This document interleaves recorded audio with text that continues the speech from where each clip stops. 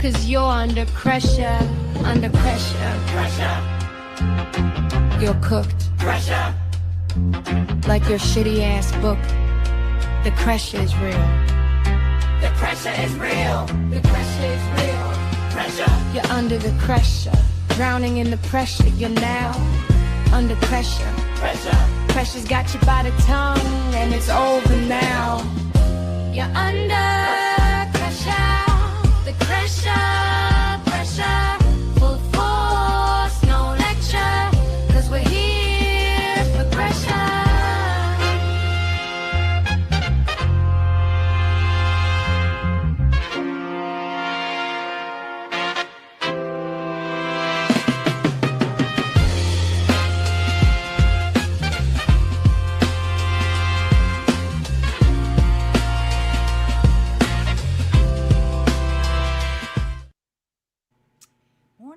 Morning, y'all. Got in late a little bit this morning. They confused me yesterday. Am I on? They confused me yesterday because I wasn't sure what was going on with the, because he said 8:30, 12:30, 1:30. I don't know what time he was going to do his thing. But here we are. Welcome to Difficult Research. Everybody come on in. Everybody come on in to Difficult Research. Let's see if I can be I'm a little tiny girl over here. How y'all doing this morning? Y'all doing okay? Oh,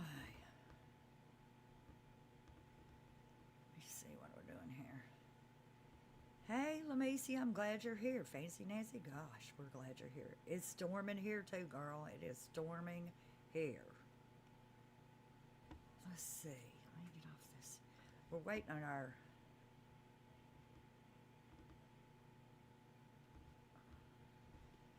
our stream from our KUTV Salt Lake City channel.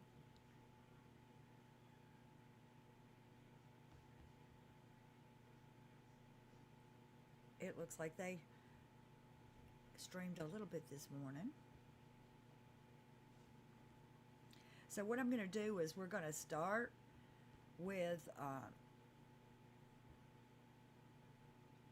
law and crime. Hey, Detective's daughter, Lamicia. Hey, all y'all. So when they start, I will pull from the other one because it's got less stuff on it, less writing on it to confuse us.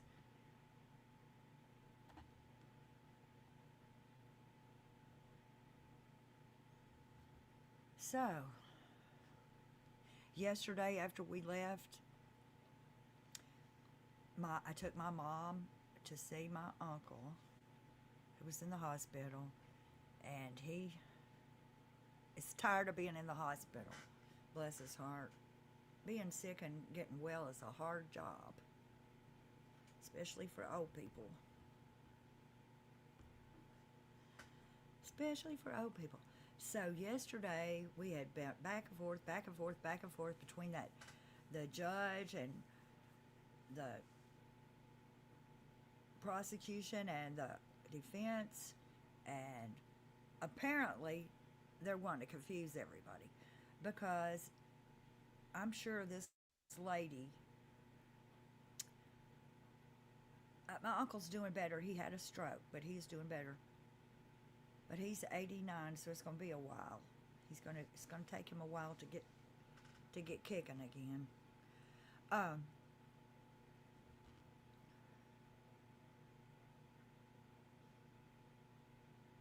So they want to bring in Carmen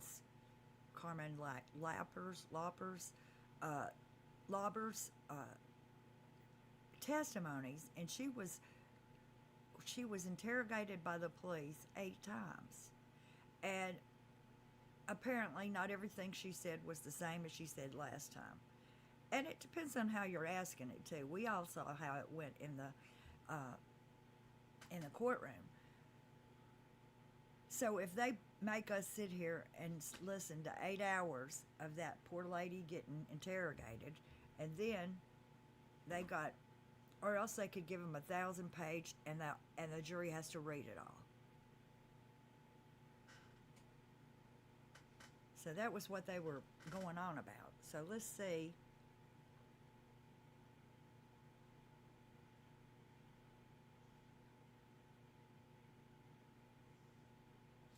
So I guess it's an hour till they start. I don't know how I messed that up. No, yeah. Court will return at 12:45. Okay.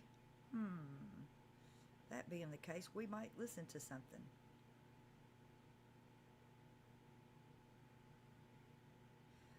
Love Always True says, I've listened to the defense diaries before, but they're making me mad because they're pro-defense. Even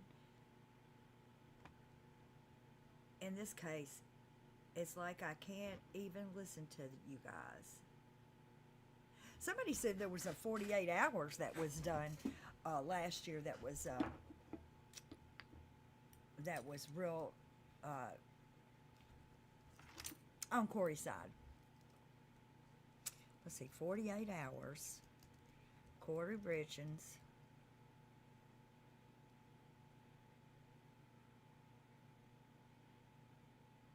Let's see. That was 40. I guess we could listen to this one while wait.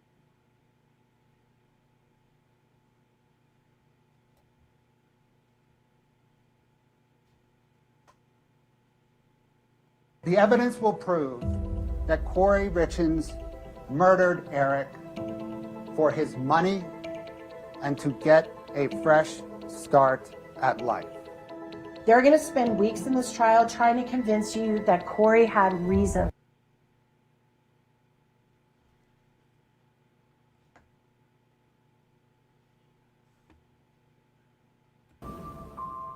Welcome to this special episode of the 48 Hours podcast inside the Kouri Richins trial. I'm 48 Hours correspondent Natalie Morales, and you just heard from both the prosecution and the defense in this case.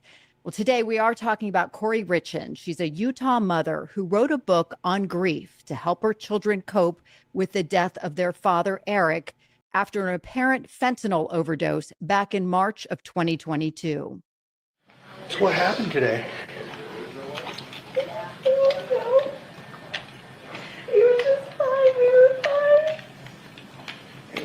When you say we were fine, what time did you see him when he was alert? We had a drink together at 9 to celebrate something at work tomorrow. Okay. We went to bed. I went to bed with my kids. He went to bed in our bed.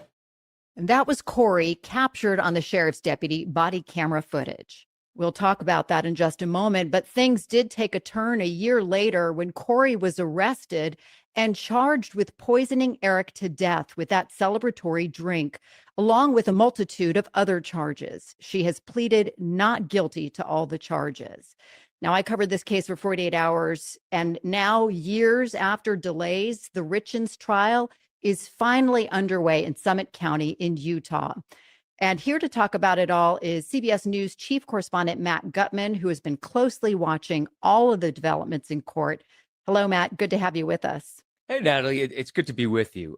So, obviously this has been years in the making. And at this point, Kouri is facing over 30 total counts. But really at this trial, first-degree murder, attempted murder, there's insurance fraud related to the murder and a forgery charge as well. If she is convicted, she would face the rest of her life behind bars. So obviously the stakes are extremely high here. Extremely high. And I know there is so much media interest in this trial. You've been keeping track of what's been going on in court. What was the mood like as it got underway? First, there is so much interest that there is an overflow room for journalists and for others who have to watch it on a feed. Not everybody who was interested in watching, including accredited press, can fit in the courtroom itself. So you can see everybody densely packed in this courtroom. There's a theatrical production element here. And obviously at the center of this production is Kouri Richins. And so far, she's looked very composed. There were a couple of moments when you saw an arched eyebrow here and there, but generally, she sort of kept it very, very even keeled along with her attorneys. And I'm sure her attorneys are instructing her to keep that, keep that very serious face in the courtroom. You did talk about all of the scrutiny. The defense, in fact, even had tried to have this trial moved from Summit County, given that scrutiny. Now, that didn't happen. But what is it about this case that has captured the nation's attention? So on the one hand, there was a book that Kouri Richins wrote, a children's book after Eric's death. And that really catapulted this into the national spotlight. But, the basic story is here you have this attractive couple. Kouri Richins is 31. Her husband, Eric, is 39. They have these really three cute boys, an idyllic lifestyle. He's big into hunting and he's got a successful business. She, in her own rights, is a successful businesswoman. Looks like they've got it made.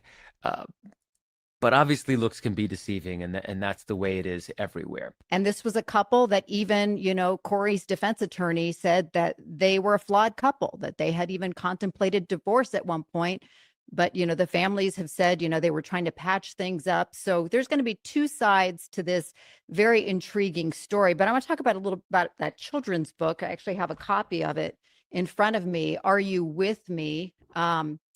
And Kouri actually dedicates this book to Eric, to his memory. And you see in this picture, he's sort of the angel at the center right here.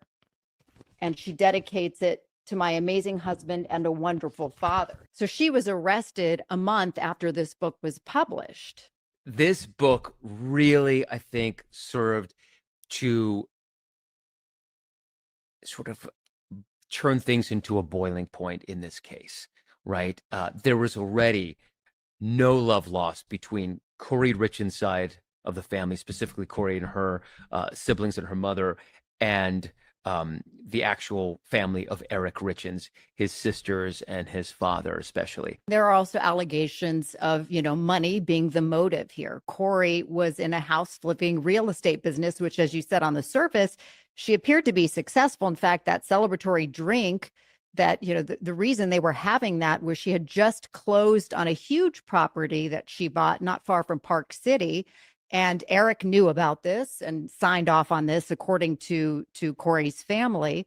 And but that added to her debt. She was in over her head by over $4 million, which also coincidentally was about the amount that Eric's estate is worth, right? So that's what the prosecution says. Now, the defense will say, hey, listen, Kouri knew from the get-go that Eric's money was tied up in a trust. She did not have access to that trust. Why would she kill the father of her children knowing that she couldn't access that money?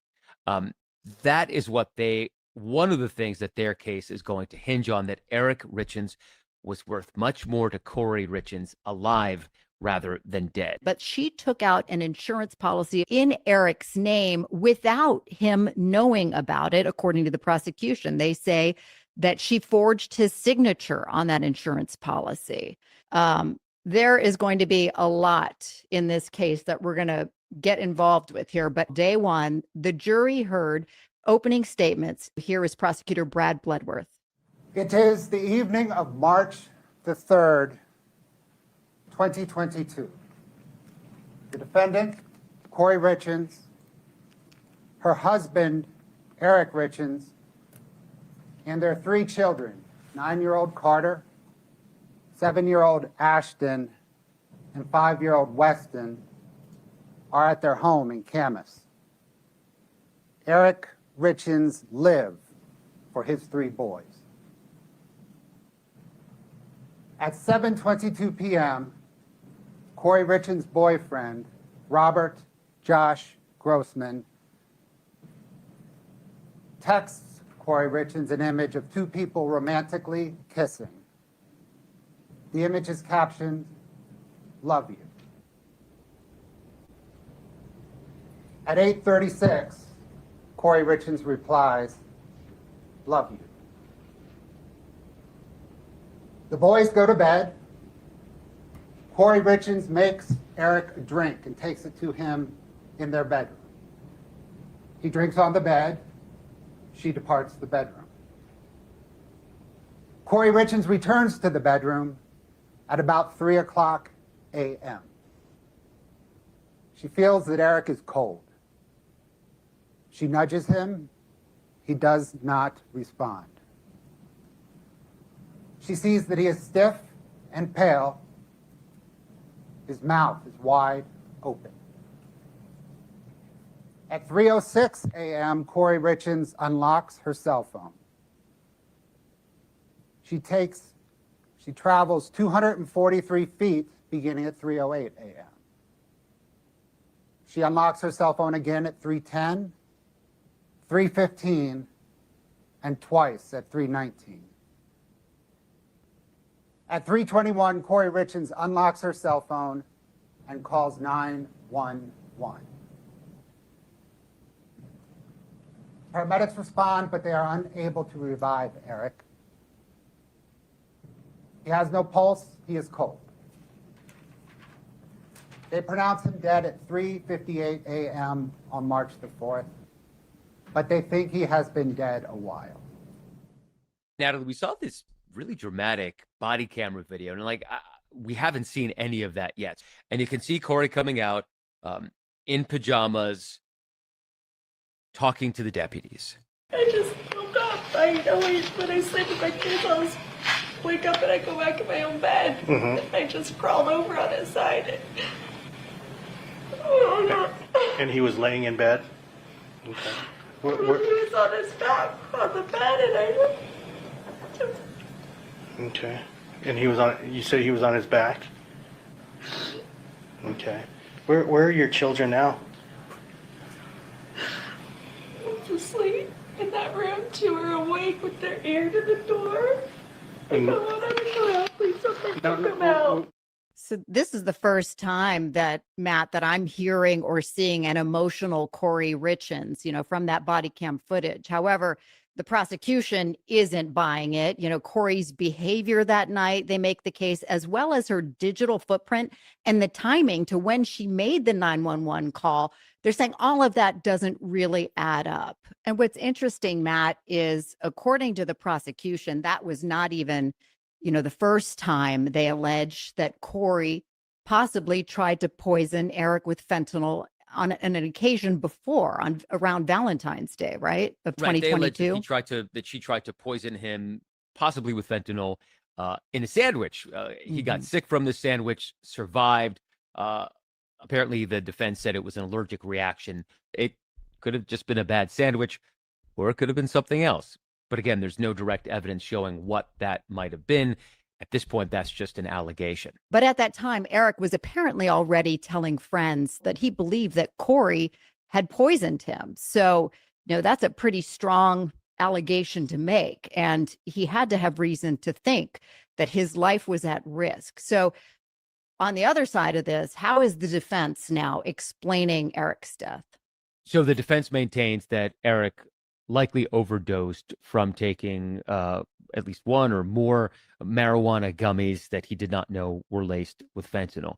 And actually, we heard Kouri on that body camera footage when first responders arrived saying that, yeah, sometimes Eric would take marijuana gummies to deal with pain. He was also diagnosed with Lyme's disease and worked as a stonemason and was pretty well known to have suffered from very serious knee pain and back pain as well. Well, let's play a little bit of defense attorney Kathy Nestor making that case. He ingested a fatal dose of fentanyl. What you will never hear after 4 years of investigation, where as recently as 2 weeks ago, they were back searching that house. After 4 years of investigation and 5 weeks of this trial, you know what you're never going to hear is how that fentanyl got inside of him, because there is zero evidence of that. But, the prosecution does have a witness who has come forward. She said she sold Kouri fentanyl. Her name is Carmen Lobber. What do we know about her connection to Kouri? Carmen Lobber is probably the most important witness. She had been employed by Kouri as a house cleaner in her real estate business. And she has a history. She has a history of drug charges, criminal history. And she eventually, in a subsequent iteration of her testimony to investigators, told them that she sold Kouri fentanyl on a couple of separate occasions. But what we heard the other day, actually, in court, is Kathy Nestor saying, well, Carmen Lobber actually changed her testimony. You're going to hear Carmen testify now that Kouri asked her for fentanyl. But what you're going to hear is that that was not Carmen's original story. That when Carmen was originally interviewed, she said no mention of fentanyl. It was all about oxy. There was no fentanyl. Carmen talks like she doesn't even know what fentanyl is, right? Guess when she changes her testimony? She changes her testimony when the police say, hey, you know what? We caught you. We caught you with drugs. We caught you with guns. And if you don't say what we want you to say, you're going to jail for a really, really long time, federal and state. But we're going to give you a ticket. We're going to give you a free ticket to get out of all the trouble you're in. But you got to say Kouri said fentanyl. And she changes her story. You're going to get to evaluate her credibility and what you think of her. Yeah, so Carmen Lobber's credibility is clearly going to come into question, but also that whole timeline of what happened. So there's going to be questions as to what was done by the responding officers. And did they really secure the scene enough or get what they needed? For example, where's the glassware, perhaps from the Moscow Mule that Kouri said she made? Did they even test it? Apparently not, according to the defense. And we saw some of that Tuesday in court. One of the investigators on the scene right away was asked by the defense, well, Kouri told you that Eric had taken these pot gummies. Did you ask to see the bags of the gummies? Did you ask to secure any of that? And he said no. But the defense is going to say, hey, listen, this is basic police work. A young man who is 39 tragically dies in his bed. There's a bottle that was beside Eric's bed for prescription drugs from 2016. His wife tells you that he's been taking THC gummies. You can connect the dots there and start to do even a slightly more thorough investigation. And so this is one of the reasons that the defense and Kouri Richins and her people all along and family have said that law enforcement failed her. Moving back now to the family, what did they have to say? It's very emotional. This is the worst day in this family's lives. And I think that the prosecution very capably presented that. And it brought back the fact that Eric is a victim here. Eric died somehow in a way that he should not have died, right? A 39-year-old man shouldn't drop dead like that for no reason. So something went wrong. Eric's father on the stand, this is quite obviously something that will mar him forever. Eric's sister, Katie, also on the stand, still tearing up frequently. On the morning that Eric died, did Kouri Richins say anything about the house that they were living in? Yes, she told me, so the house, the 282 Willow Court that they were living in with their kids, she told me she was going to sell it. Did anything about that strike you as odd? Yes, I honestly could not function. I couldn't even figure out what was for dinner that night. I had just lost one of the most important people in my whole entire life. And she was planning on selling the house that he had just been wheeled out of, closing on a multi-million-dollar mansion. I could not wrap my head around it. So in her testimony, Natalie, Katie described seeing Kouri come out of the room. She seemed to indicate that she was emotionless, almost wooden, incredibly businesslike. But that was pretty quickly shot out of the air by the defense team, which then played that body camera video of Kouri and seemed to really catch Eric's sister, Katie, in a pretty big mischaracterization. It's unclear at this point if Kouri knew whether she had access to the trust, because she didn't. And the surviving trustee was Katie, Eric's sister. So only she could be able to sell the house. Beyond all of that was going on financially, as far as a motive, there is the allegation as well from both sides, both families saying they had both had affairs. According to Kouri's family, Eric had had an affair in the past.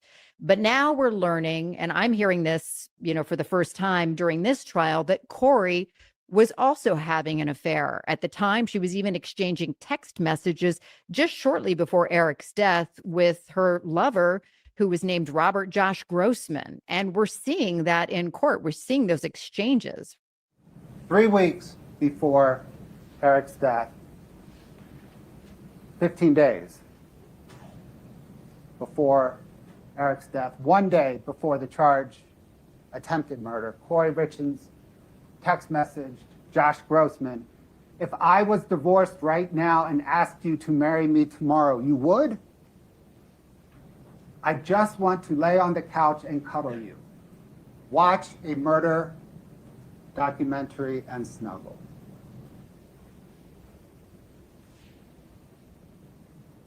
Five days after the charged attempted murder and 11 days before the charged murder, Kouri Richins text messaged Josh Grossman, "Babe, I miss you. I want you today, every day. Not just sexually, but physically, mentally, every day when I wake up. I do want a future together. I do want you. Figure life out together. If he could just go away. And you could just be here. Life would be so perfect. I love you. I don't know what my deal is today. I'm sorry." But wait, there's actually more here. The prosecution presented evidence that 3 months before Eric's death, Kouri had booked a Caribbean vacation for herself and Grossman. Just over 2 weeks after Eric Richins' death, Kouri Richins text messaged her boyfriend a link to the secret St. Martin's Resort and Spa in the Caribbean and asked, "Are we there yet?"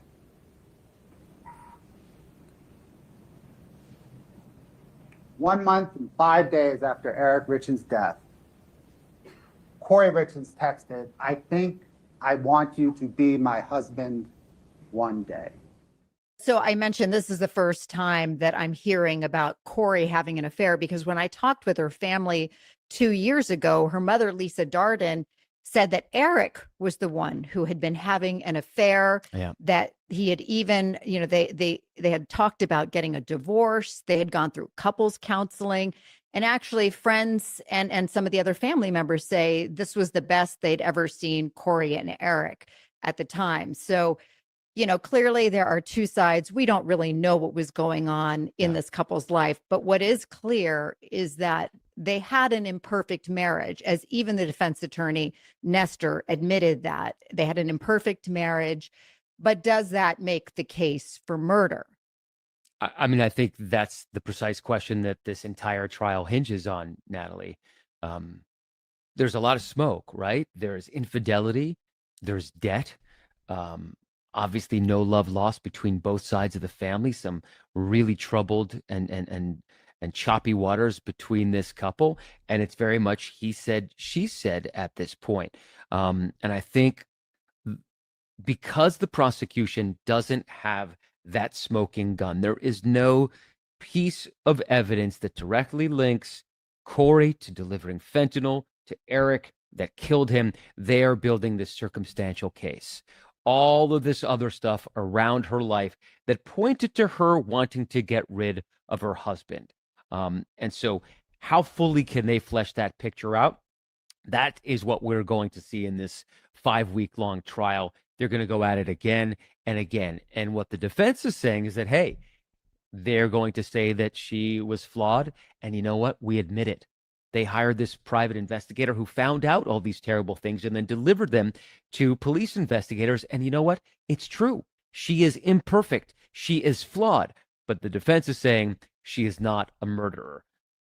The prosecution will come back with, well, jury, you believe what you see. All of the stuff we believe points to one thing, and that is Kouri Richins willfully tried to murder her husband somehow. We don't exactly know how, but with fentanyl at some point that night. I think, Matt, what's really going to be interesting in this case is to see whether or not the defense is willing to put Kouri Richins on the stand. And, that would be very compelling testimony. I imagine the jury would want to hear that, but that would be a huge risk for the defense to take, right? Yeah, it's a Hail Mary. And typically the defense team will do it when they believe that their client is so good and so smooth and so reliable that they are not going to trip up on direct or on cross-examination, because you can imagine what that prosecution team is going to do if they get Kouri Richins on the stand. They're going to go after her. We don't know if it's going to happen. Maybe she is so compelling that they think, yes, she can be a very strong asset for us. But in these trials, you never know. And 5 weeks is a long time. So, we could see. You can also tell, Natalie, that they are already trying to build the case for appeal. Even if Kouri is found guilty, they are trying to build the case for appeal, that she can't get a fair trial in Summit County because Eric Richins' family is so powerful, is so successful, is so connected to people in that county that she deserves another shot at this. So, all of these are possibilities. We're definitely going to be watching this one. It is a fascinating trial, 5 weeks, as you said, but it will go quickly because every day there are fascinating new details coming forward. And Matt, you are the guy who's going to be watching it for us. So we appreciate that. Thank you so much. Yeah, it's been riveting so far.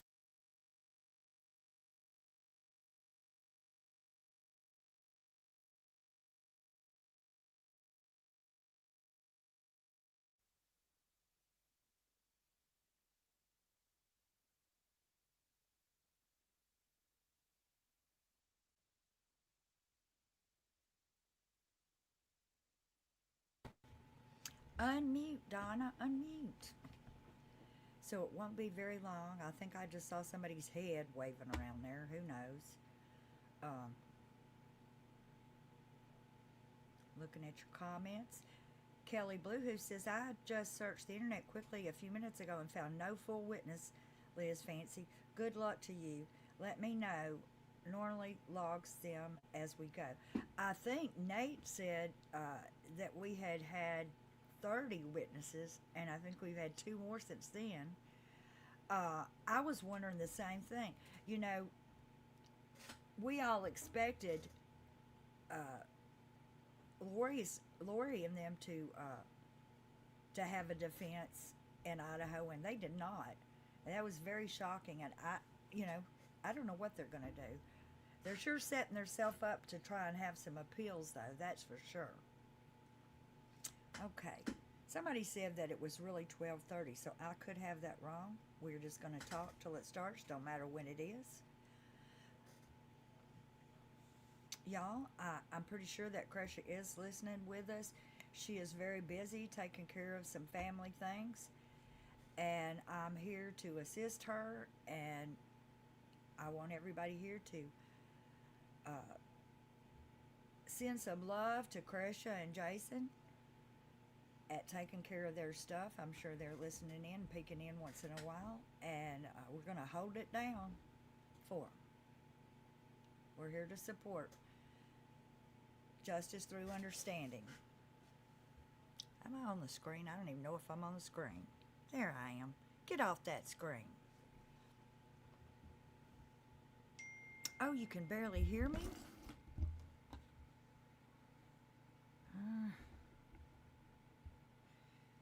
Can you hear me better now?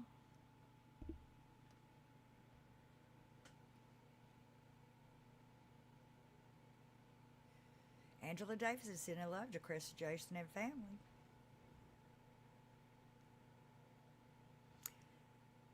Stephanie Willow's here. We love you, Stephanie Willow.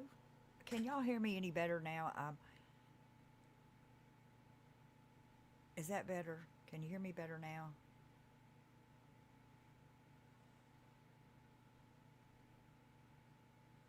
That is not very loud, is it?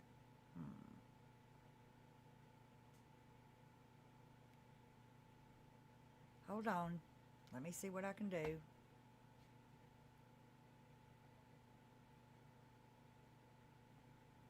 Can you hear me now? No, that's a doo-doo, isn't it? Okay, people, hang on a minute. I gotta get a different headset. It's messing with my sound.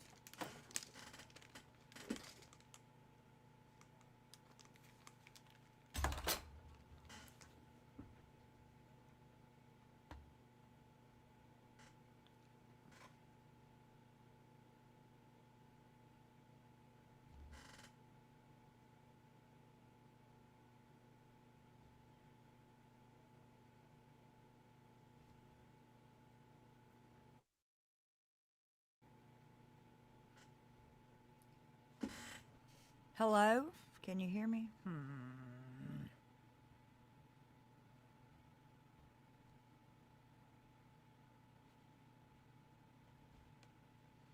Okay, y'all hang on a bit. I'm going to look these settings and see why in the world that I'm not making no noise here.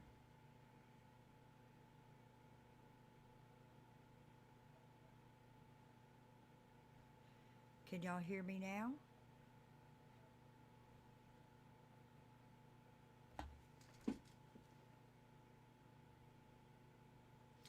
I'm working on that. Can you turn up the mic? Dang.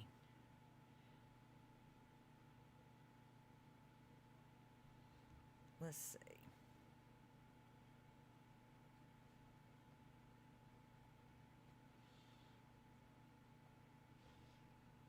I'm gonna test it right here.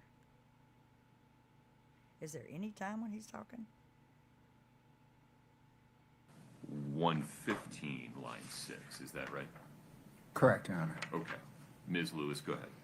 Your Honor, I think the discussion about what Ms. Richins is doing, about the children and the relationship with their father, all of that doesn't add any context to what Detective Maynard's statement is. I mean, I guess I'm not opposed to going through line 12 where she says, oh. Was that a little better? Did that sound a little better?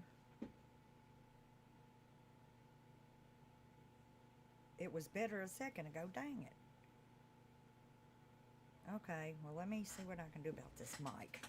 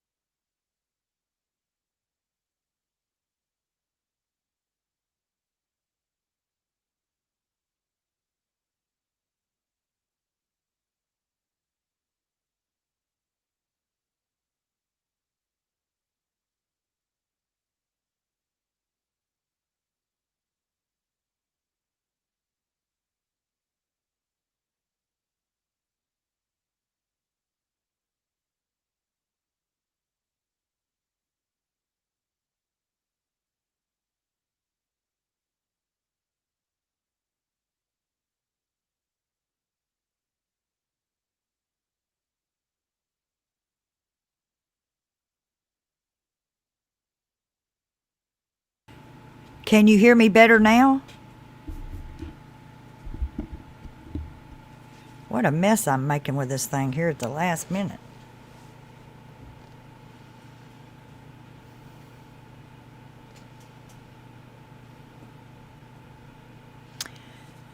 Woo! Well, that used about 10 minutes on figuring out that's good. You can hear me better. There's so many settings to check. It's crazy. Very crazy.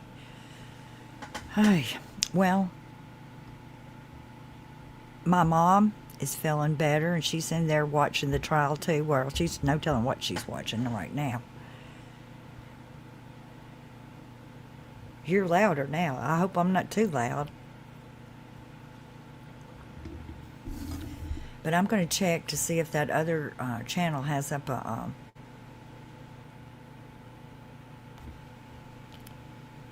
has a live yet. Nope.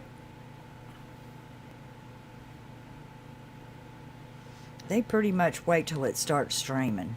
So whenever we do start streaming, I mean, whenever the court comes into session, there may be a little blip as I change out from Law and Crime to the one. Loud and clear. We can hear a motor or something. Okay, hang on. You know what? I have a fan. I'm going to go turn my fan off. Hang on.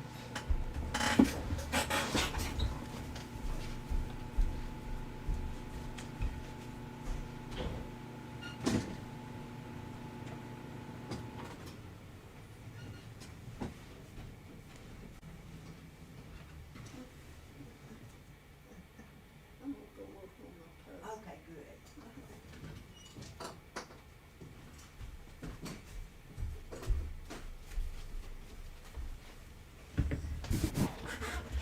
Is that much better? Is the fan? No, I don't. The fan moves the air around, but it's not hot today or anything like that. So, yeah, it's better without that sound, isn't it? Well, Foot, he was going, we had to listen to that. So I'm going to check and see if KUTV2 is doing anything.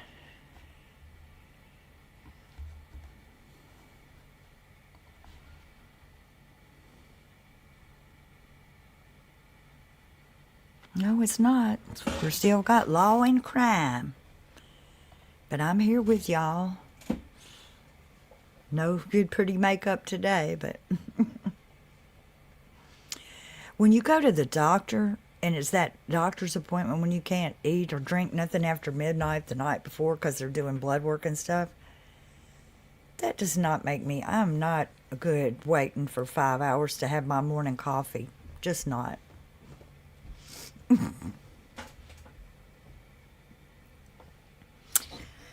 This is my third cup. Maybe when I get that fourth cup in, I'll be moving. But see, I get up so early. By this time of day, I would have had the pot drank.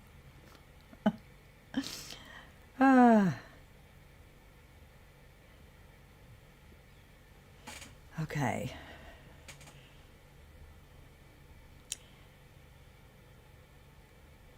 Okay.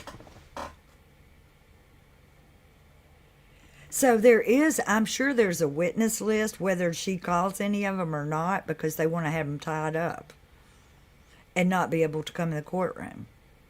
If we hadn't learned no tricks from anybody else, we learned that from Lori, that they had people on a list that they didn't want to come in the courtroom, that they had no intentions of asking questions to. Crazy. It's unbelievable. I mean, it's not unbelievable, but it's just crazy, this whole thing. She did this. She did this bad stuff. She complicated things way more than they needed to be. There was no reason for her to do all this. And you know, it is real easy. I'm going to say, let me turn up. I guess real estate is kind of like gambling in the fact that sometimes you make money and sometimes you don't. And sometimes you're holding. So,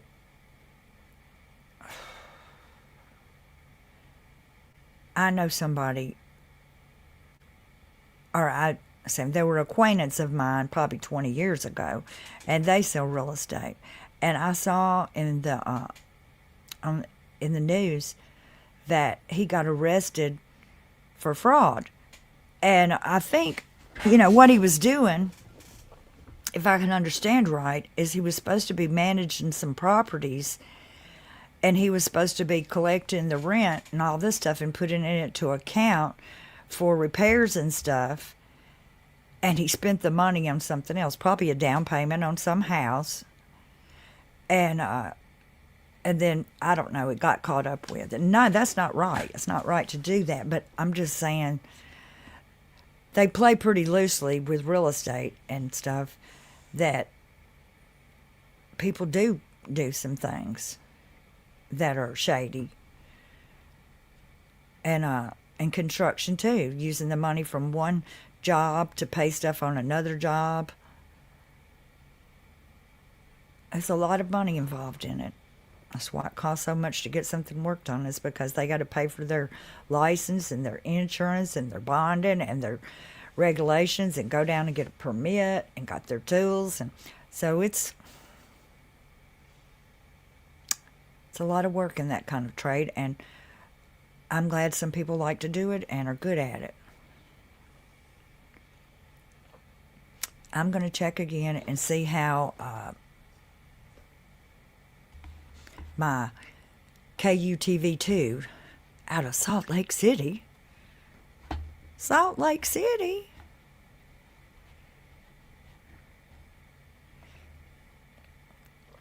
No, they haven't put up a video yet.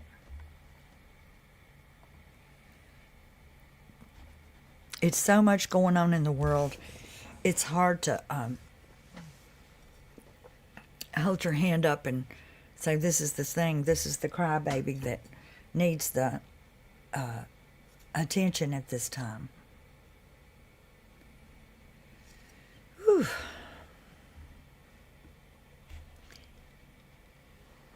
LaMacy says, Kelly, what's driving me nuts is I've already read it, but I usually write it down, and I forgot.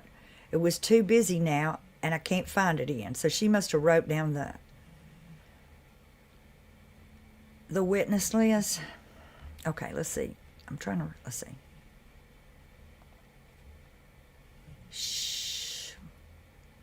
Show. Let's see.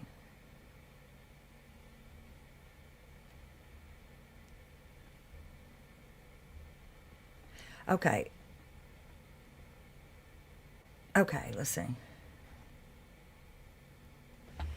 LaMacy says, many close friends of mine, one of my beauties, are real estate agents. You really have to be on the ball. I know it, you do, and you just about have to be a beauty. Because the real estate people, their headshots look like glamour shots.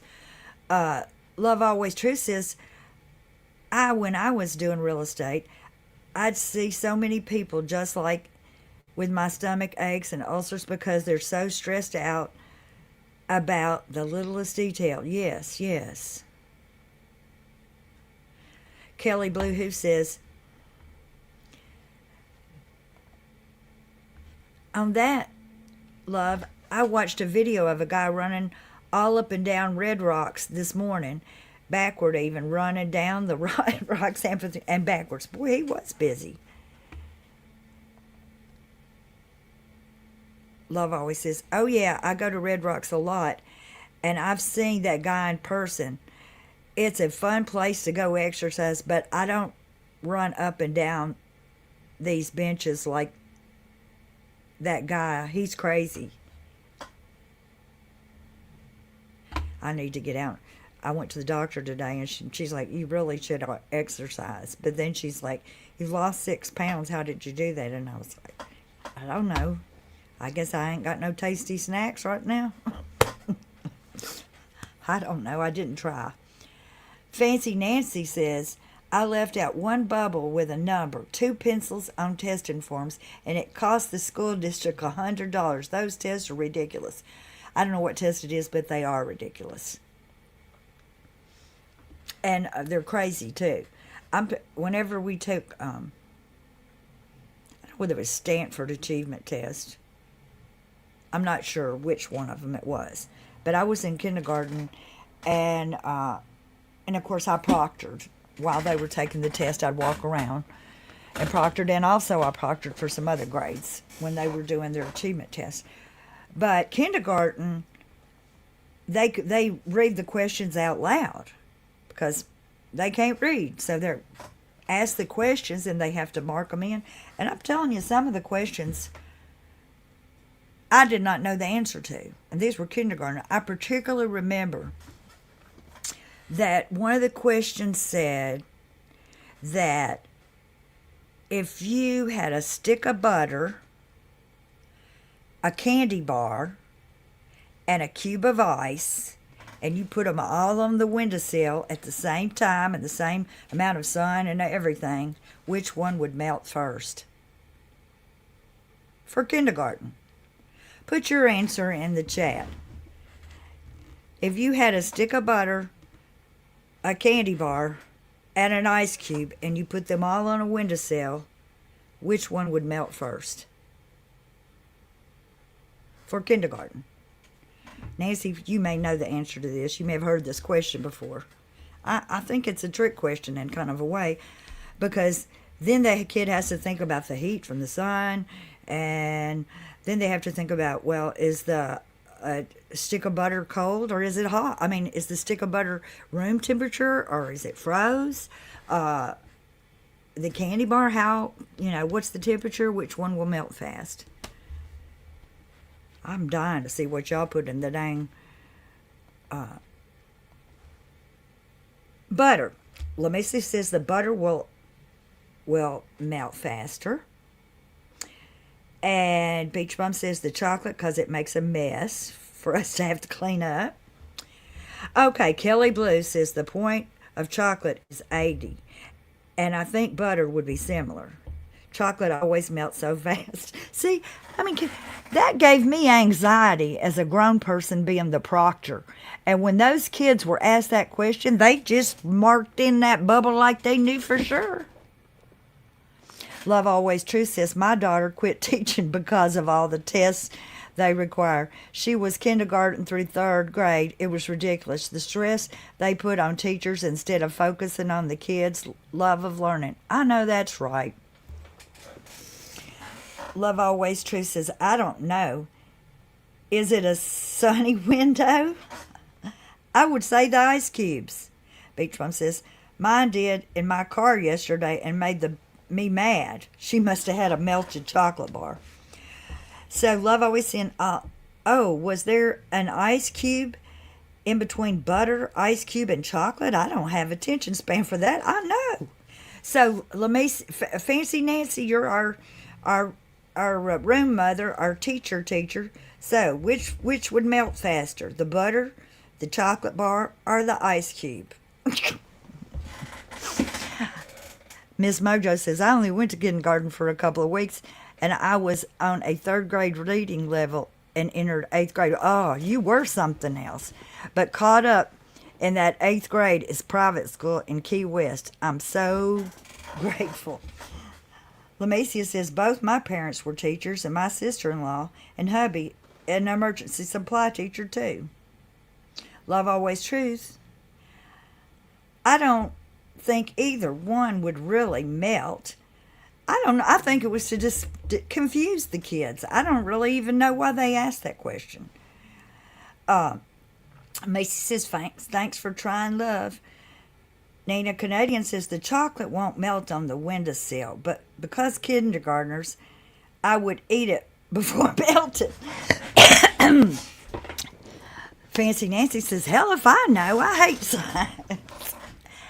But wasn't that, Fancy Nancy, what was the purpose of asking a confusing question like that to kindergartners? Kelly Blue, who says so, but then I guess ice would melt last. Huge temperature difference between room temperature and melting point of water. That's what I'm saying. Fancy Nancy. Nana is laughing. Lamicia says, who I need to be on the list is Kouri's mother, her brother Ronnie, and Bryce. Yeah, I want to hear from Bryce myself. I want to see what kind of... That threw me for a loop whenever Bryce and them were writing love letters. LaMacy says, yes, we all want to see it. They probably don't get within a mile of the courthouse. Kelly Blue, who says, Fancy, wow, you're an educational miracle too. Love always truth. Miss Mojo, that's so cool. My daughter had a friend in kindergarten, and she's still friends with him. He read at third grade level. I used to take him to the library when I was mother of the day. You know, whenever I worked in kindergarten, I loved it because 5-year-olds love to learn, and they don't have any preconceived ideas about things that adults have, you know, biases and all those kinds of things. But you're talking about gifted kids. They're, you know, the principal that I had did not allow color sheets. We had no color sheets, worksheets, or nothing like that. All of our activities had to be teacher-made or children-made. And I know that sounds pretty harsh, but once you get used to not ever having worksheets or anything like that, you learn to improvise other kind of ways. And so we would have our kids draw, and they kindergarten kids, we had a journal for them, and every day, it may have been just one time a week, I don't get carried away with this, maybe that's on Friday, but we get their journal, and they would maybe, if we're talking about families, we'd say, draw a picture of your whole family, and, you know, and your house or whatever. And most of the kids, you know, they're in kindergarten. They're doing stick people and, you know. But I had a little girl that could draw and color good. And, I mean, it was remarkably well for a kindergartner.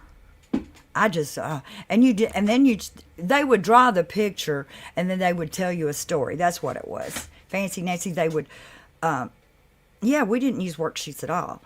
And we would have the kid draw a picture, color it and everything, and then they would tell us a story about the picture. And we would write their words down so that it was their story and their words. It was part of us teaching some of the words they could read, and some of them we had to tell them how to spell it, but it helps them to... It seemed pretty harsh whenever I first started working there, but it was really, I thought, a good way for kids to learn. And allegedly, innocent, I'm glad to see, ice has the lowest melting point of 32 degrees. It would melt first. See, look at there. We needed somebody. But can you imagine asking a room full of kindergartners that question when the teacher, the teacher would read it out loud, she would read it out loud, and I would go around and put my finger, this is where we are right now, make sure we're on this part of the, here we are.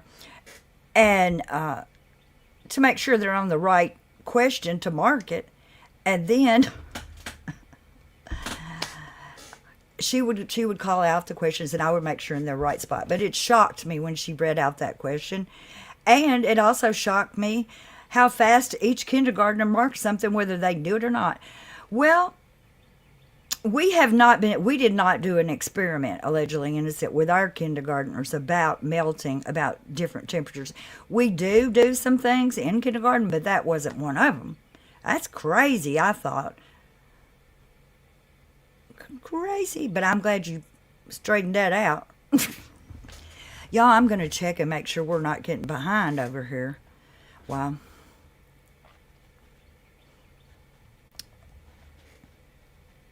Because it should be about time for these folks to put up a live. Here we go. Here we go. Here we go. Now, let's see.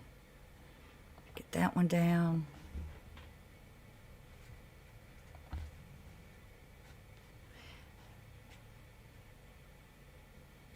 Okay, now at least we got the right one of them up. Okay, hide that. Woohoo! Yeah, that was something. I loved kindergarten. I worked for 3.5 years, and I just loved it.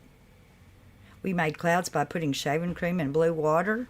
Fancy Nancy showing how it's done. Yeah.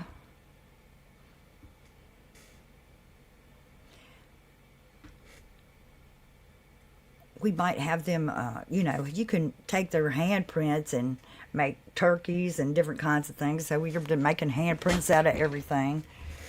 And we had dress up too. I had brought like some of my little girls' fancy dresses and their little suit coats and ties and stuff. And they could play, have fun at dramatic play.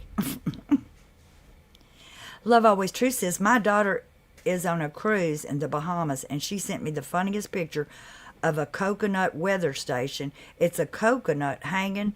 It says, if it's wet, it's raining, and if it's moving, it's windy. I know that's right.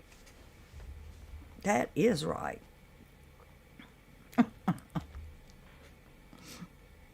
Oh, how I do love the warm weather in the tropics. Okay, Kelly's got something to say about this chocolate thing again. Let's see.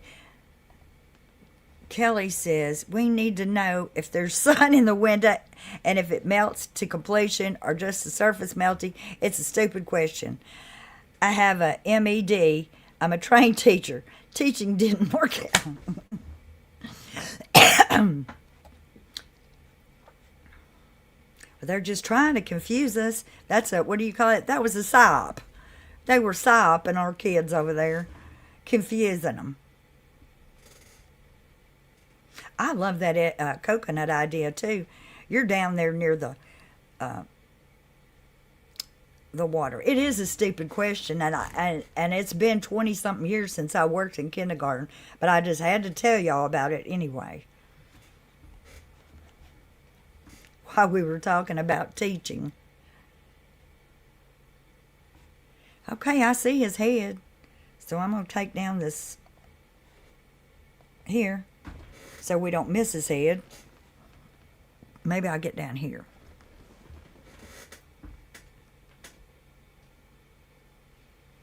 So I am still confused about whether they're going to make us listen to 8 hours of Carmen or just send the paperwork back there, or what we're going to do. Love Always True says, Kelly, that's me. When I was growing up, I had so many questions, I wouldn't go with the basic. I'd be like, yeah, but what about this and that? And said, go stand on. You're just taking. I got that. My teacher called me a argue box because I was always going one level more that you have to discuss. You just want to argue about something. Allegedly Innocent says, teaching is the most fulfilling job on the planet. In my opinion, I would go back in a heartbeat. You know, I've just beat myself up about just going in, like signing up to substitute. I'm afraid I would catch everything they got down there because I've been in the house too much. But I love teaching too. I love watching kids learn. It's so exciting. And that's when I worked in kindergarten. And I told you that my teacher and I were like, every day they'd tell us something crazy. And I said, we need to write a book called A Funny Thing Happened on the Way to First Grade. Because I'm telling you, 5-year-olds can tell you precious, wonderful things. Every day they're there. Oh, Love Always True said they spent a lot of time in the hall in first grade, especially. I learned how to hide in the lockers because I didn't want my grandma to see me. You were a bad little one to have to deal with, and probably just bored. I guess I can take that down too. I've got a banner and we're not even doing nothing. Just take that down so we can see all of his little hair.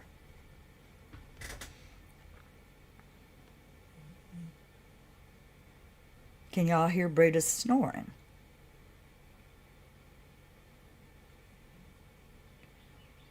He's over there snoring like...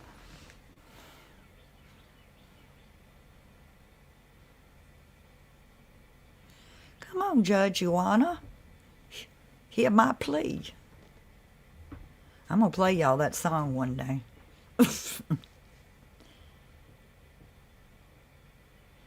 Judge, Your Honor, hear my plea before you open up your courts.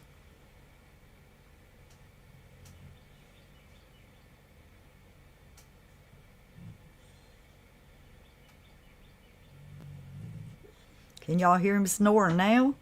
Devil. Brutus is a good boy, but he is snoring.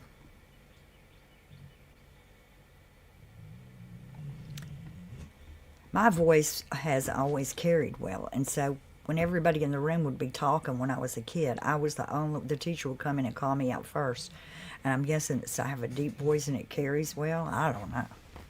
Maybe I'm a loud mouth. There's always that possibility.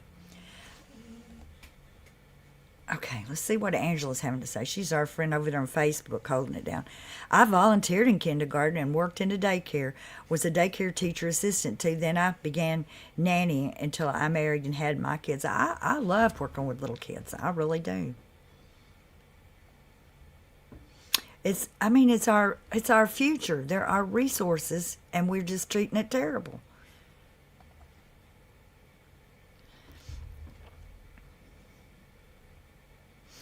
I think I have, I don't know if I have ADHD, but I definitely have some gaps there. And but any kind of medicine or anything like that, I told my MD, I was like, I'm going to ruin my health trying to not be depressed and anxious. My blood pressure was a little high this morning. That was the only thing they had to say to me, which is usually not.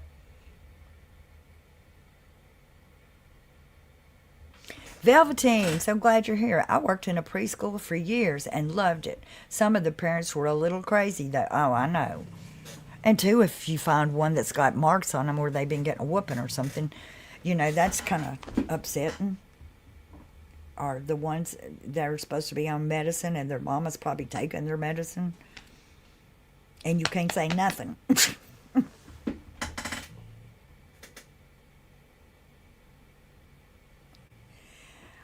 Poor Lamacia says, I've been in court since 7. Please get it stepping. Judge, Your Honor, hear my plea. Hey, Soulshine, come on in. Vicky Carpenter, good to see ya.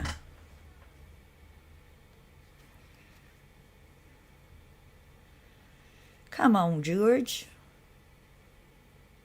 I'm telling you, the jury's liable to say, put all these people in jail. They put the judge in jail, put all the people, the prosecutor and them, they need to go to, all of y'all needs to go to jail for handling this so badly.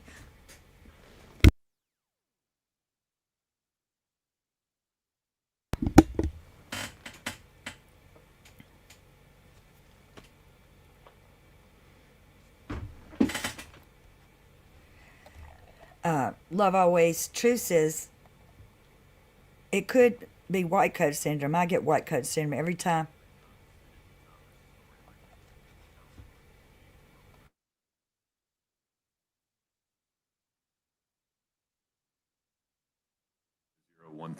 State of Utah versus Kouri Richins. Counsel for the state are present. Defense counsel is present with Ms. Richins. Mr. Bloodworth, anything on the record before we proceed? No, Your Honor. Ms. Lewis, Ms. Nestor? No, Your Honor. All right. Greg, do we have all 12? We're missing 2. All right. As soon as we have the final 2 jurors, we can get started. Very good.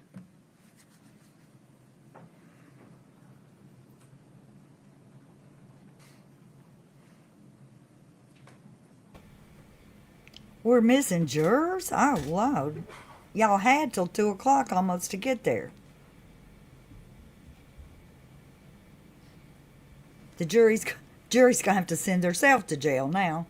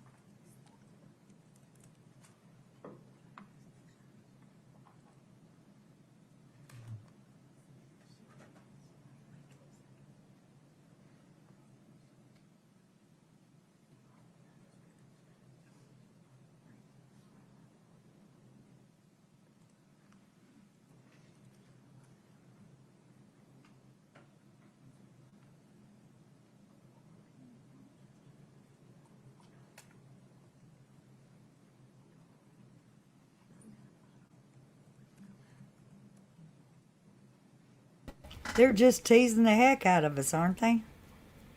Teasing us. Miss Nestor, you should wear not that.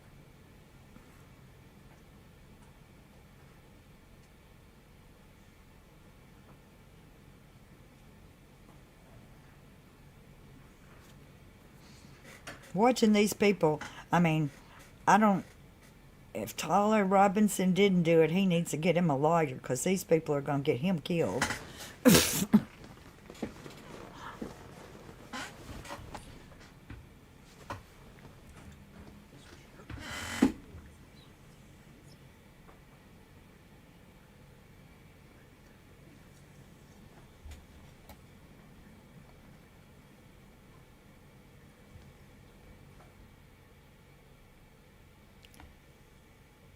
We're seeing the sisters back there talking. I don't know which one is the advocate, but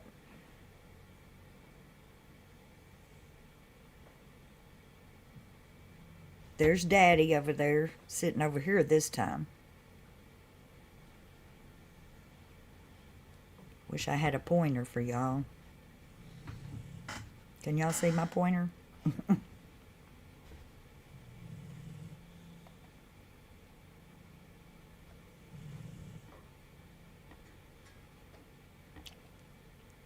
If I was there in person, I would trip and fall down. The whole room would be looking.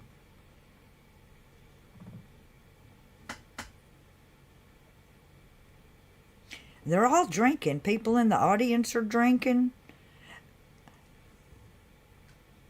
It seemed like that I didn't get to carrying a drink into the courtroom might be a little bit much.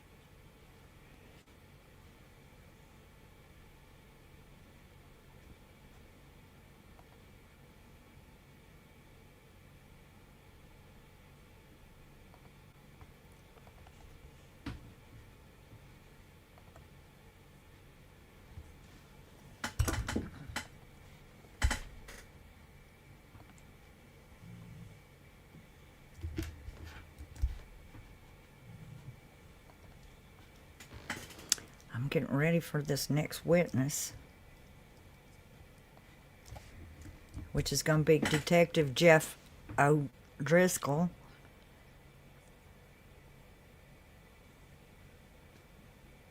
And so he's going to be the first witness when they get to him.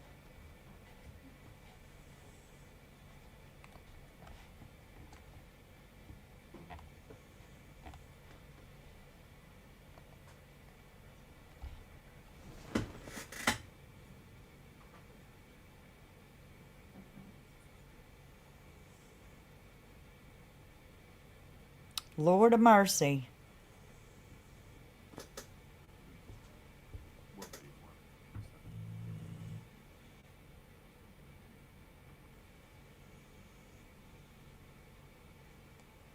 They may have affected the morale of their jury with all that nonsense.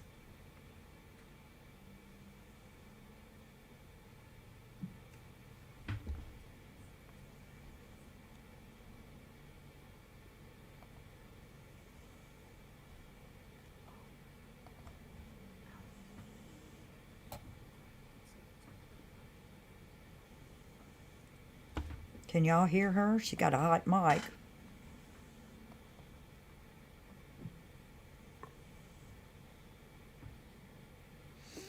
Ursula, what are you speaking of?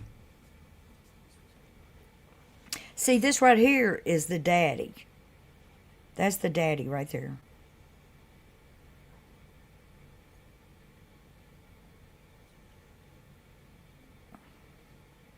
And I don't know whether that's a daughter or his sister or who, the lady sitting next to him. But she looks a lot like the other daughter. So I'm thinking it is either a daughter or an aunt, somebody in the family.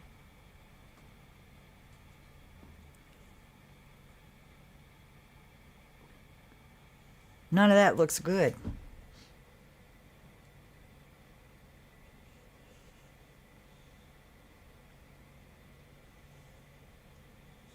I mean, can you be mad at the jury, though? They got mistreated all day yesterday.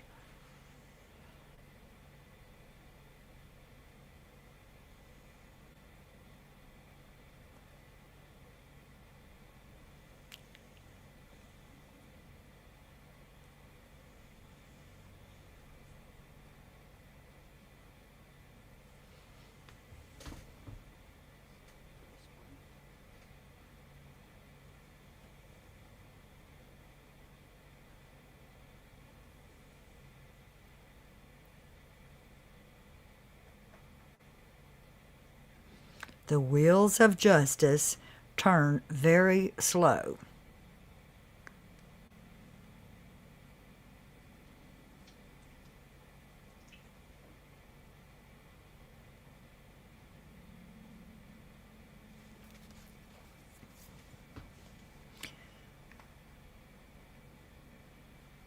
Nate has gone on to, Nate is like tweeting, I guess that's what still what it is, tweeting about other,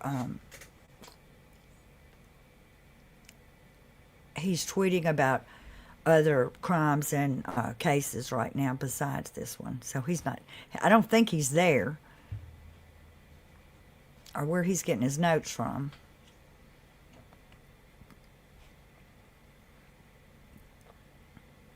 But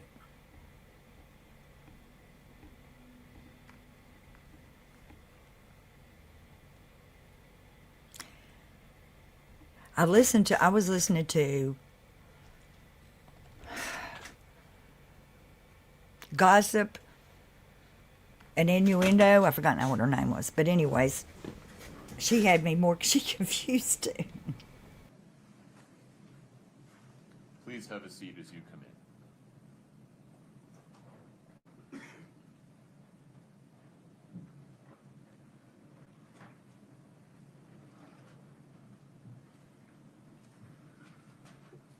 Please have a seat.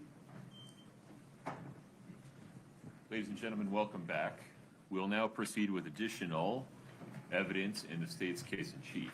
Mr. Bloodworth. Thank you, Your Honor. Your Honor, the state recalls Carmen Lobber. Very good.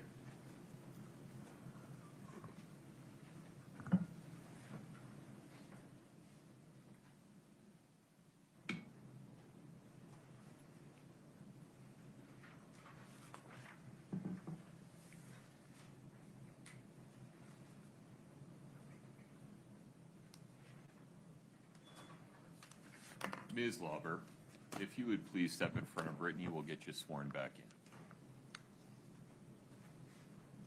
Please raise your right hand. Do you solemnly swear the testimony you're about to give in the matter before the court to be the truth, the whole truth, and nothing but the truth, subject to the pains and penalties of perjury? Thank you. Please have a seat.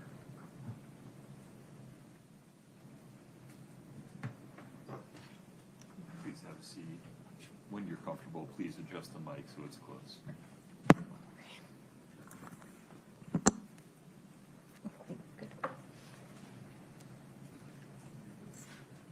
Probably going to need to be a little closer. Thank you. I appreciate that. Sounds good. Okay. Mr. Bloodworth, please proceed. Thank you, Your Honor. Good afternoon, ma'am. I understand the defense has some additional questions. Ms. Lewis.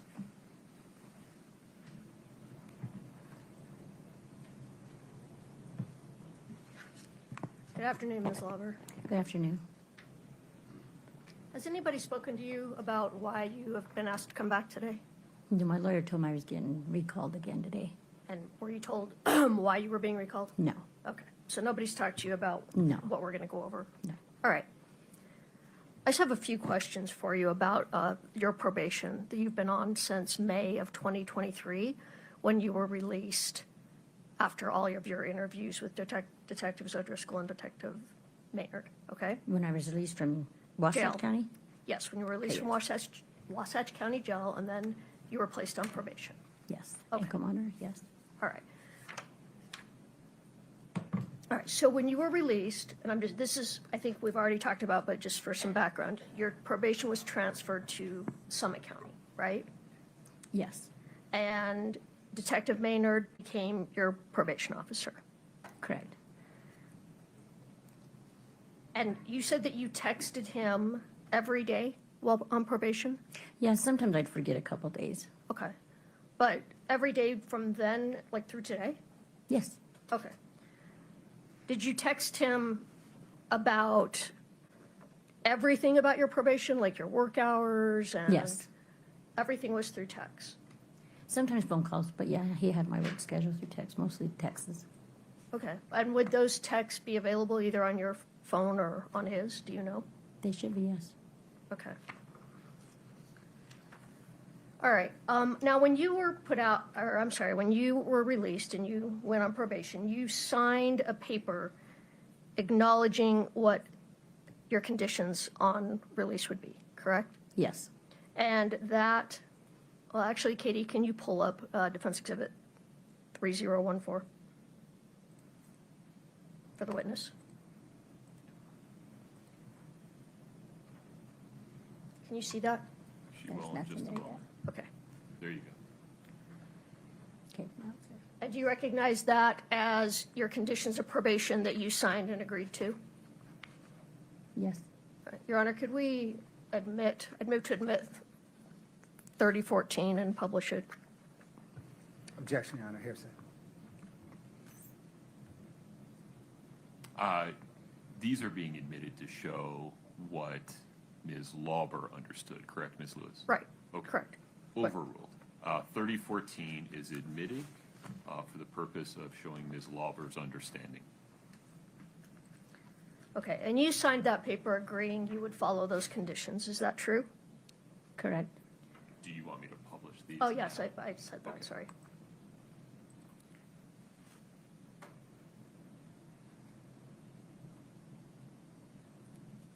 But since May of '23, I mean, you violated these conditions, true? I don't recall what you mean by that. Have you violated any of the conditions that you agreed to since you signed that paper? Which one do you, no. You haven't violated any conditions?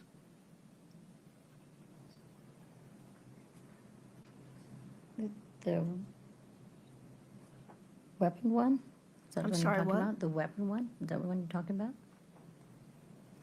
I'm asking you, did you violate the weapons condition? If there was a weapon found in my room when they raided it, yes. If that's what you're meaning.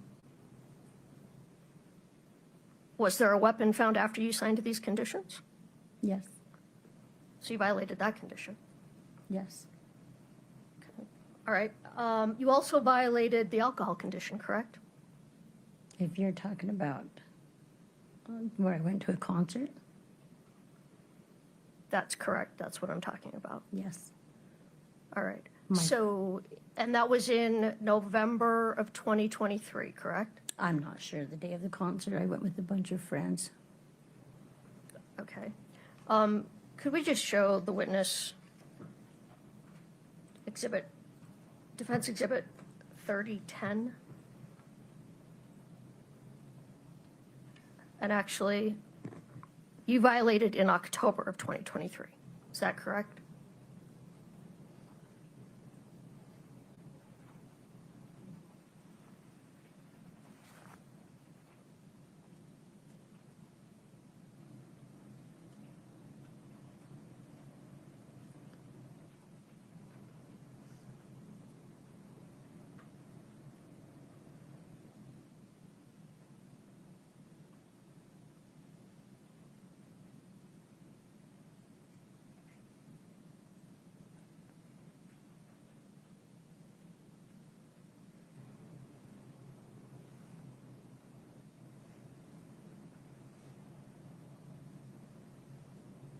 Okay. I'm sorry, so October of 2023, you violated your alcohol condition, true? I went there with a bunch of friends, and my buddy who bought me the ticket, I asked him if I could pay him back. He said, no, you could just buy the drinks and snacks. All right, and you drank the drinks also? No, I did not.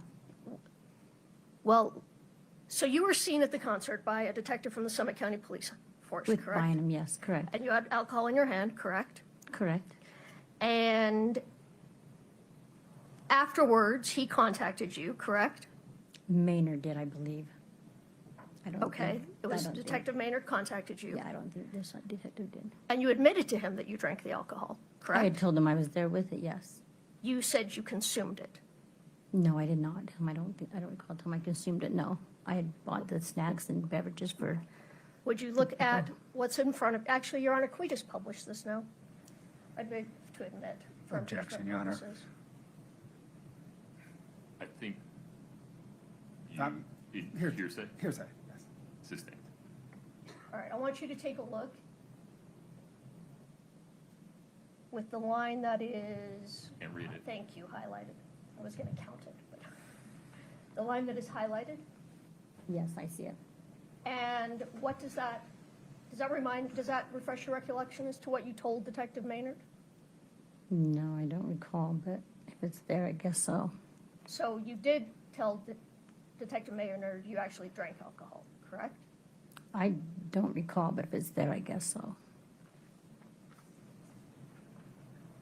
Okay, so if Detective Maynard said that you admitted that to him, that's true. Yes, it was, yeah, All right. he said it, yes. And in fact, you also violated your curfew too, correct? You had a curfew, isn't that true? Let me back up. You had a curfew, correct? Yes, You had to be home every night by 9 p.m.? yes. And you violated that also when you went to the concert, correct? I don't recall if I stayed the whole concert. I did not stay the whole concert. I left early. If I was home at 9 o'clock, probably not exactly at 9. So you don't admit that you violated your curfew? Yes, I do. You did violate your curfew? Yes, but I Okay. said I did not stay the whole concert. Okay. So the reason that you were discovered in violation is because an officer saw you, correct? Correct. Or no one would have ever known, correct? I'm not too sure. I had an ankle monitor on. They would know where I was at. But they wouldn't know you were drinking? No. No? Okay, so you just happened to be caught on this occasion, correct? Correct. All right. So then in February of 2024, you wrote a letter to Judge Mabee, who was over your drug court, correct? I don't recall. Okay, could you show Exhibit 3012? Thank you. Take a look at that and tell me if that is the letter that you sent to Judge Mabee.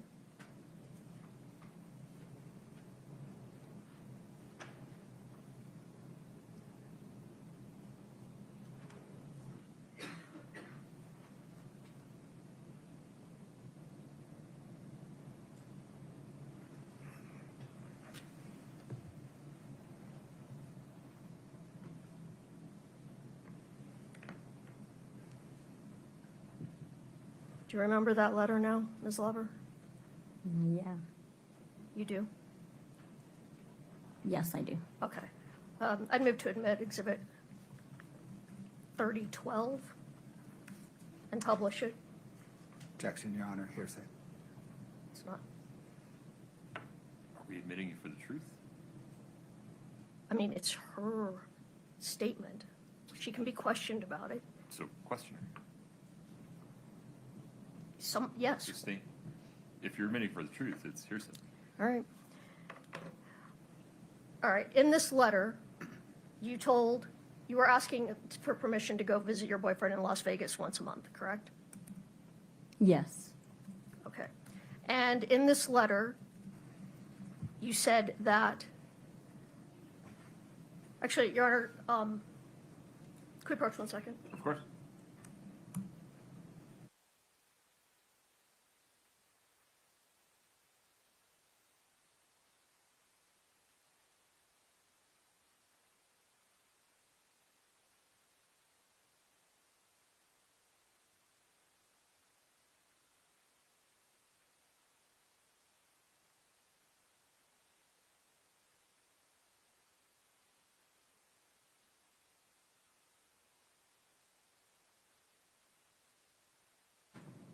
Okay. So you were writing to ask for permission to go, could you take that down, Katie? I'm sorry. I've got it. To go to Vegas once a month, correct? Yes. And in that letter in February of 24, you said that you have been in 100% full compliance with everything asked of me, so I should be allowed to do this, correct? Yes. But that wasn't true, right? Yes, no, yes. Yes and no. It was most not, part, it wasn't yes. true that you'd been in No. 100% compliance. So No. what you represented to Judge Mabee in order to get to do something you wanted to do wasn't correct, right? Correct. It was an untrue statement. Yes. All right. If I could just have one moment.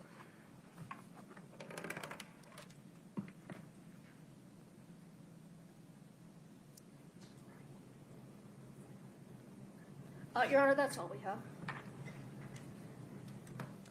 Ms. Lobber, you just testified to a gun.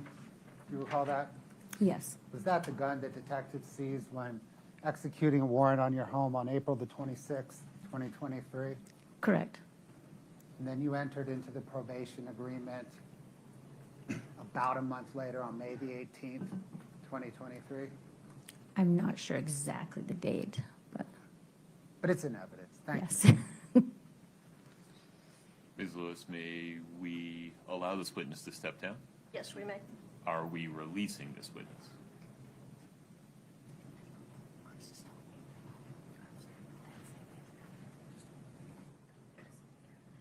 No, we would ask that she just be, the subpoena remain in effect. Okay. But she may leave now. Yes. So Ms. Lobber, to be clear, like the last time, you're free to go, but you're still subject to subpoena. You may be called back. Because of that possibility, I need you to not read, watch, or listen to any coverage of this case of any kind. Okay. And do not talk to anybody about your testimony. Okay. Okay, very good. You're free to go. All right, thank Thank you.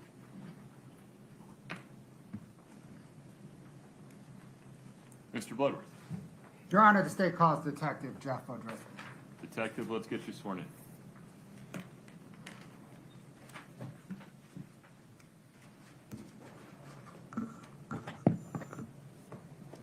Do you solemnly swear the testimony you're about to give in the matter before the court to be the truth, the whole truth, and nothing but the truth, subject to the pains and penalties of perjury? I do. Thank you. Have a seat.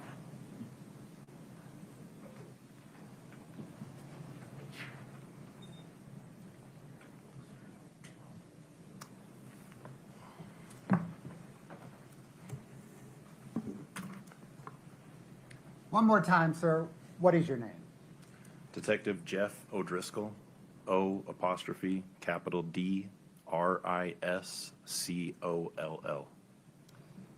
And what, sir, do you do for a living? I'm a narcotics and major crimes detective for the Summit County Sheriff's Office. How long have you been with the sheriff's office? 10 years. What did you do before becoming a detective? I worked in the patrol division with the sheriff's office. I had a number of primary duties as well as lateral duties. I was mainly responsible for responding to calls for service. I also was a canine handler. I was a UAS pilot or drone pilot.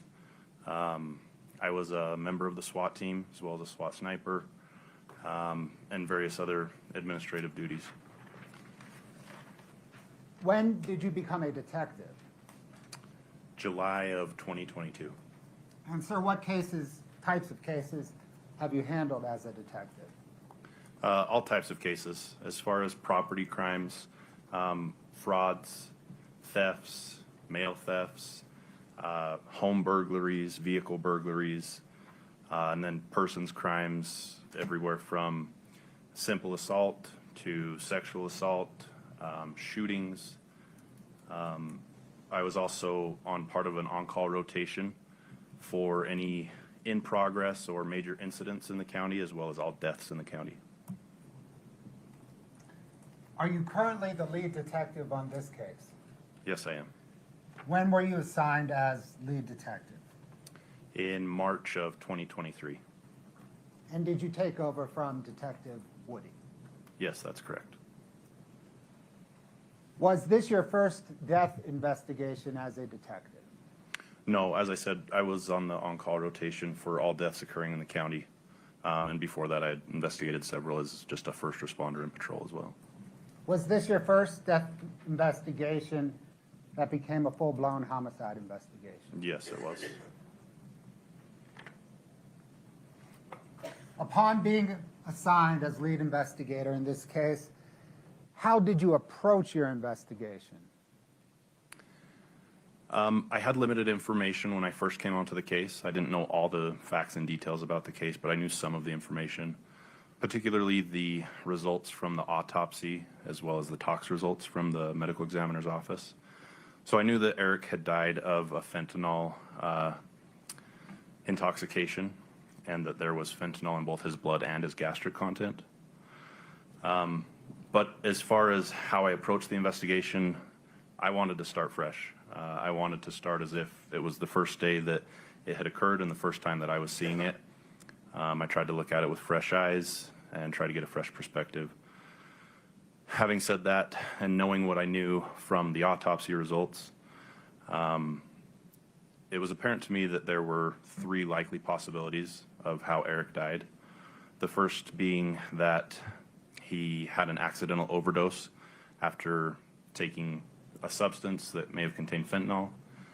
The second being that he intentionally ingested orally a large amount of fentanyl to commit suicide. And third, that somebody else administered orally to him a large amount of fentanyl in order to kill him. As part of your investigation, did you or did investigators get Eric's Doppel history? Yes. Scott, can I get 1-27? While that's coming up, what is a Doppel history? DOPL stands for Department of Professional Licensing, but in our world what it means is the state holds a database of all prescription controlled substances that are prescribed, issued, filled, the dates they were filled, who the patient was, the dosage, things like that. The state maintains that information. We can request that for any particular patient within the state. Your Honor, are you able to publish that to the witness and counsel? Yes, sir. You ready? Preview to the witness? Yes, sir. Okay. You should see it now.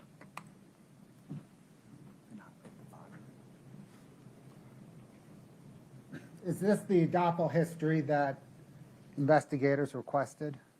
Yes. Your Honor, can we publish? Any objection, counsel? No objection. He's moving to admit it. So move to admit and publish. No objection. State's Exhibit 1-27 is admitted.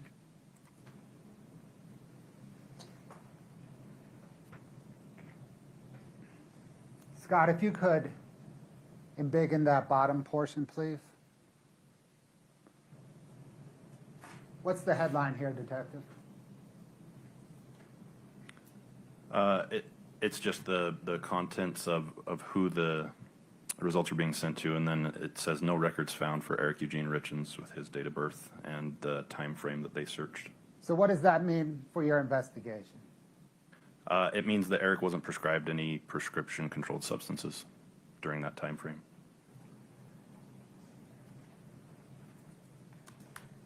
Did investigators search Eric's phone for evidence of THC gummy use?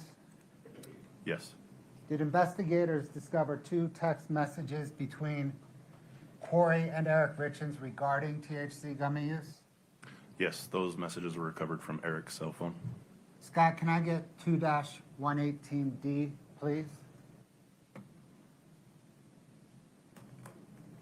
Is this an accurate depiction of a November 20th, 2021 text exchange between Kouri and Eric Richins?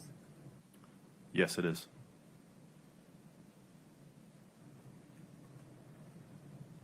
Your Honor, move to admit and publish 2-118D.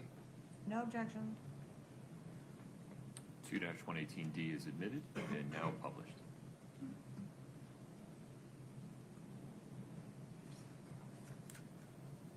I believe the green is Eric's and the blue is Kouri Richins.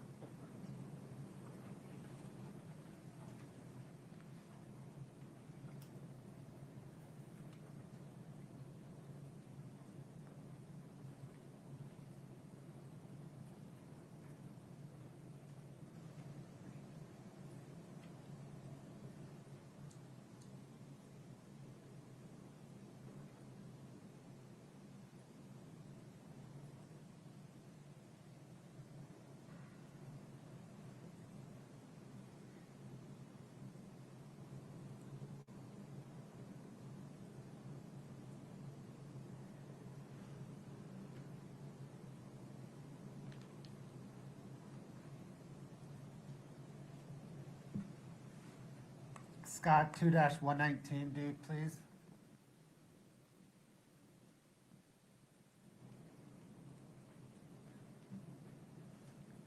Detective, is this a accurate depiction of a January 13th, 2022 text exchange between Kouri and Eric Richins? Yes, and again, I believe it's the green that is Eric speaking and the blue that is Kouri Richins speaking. Your Honor, the state moves to admit and publish. No objection. States 2-119D is admitted.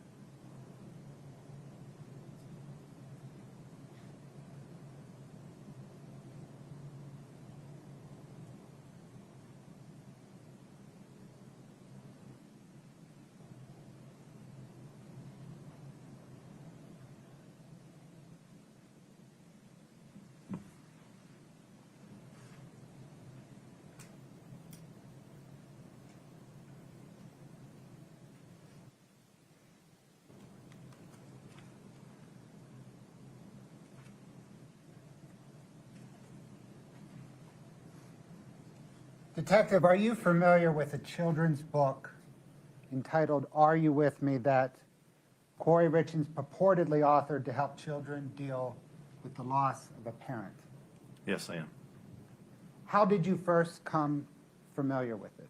Your Honor, we just want to renew our previous objections to this line of questioning. Court stands on its prior ruling. Please Sir, how did you first become familiar with it?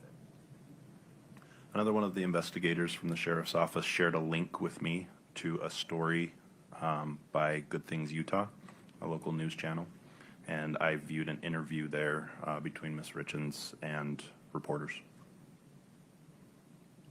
Scott, can I get 8-21 Sierra, please?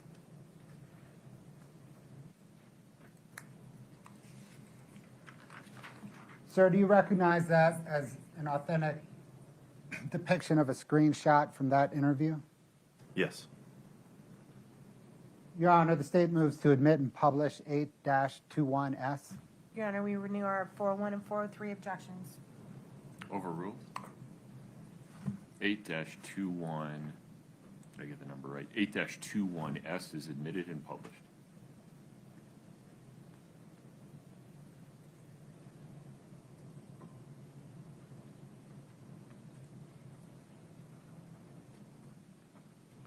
Did detectives investigate how Kouri Richins came to appear on Good Things Utah?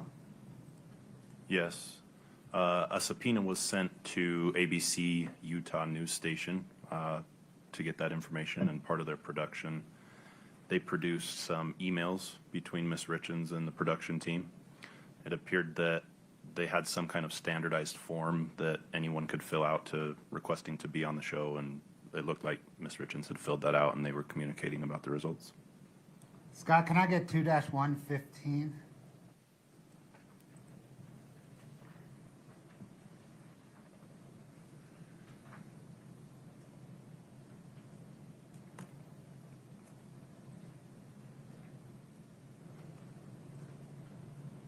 Detective, is that an accurate depiction of the March 24th, 2023 email exchange between Kouri Richins and Good Things Utah?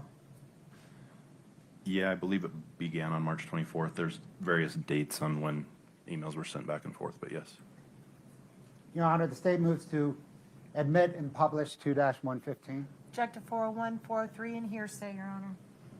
401 and 403 overruled. With respect to hearsay, there are portions of this were authored by Kouri Richins, other portions authored by people other than Kouri Richins, correct? That is correct, and the portions other than Kouri Richins are offered for their effect on Kouri Richins. Very good.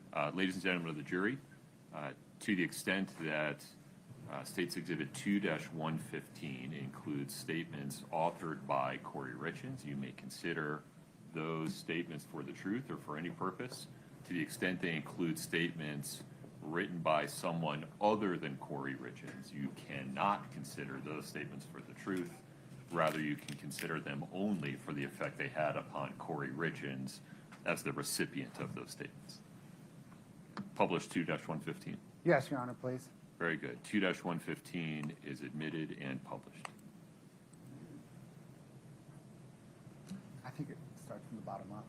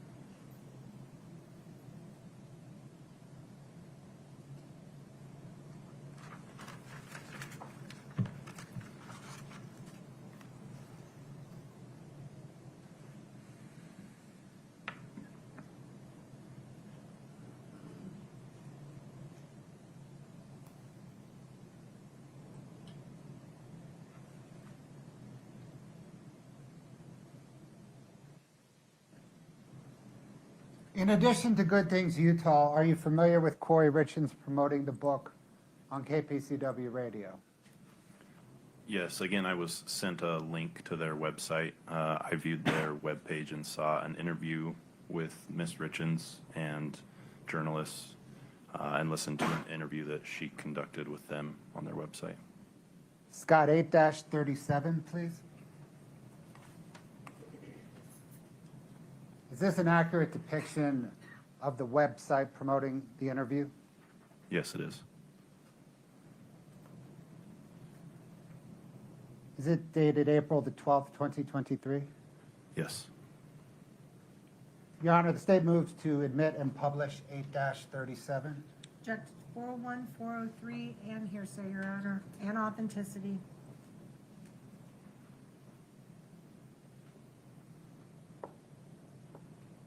Do you actually have an authenticity objection? Yes. Please approach.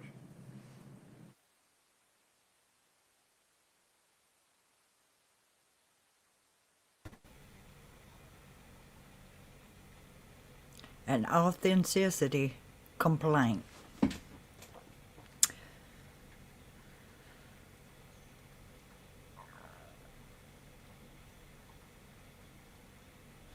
So they had us talk about the book, and they've introduced the book to the jury.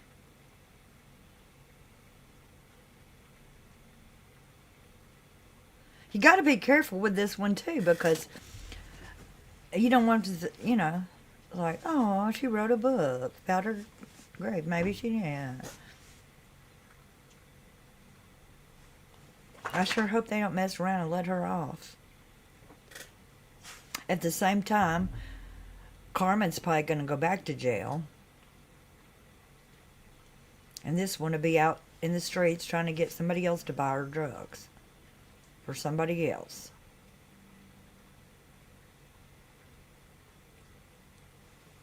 Killing somebody to solve a problem can be habitual if you ever start it. It looks like.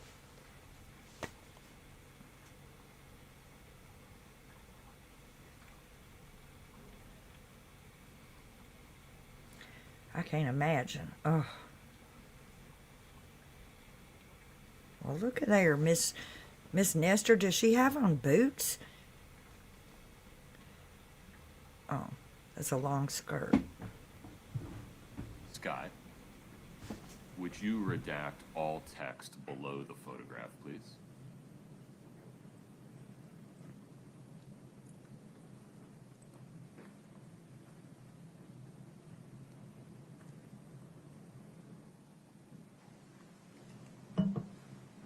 In the caption to the photograph, please.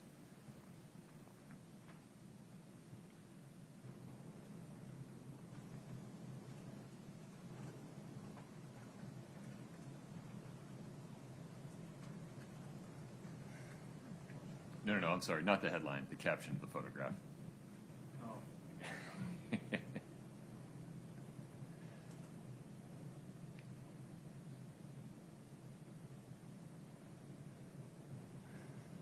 There we go. Okay. Remind me of the number, Mr. Bloodworth. Your Honor, 8-37. Do you want to put an R on it? Does it matter? We should put an R on it. Okay. States 8-37R is admitted. Defendant's objections thereto are overruled. Ready to publish? Yes, please. Okay.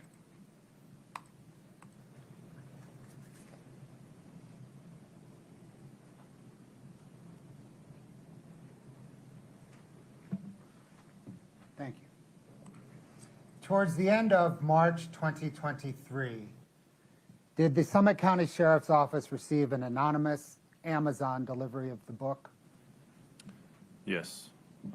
Package showed up from Amazon with a copy of the book and also a little standard sticker that you can leave a personalized message on with a gift when you send something. Scott, 8-20, please. Is this an accurate depiction of a scan of the cover of the book that the Summit County Sheriff's Office received along with the message that accompanied it? Yes, when we received this, evidence technicians scanned the cover of the book and then the note that came with it as well, yes. Your Honor, the state moves to admit and publish 8-20. Just 401 and 403, Your Honor. Okay, overruled. State's Exhibit 8-20 is admitted.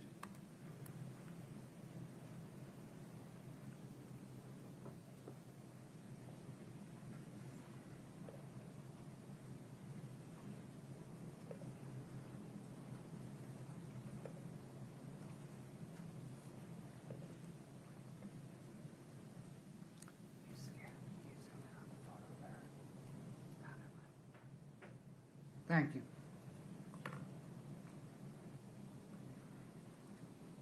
Did detectives investigate who anonymously sent the book? Yes, subpoena was sent to Amazon to request the information on who the sender was, and it came back as Lisa Darden. Scott, 8-34, please.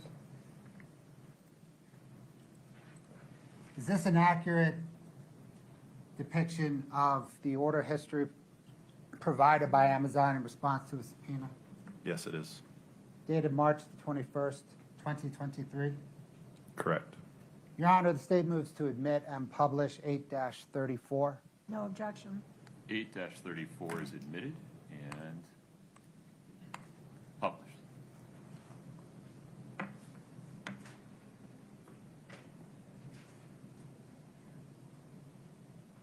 Detective, is Lisa Darden, Kouri Darden's mother?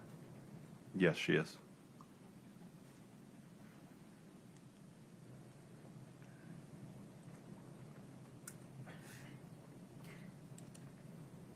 Did detectives investigate who wrote the book? Yes. Who wrote the book?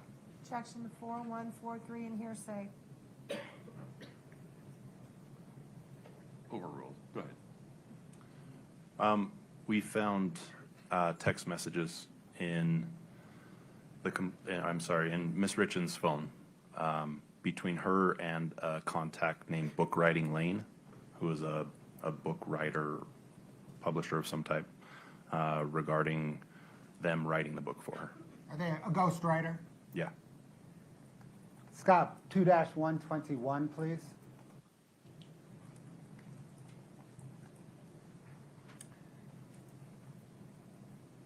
This is 141 pages. You've reviewed this prior to today. Is this an accurate depiction of those text messages between Kouri Richins and Book Writing Lane? Yes, this is a depiction of part of them. Mr. Bloodworth, would you approach for one moment?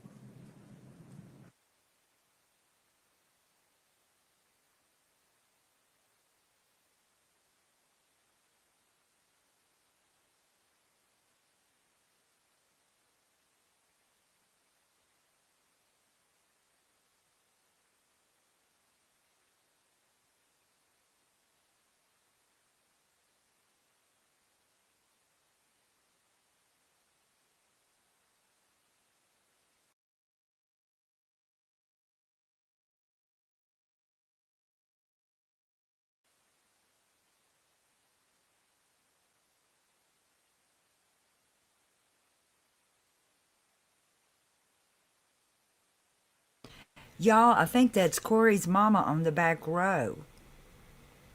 Yes, I think it is her on the back row.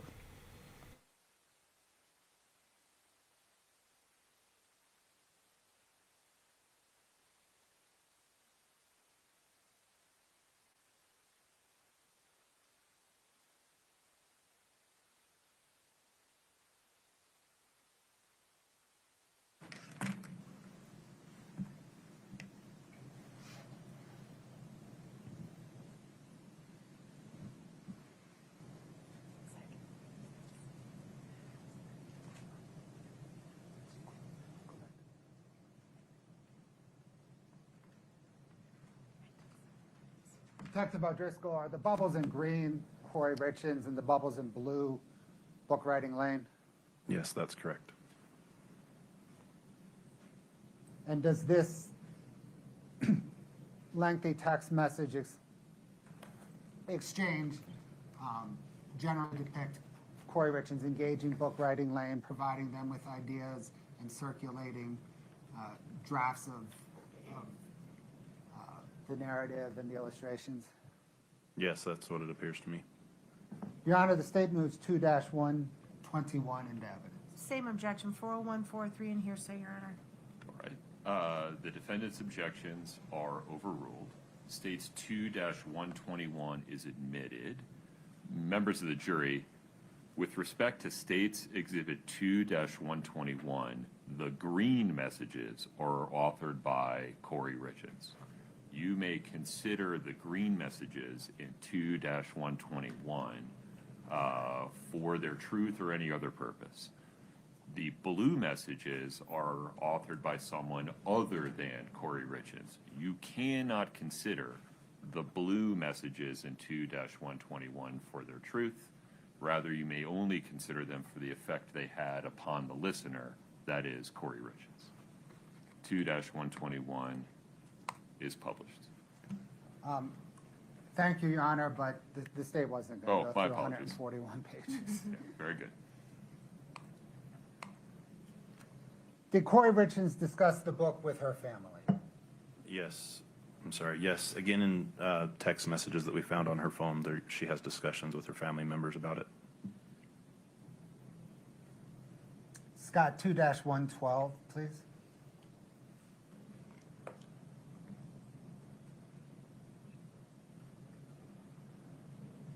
Is this a February 28th, 2023 text exchange between Kouri Richins and her brother DJ? Yes. And again, Miss Richins is in green and DJ is in blue. Is this an accurate depiction? Yes.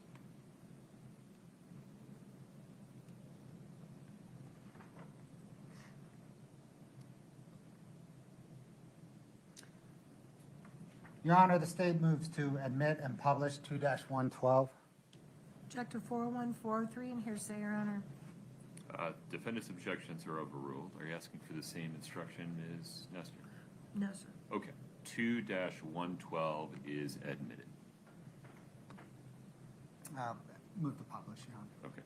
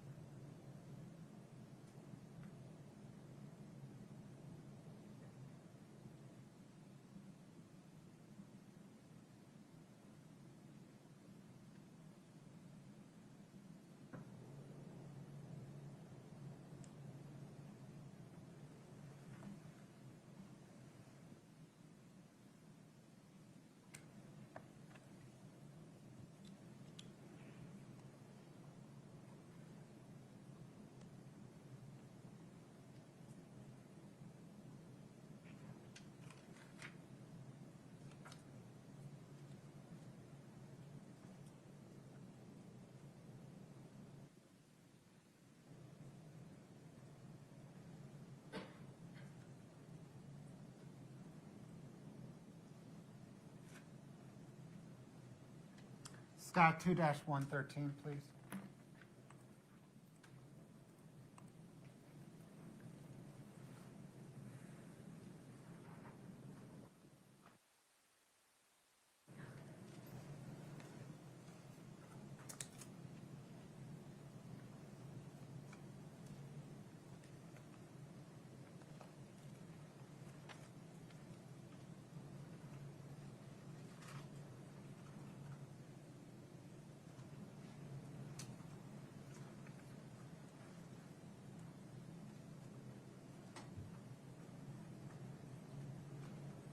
Detective, is this a March 8th, 2023 text exchange between Kouri Richins and her mother? Yes. Is Kouri Richins in green and her mother in blue? Yes. Is this an authentic depiction? Yes, it is. Your Honor, the state moves 2-113 into evidence and to publish. Objection 4143 and hearsay, we don't need the instruction. Defendant's objections are overruled. 2-113 is admitted.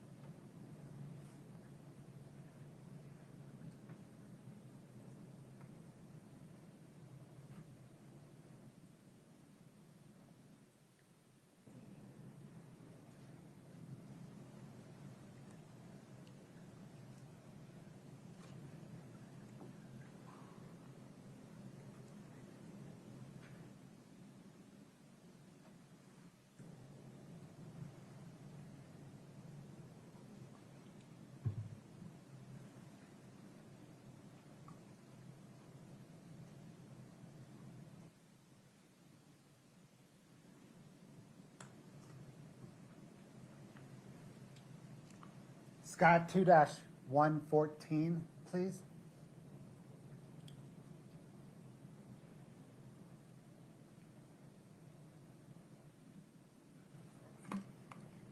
Oh, Your Honor, we took it down because it was being published.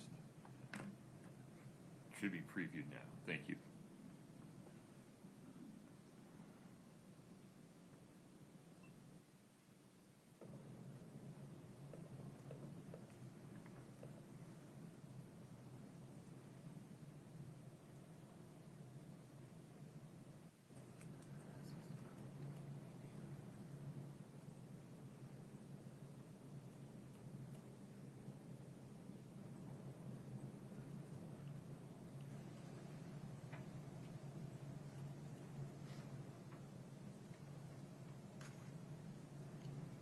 Sir, is this a March 22nd, 2023 text exchange between Kouri Richins and her brother DJ?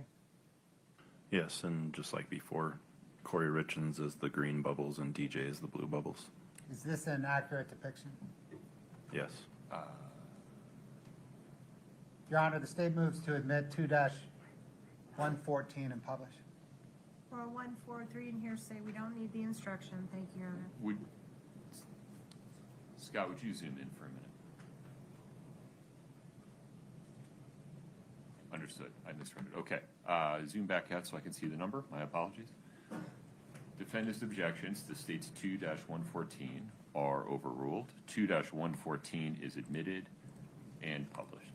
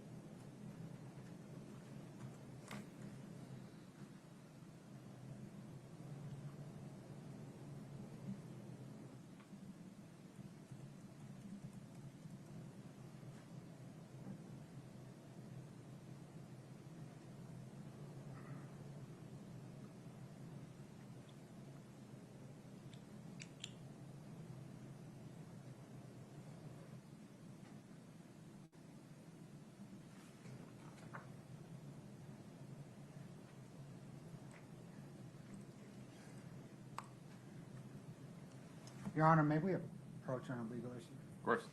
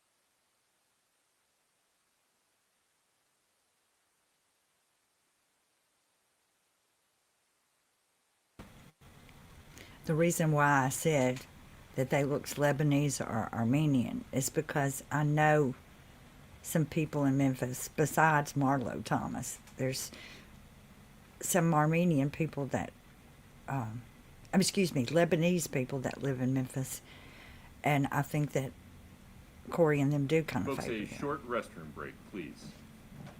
Please rise for the jury.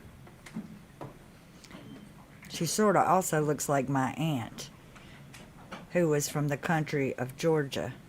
Not the state Georgia, the country Georgia.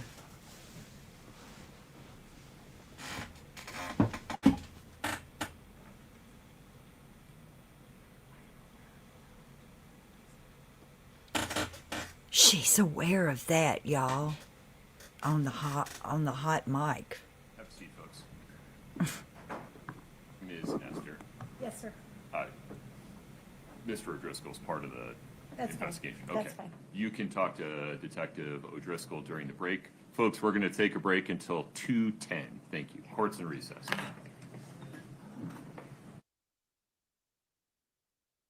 2:10, so let me write that down before I forget it. Ay, ay, ay. These people. These people.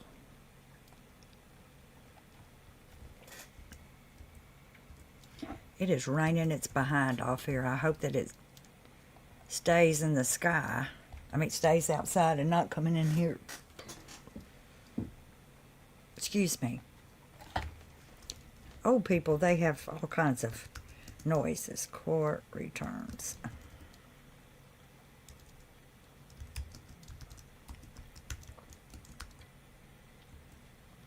Okay, I'm making a little thing to put up here. It's probably, excuse me.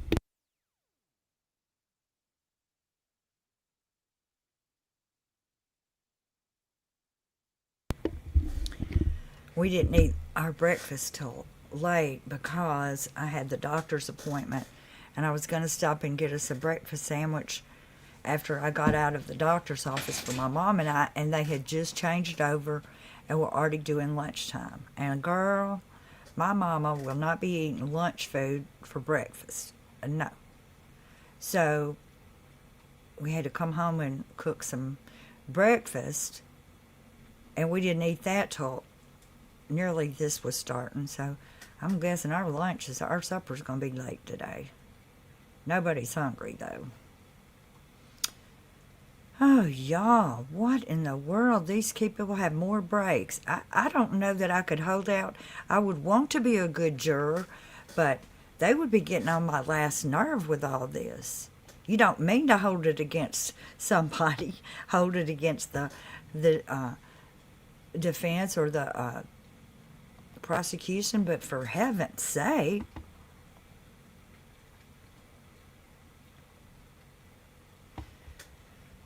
For heaven's sake. Let me get back over here. Woo, whew. Let's read some of the comments while we're on this break. Let me get over here.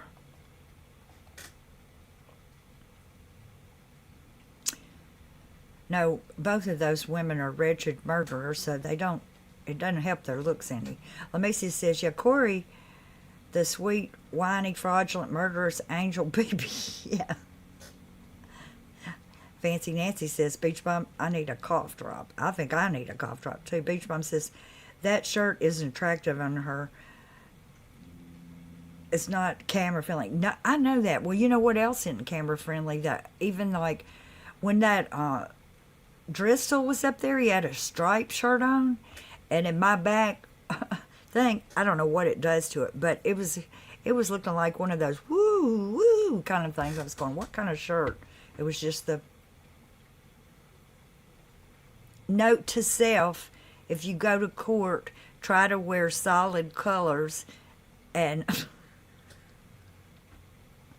or at least not plaids or stripes that's going to mess up with the camera. Miss Mojo Rising says, did Kouri give credit to the ghostwriter? She said on TV that her and Eric's children were sitting by the bed together and wrote the story. Yep, another lie. Wonder who does write books now. And you know what's bad? It's probably not even ghostwriter now. Probably it's a dang chat AI writing stuff. And probably did as good a job. I don't know how that goes or not. But this is what I'm talking about. It puts people out of a job. Plus, the artwork was not good. I'm sure that Hella, I don't know if Hella did a critique of the cover of that book or not. I know she's a graphic artist, and also Christina is a digital graphic artist as well, and the font did not. Are you with me? Did not look kid friendly. It wasn't good. I didn't like it, but I've gotten cranky in my old age.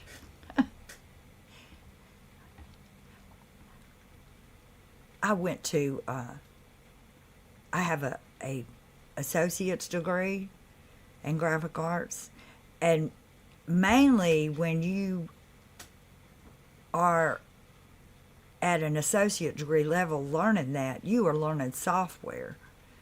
And so if you're already an artist, you just find a new medium for your art. And you know, if you're a real artist, if you're a fine artist, and know all the concepts about art, you can do a way better job. But I'm just going to say, the last one of the last semesters you spend on getting this at this particular school was a portfolio class, and you had to do an advertising campaign for a product. You had to make up a product in your own teams. You made up a product, and you made up commercials for the product, maybe a radio ad for the product, handouts for the product. And then you go in front of your classmates and you critique each other. And boy, is that brutal. Talk about a sword for a tongue. We were all terrible because we were new at it. But our friends told us about it too. And while it seemed, telling me how bad a graphic artist I am, believe me, when you get in the real world, people will tell you when they don't like stuff. Or they used to. Now I guess anything gets by, but if you're a graphic artist, you better get used to being criticized. Come on now, Mr. I'm going to make up some new words to that Judge Ioana song. Story time with Donna. I could tell y'all some stories too, if I could remember them, that is.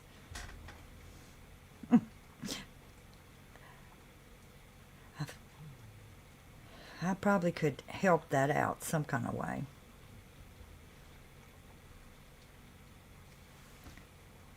Man, I can hear the rain all the way in here. Whew. I'm hoping that it stays out there. I think that some of my gutters back up into the attic.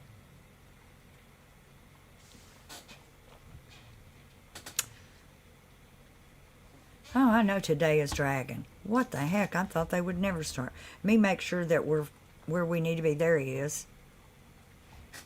So he's underneath us. I see his little head there. Let me get rid of this banner.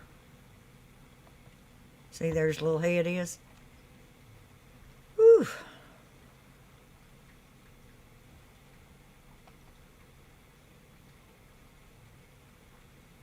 Well, I'm just going to wait till he comes back. I would turn my camera on, but I didn't check the lighting before I turned it off, and there's no telling. Because I do not have on the beauty makeup today.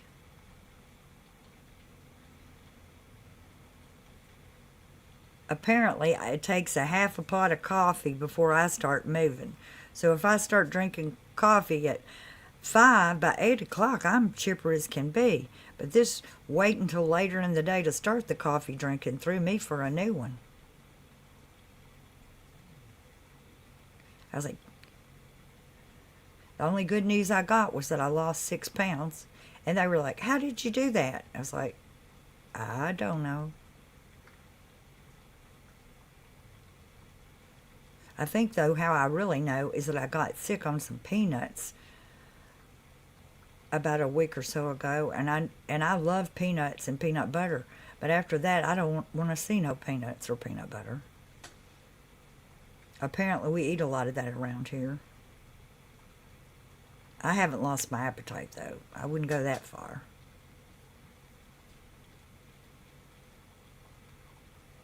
Mr. Judge, you're making a lie out of me. You said that you would be back at 2 p.m. Mountain Time, and it is 2:12 p.m. Mountain Time.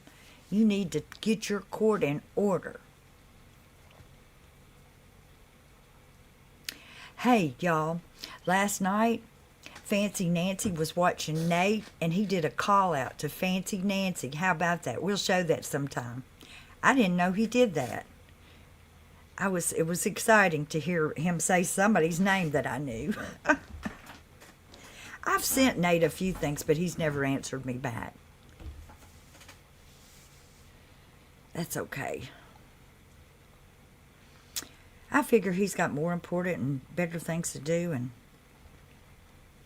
than to answer my questions. See, I see that judge's head. 231-500-139. Ms. Nestor, anything before we invite the jury back in? Your Honor. Mr. Bloodworth? No, Your Honor.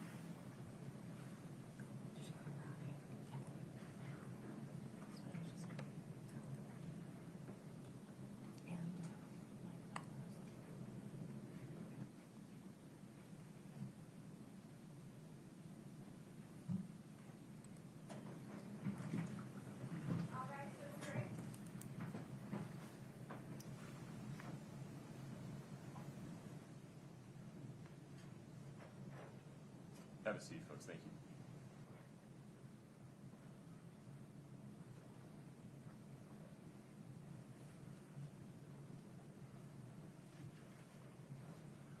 All right, have a seat. Detective, you're still under oath. Yes, sir. Mr. Bloodworth, please proceed. Detective, did your investigation eventually lead you to Carmen Lobber? Yes, it did. How? This is a bit of a long-winded answer, so I'll try to just go step by step. We had the information from the autopsy, the tox results, as I mentioned. We had just gotten the downloads from Miss Richins and Eric's phones, and we're starting to go through them. We started comparing what was in the phones with phone billing records for their carriers. We found discrepancies between what was in the phone billing records and what was actually in Miss Richins' phone as far as call logs and text messages. We started looking at the most frequently contacted phone numbers in Miss Richins' phone and in Eric's phones. We found that there were a high number of communications between Miss Richins and the phone number for Carmen Lobber. So we started looking into Carmen Lobber and found that she had a history of drug use and drug distribution. We found that she was on drug court probation in Wasatch County. My partner, Detective Maynard, actually had previous involvements with Carmen, knew a little bit about her. We started looking at who else was, or I'm sorry, we spoke with investigators from Wasatch County that were familiar with Carmen's case, and then learned that Mr. Nick Bonsavage was also in drug court with her, and that they were pretty good friends. We started pulling phone billing records for Mr. Bonsavage and found that he had a high number of contacts, communications with the Gunnison State Prison. And so we went to the Gunnison State Prison and requested the phone calls between inmates and Mr. Bonsavage. We started listening to those phone calls because they're all recorded.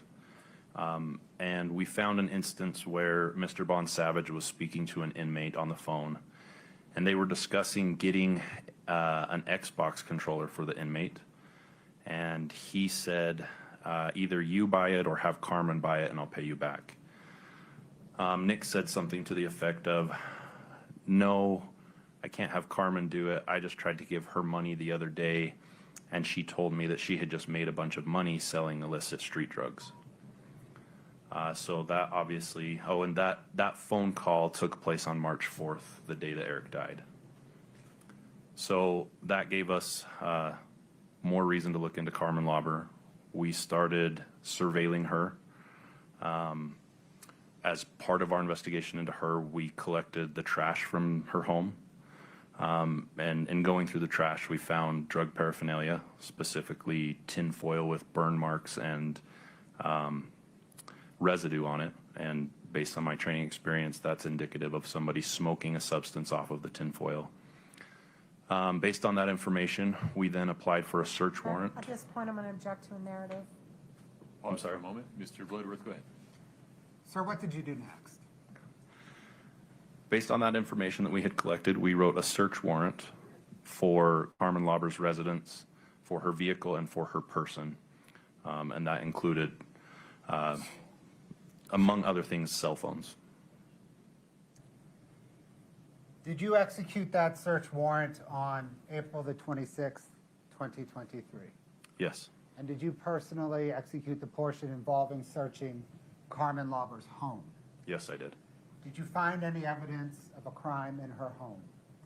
Yes. In Miss Lobber's bedroom, we found THC products, paraphernalia, and a firearm under her bed. And as it relates to Miss Lobber specifically, what was the problem with the firearm? She was a convicted felon, and by state statute, she's not allowed to be in possession of a firearm. When searching Carmen Lobber's room, did you also find a newspaper clipping of Eric Richins' obituary? Yes. Scott, can I get 8-15 split screened with 8-16, please?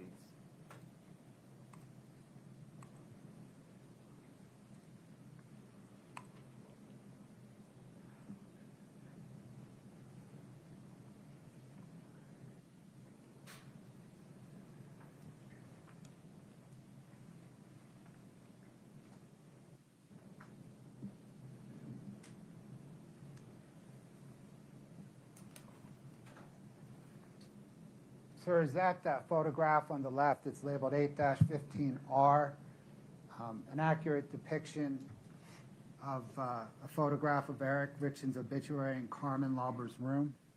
Yes, it is.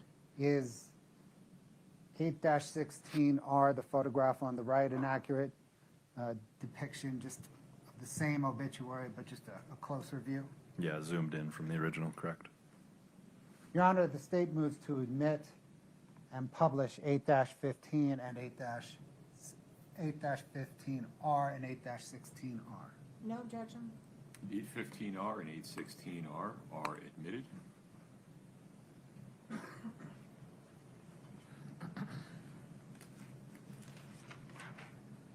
Detective, what was your impression of kind of the collection of material on the left?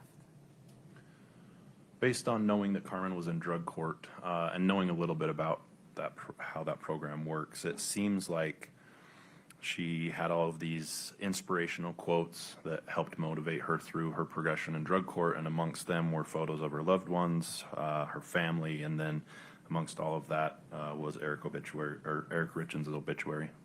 Dead center, wasn't it? Yep, right in the middle of the mirror.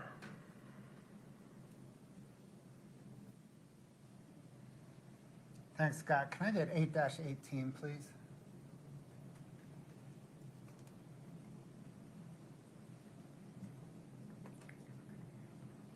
Detective, is this an accurate depiction of a photograph of a C&E hat found that you found in Carmen Lobber's room? Yes. Your Honor, the state moves to admit and publish 8-18. No objection. 8-18 is admitted. And then can you, Scott, zoom in? There we go.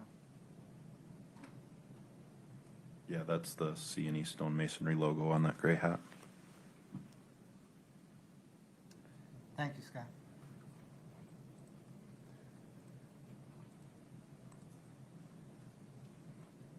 Simultaneous with your search of Carmen Lobber's home, did another deputy stop Carmen Lobber while she was driving? Yes, we planned it that way because we had a warrant for Carmen's person and her vehicle as well. Did that deputy seize her phone? Yes. During that stop, did that deputy find evidence of a crime? Yes, he found that Carmen was driving on a suspended license. Did he arrest her for driving on a suspended license? Yes, he did. Did that stop occur in Wasatch County? Yes. Did that deputy then book Carmen Lobber into the Wasatch County Jail? Yes, he did. Did you and Detective Maynard then interview Carmen Lobber at the Wasatch County Jail? Yes, we interviewed her several times over a number of days. What was your approach to interviewing her? So, as I said before, my partner, Detective Maynard, had previous involvement and knowledge of Carmen Lobber. He knew that she had a history of self-preservation and offering information in exchange for help with her charges. So we knew that going into it. But on top of that, after serving the warrant on her home and being in her bedroom, finding Eric's obituary, it was apparent to me that she probably had some level of guilt or concern over her possible involvement in Eric's death. Object to speculation and move to strike and non-responsive. Oof. All of it or just parts? Just the last part. Okay. Can you be specific about the content of the last part you're moving to strike? How he assumed Carmen felt by what he saw. Okay. That part is struck as speculation. Take it from there, Mr. Bloodworth. Your Honor, can I argue that? Yeah, why don't you go approach?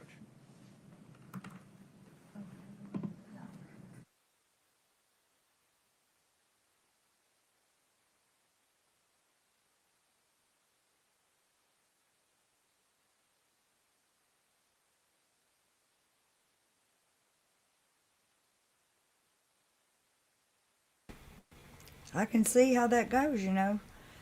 They got that, you know, how do you know why she's got the obituary in there? Huh? Because she feels guilty. But you already think she's guilty, so probably. I mean, I think she's guilty too, but that might be just jumping to an opinion. But I'm guessing that this good prosecutor here is going to straighten us all up and tell us why it is not just his opinion. That is maybe an educated guess because he's seen a bunch of people like this before. Do y'all ever watch Law and Crime? I do. I haven't watched it, but I see the YouTube things that are like 10 minutes. It's like part of a show, and it's not the whole show. It's just, you know, I guess it would be to get you interested, and you should click on it and go watch the whole show. But just from what I can tell, if that's the kind of thing, you know, when I watch that, they, you know, that a lot of times they're after the wrong person or whatever, and it's, I think someone said maybe that they're biased towards the criminal. I don't know that, but it was a lot of problems between parents and children, and maybe a abusive husband and a teenage wife, and that kind of, you know, it was a lot of family drama, I guess it would be. But it seems like that's the truth, and you know, most of these crimes we see are not done by strangers on the street. These people know each other, and that's one reason why, You should always try to be careful because you don't know who you're dealing with, somebody that might kill you.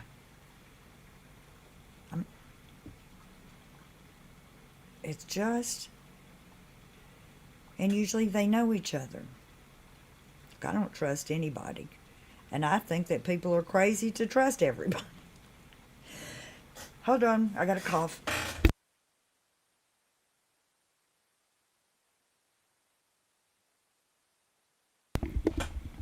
I'm back. I don't know how long she's going to argue about this. And you know something else? I bet Detective Jeff O'Driscoll could have solved this without the, what do you call his name? The private investigator guy. And it's kind of, I would think that would kind of, they might get on each other's turfs or something.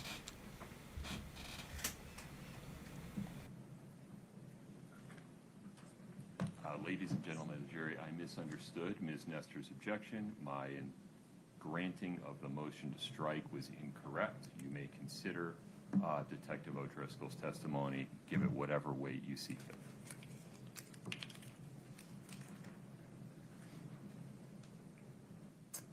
So in addition to what you believe to be Carmen Lobber's motive for self-preservation, upon seeing Eric Richins' obituary, am I right that you thought she might also have some motivation related to her potential involvement in Eric Richins' death? Correct, that was my impression. What did you tell Carmen Lobber when you first interviewed her? When we first spoke to Ms. Lobber, we sat down with her. We explained that what we had found in her home would potentially violate her conditions of her drug court, which would put her on the hook for, I believe, multiple felony charges of distribution that she was in drug court for, as well as the new charges with the firearm and the paraphernalia and THC products. We told her that we were investigating Eric Richins' death and that we believe that she may have information about his death that could be helpful to us. And we told her that if she was willing to speak to us about any information she might know, that we could help her with her charges in Wasatch County, as well as the new charges from the execution of the search warrant. Did you then immediately question her? No, we didn't ask her any questions at that time. We told her that this was the situation. We wanted her to think on whether or not she wanted to participate in our proposal, in talking with us, and then we let her sit and think on it for a few days. How many times have you interviewed drug dealers? Dozens, if not over 100 times. Was anything about interviewing Carmen Lobber more difficult than interviewing most drug dealers? Yes. There was more time that had elapsed since the incident that we were talking to her about than what is typical for our interviews. So she had trouble with memory, remembering details of what had happened. And then again, what I spoke about earlier, she had a history of self-preservation. So she tended to minimize her involvement and hold back as much as she could, which is typical of drug dealers that we talk to. They won't give you any more than they have to until they feel like they need to. Did Carmen Lobber initially inform you that she bought drugs for Kouri Richins? Not initially. Like I said, she very much minimized her involvement. When she first started talking about it, she said, there's a little bit that I know, and I want to help you with the little bit that I know. But then as we asked her more questions and got more into it, she was more forthcoming with the information that she had, and ultimately told us that Ms. Richins had contacted her to ask her for pain pills. And did she ultimately tell you that she bought drugs on Kouri Richins' behalf from Susan Kohler and from a friend of Nicole Cummings named Robert Crozier? Yes.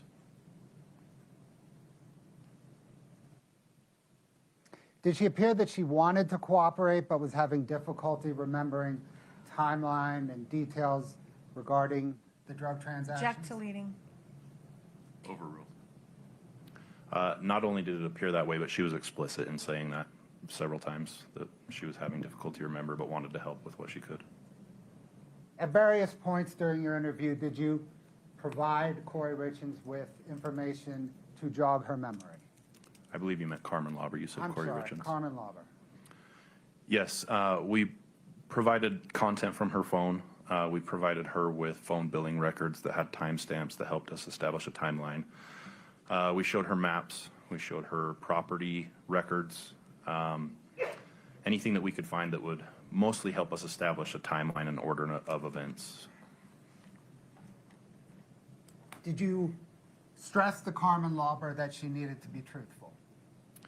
Yeah, several times we told her that we didn't want her to try to make things up, that only tell us what she remembered and only tell us what was truthful. And then we also stressed that we needed a great deal of detail in the things that she was telling us, not vague comments. Did you tell her that you did not want her to speculate on anything? More leading, object. Overruled. Yes, I believe there are multiple instances in the transcripts and the videos that show when we said, don't try to guess at what we're asking you, only tell us what you can remember. Did you stress to Carmen Lobber that you needed to corroborate any information that she provided? Yes, we were explicit in telling her that any kind of immunity or assistance or help that she would get from prosecutor's office would be dependent on not just her telling us what she knew, but giving us information that would allow us to corroborate that information. And did you stress to her that you needed details, in particular, details to corroborate the information? Object to leading. Overruled. Yes, and that discussion got deeper and deeper the more we talked to her. We kept stressing we need more detail. These are the type of details that we need, and it just kept going from there.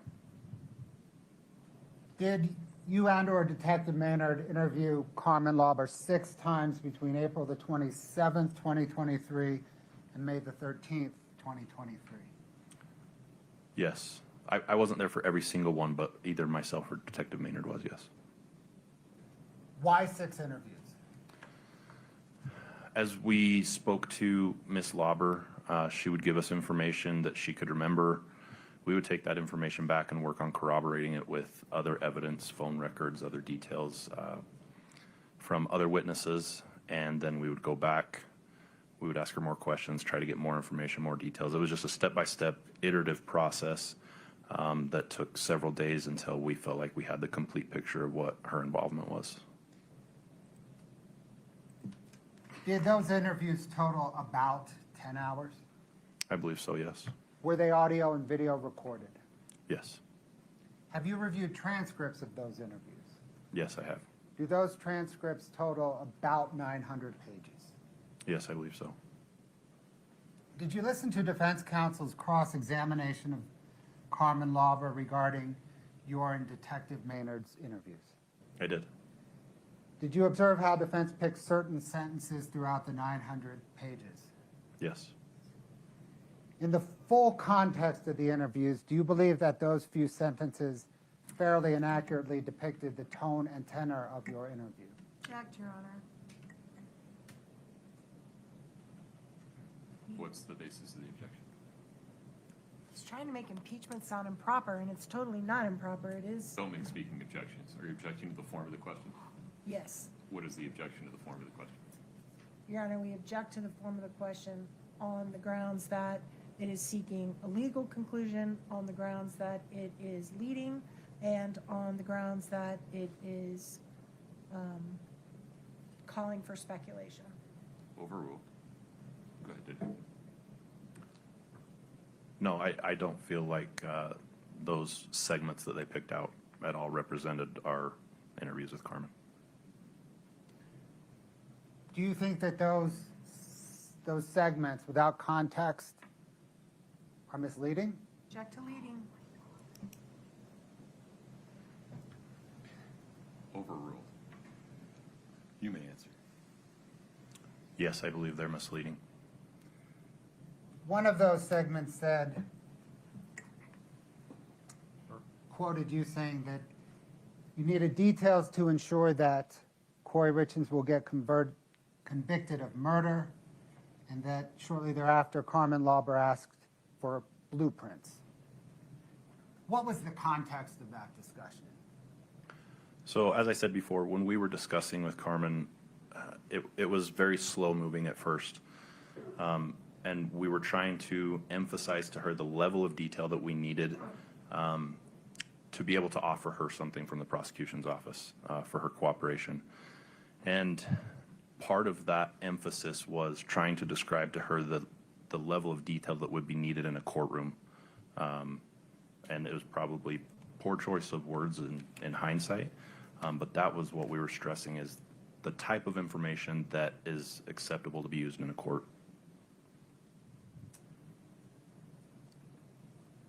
Defense counsel also picked the words "get out of jail free" card that Detective Maynard uttered. What was the context of "get out of jail free" card? So the comment that Detective Maynard made was coupling her, referencing whatever prosecution would offer her in exchange for her testimony, coupled with the fact that there was now a family that didn't have a brother, that didn't have a son, and the importance of the investigation into Eric's death as opposed to any subsequent drug investigations that Ms. Lobber was involved in. Defense counsel also picked the words from Carmen Lobber.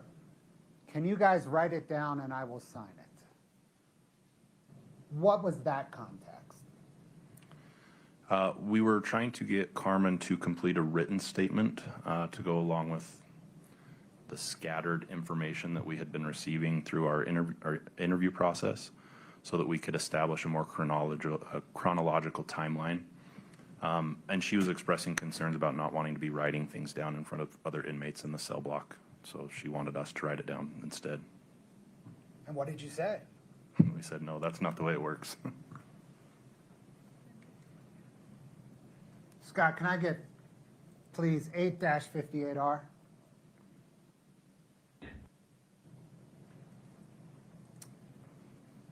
Is this a video of various portions of your May 2nd, 2023 interview of Carmen Lobber that we have just discussed? Yes, it is.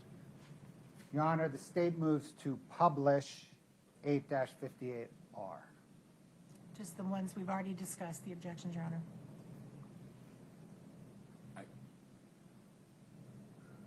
Would you approach front line?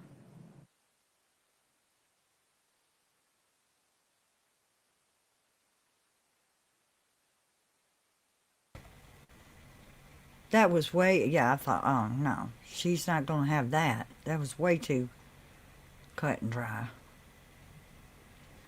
Oh, here we go. 8-58R, as ruled on by the court on the record, is admitted. Your Honor, can I just make 8-58, D for demonstrative, R for redacted, DR. 8-58DR. That's because he didn't deserve it. Like, it's just not me. Like, I can tell you, yes, I affected people's life by selling dope. Right. Okay, I affected my own life by doing dope. What I'm getting at. No, whether it was intentionally, whether he had a bad problem, or whether he was hurting, I don't know. Mm-hmm. But either way, if it was done purposely, he didn't deserve that. Totally So I agree. don't know that for sure because I don't know their personal situation. Totally agreed. So I would never do that ever to anybody. I'm saying that we're gonna need you to really settle down and maybe even take I'm a pad and paper Even if I get and try to out write out tomorrow, some whatever, details. we meet again, I can go through Well, we're gonna whatever. talk about that too. If I need to go through whatever I need to go through and figure it out. But you know what I'm saying, I can do these details that you're giving us are kinda hazy. that. That's because it's to me. And it's common for people to try to kind of minimize their own involvement, but we're not interested in smacking you with this, but this at the end of the day, this is the reason we're here. This is a Like, I don't know if I this should is a reach out to homicide Susan Kohler and investigation. say, hey, do you know about approximately the time when I got those pills from you? I don't know if she's going to. Probably not a good idea. But I'm just saying, we're gonna need you to kind of settle down and think about details and timelines. Because we understand that you weren't a part of, conspiring with Yeah. Kouri. But the details about everything we've been talking about are gonna be important. Right. The homicide investigation. Oh, God, that's not good word. Yeah, it is. That is. It's something that like none of us are used to, right? We don't do it that often. It's pretty crazy for us too. Yeah. Not just you to think about, like, it's crazy.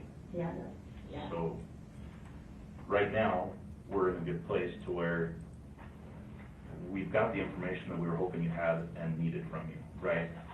But there's a difference between us knowing and understanding what happened and us being able to present that to prosecutors who have to present it to a courtroom, who have to present it to a jury, right? That has to be way more detailed down the line the further it gets into the system and the process. Right. Okay, so that's what we need your help with at this point, is nailing down all those details. And like Eric said, if that means we have you fill out something in writing and, oh shoot, that's not how it happened, scratch it out, rewrite it, whatever you need to do, right? Write down something as far as you remember it right now, and then we can work on the details as we continue to talk about it, as we check phone records, as we, do all of our part, our side to corroborate what you're saying, right? And I think a good starting point for that is a written statement. For you to sit down and write out what you told us in the best order that you can remember. And I'm gonna tell you right now, everything I just told you, I probably wouldn't remember what order I just told you in. It's okay, and that's fine, because you know what, we wanna make sure we get the right story. And so the way you're remembering it is all you can give us. You can't make something up that you don't remember, right? Right. So just tell us what That's you why remember. I can't remember Even if it's everything. like, I remember it was cold outside, I remember there was. Like I said, I snow on the ground. remembered there was, because it was very light snow, like I said. It wasn't something that I had to wear boots in or anything. When does the time change now? When did we go, March? Or April. Is it March 15th? Yeah, something like that. So, It was dark, because I had to pull, because I didn't even know where this house was. So I had to use so Google what Maps. time of the day was it? I mean, if it was dark, It was toward the 5:30. evening. So, afternoonish evening, No. It was darker because I had to use the light on the car. To see the fire pit or? Mm-hmm. So I had to pull into the driveway and pull the light onto the fire pit, like. Gotcha. Okay, let's say this is the house, and if I'm coming that way, and I know I turned right, came down the street, it was right there, and I pulled into the driveway, the slant, and there was just it wasn't a big fire pit, like, it was a tiny fire pit, it wasn't like, probably, those white cinder blocks, not cinder blocks, but the white flat rocks that people build? Yeah. Okay, so it wasn't big, it wasn't a big deep one, A shallow one. real, yeah. Like, I wanna say there was like maybe 2 or 3 on top, and that was it, it wasn't even a complete one. And what was the money packaged in? Didn't just leave it loose, did it have a rubber band around it, was it a bag? Envelope? Was the envelope marked with like a bank or just like a plain white envelope? Just a plain white one, I believe. And it had nobody's name, didn't have nothing on it, it was just up against, like in the fire pit, again. Like that, so. So I have a question, thinking about all your communications with Kouri. You Kevin, know can we text pause it for messages just say one you have- moment? Sure.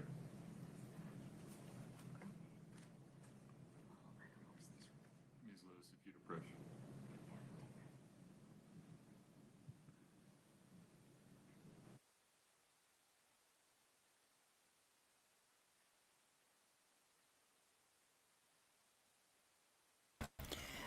Yeah, the defense has exaggerated things, and the jury can see that. Because they, to me, seem like they were trying to help her, but it's like, no, you got to write it down. Write down what you told us, and we'll keep spreading it out. That's a good way to do that with somebody that cannot write or has a low education. I have a hard time writing stuff, and I have a sort of an education.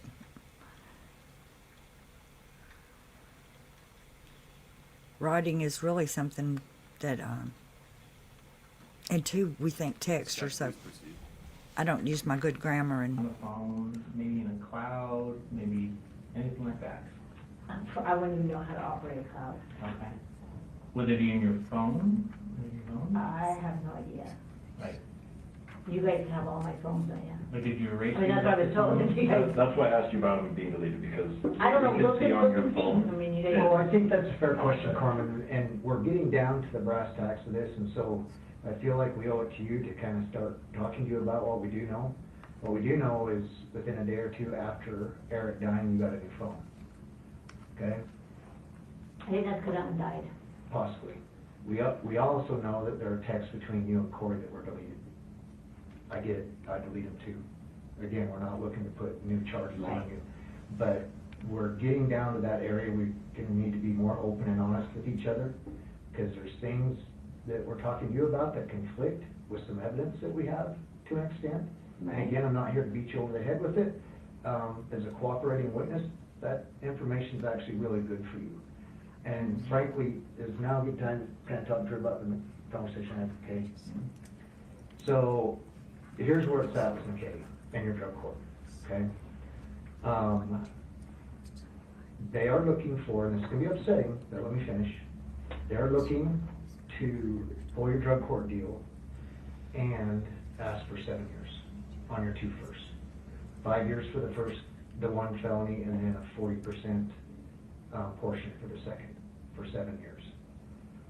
The only exception to that, and the only thing that they're willing to kind of help you out with, is if you can help us out with this. And by help, he means like, give us the details that will ensure Kouri gets convicted of murder. Oh my God. This is a serious case, Carmen. I'm not that trying is to. way more of my. I know, and listen. Don't freak out, okay, because this is a long process. And this is a good thing, and this is good news for you. So there's one more consideration that McKay has. Do you need a minute? No, go. And this is kind of funny because. It's nothing funny about Well, it. the second part is, it looks like you guys figured out how and when people were gonna test, looking at your text messages, you and Bon Savage. We just know And that's fucking awesome. I wanna know how you did it. Are you tracking with me, what I'm saying? I'm We catching need- what you're throwing, believe me. We need hard details. There's no more I'm string around going to it. do whatever, because I have struggled so hard to get me where I'm at. That's great motivation. And I literally want to complete drug court, and I want to move out of state. I want to leave all this behind, Well, that's the only way you get my people out of past. your life. Like, to get I things don't out of want your life. no ties with nobody. I want to change my phone number. Me and Troy were talking about it. Like, completion of drug court, my Mr. Las sister Vegas, Troy. don't call him. Yeah, I told him you call him that, he laughed.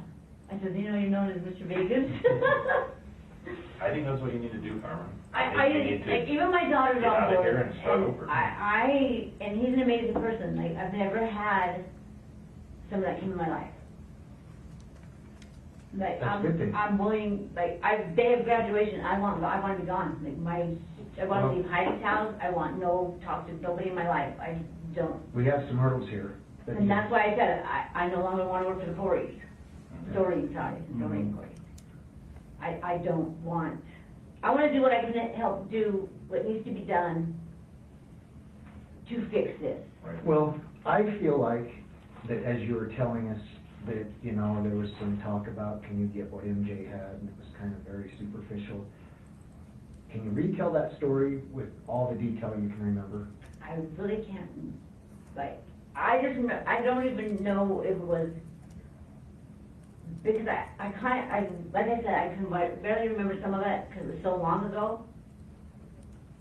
But I want to say it was the Michael Jackson, and like I said, I So tell me how that conversation would be structured. She sends you a text, and she tells you, I want to say maybe she did say that. she says, can you get, She said it first to Michael Jackson, and that I know because and so tell me how that would have been said. Because I didn't know Michael Jackson died of. I didn't know he did either, like I said. I had knew it was Google drug overdose, but like, not specifically fentanyl. Was it? You didn't say, I just looked it up. Look it up, because I'm some cases too, but, So the thought was insinuated that she wanted you to get something that somebody could die from. I know one thing, that when we got one, it wasn't dark enough. I don't even know how fentanyl really goes. So there was a couple of, there was several transactions. There was one, Okay, now we're getting somewhere. I can see it in your face. Several transactions. So I wanted, it's so confusing, but, okay. So I want to say when she asked, but like I said, oh, I can't remember when you think. We'll give you all the time in the world that you need to think and remember, Carmen, But it's I so just want you, I want you to know that if you're gonna work with us here, in It order would for you be to so be easier if you credible. had like pieces that we can, like blueprints. You're yeah. the biggest piece. I don't want to be that big piece. Well, the good news is that big piece helps you out And tremendously. that's what, like I said, You hold all the I cards. love Eric. He At was this a point. damn good dude and he didn't deserve it. It was done intentionally, he did not deserve it. We believe you, and that's why we're here working on what your get out of jail free card looks like, based on this information. That there's 3 little boys that don't have a dad. There's a family that doesn't have a brother. You know, Oh, and I get that. Courtney's at with the deal, but But like you guys said, she's living her life right now and that's everybody else is fucking suffering. Like them that's little what boys it appears. love their daddy. I'm sure they did. I mean, I've seen it. Eric was that was his pride possession, them boys were his everything. And people complain about he was gone all the time, or he worked so much, but you know what? At the end of the night, when he come in, them boys were there. And he was, like I said, it weighed heavy on me. What, so we need you to start getting this on paper. What's gonna happen tomorrow with your OSC hearing? McKay is, you're gonna appear for it, McKay's just gonna say that he's not prepared to speak to it to get us a day or 2. Okay. So we're gonna come back tomorrow. Okay, we get it cleared up this week? I think we can get it cleared up as far as our end of it, as quickly as we can get a timeline down. I know this is exhausting. I'm concerned about sending paperwork back with you in your cell, because then everybody's gonna be like, what's that? What's Yeah, that? can you guys just write it and I sign it? Oh, no, that doesn't work that way. You know what I'm saying? Because this is gonna have to be your testimony. Do I have to go to court? Well, that's what I just don't want to do. Detective, there's several references in that video to McKay. Who is McKay? McKay King is a prosecutor with the Wasatch County Attorney's Office. And he was the prosecutor in the drug court? I believe so. He's the prosecutor that we talked to and dealt with. Talked to in terms of getting immunity. Correct. There's one more statement that defense counsel picked out. That was that Detective Maynard said, the goal is to convict Kouri of aggravated murder. Do you recall the context for that statement? Yes. Detective Maynard was speaking with Carmen about the possibility of having to appear before a grand jury. And he again was explaining to her that process and how that works and the details that they needed for that court hearing as well as an investigation, and he was trying to convey to her the level of detail that they needed. Scott, can I get Exhibit 8-62 Delta Romeo, please?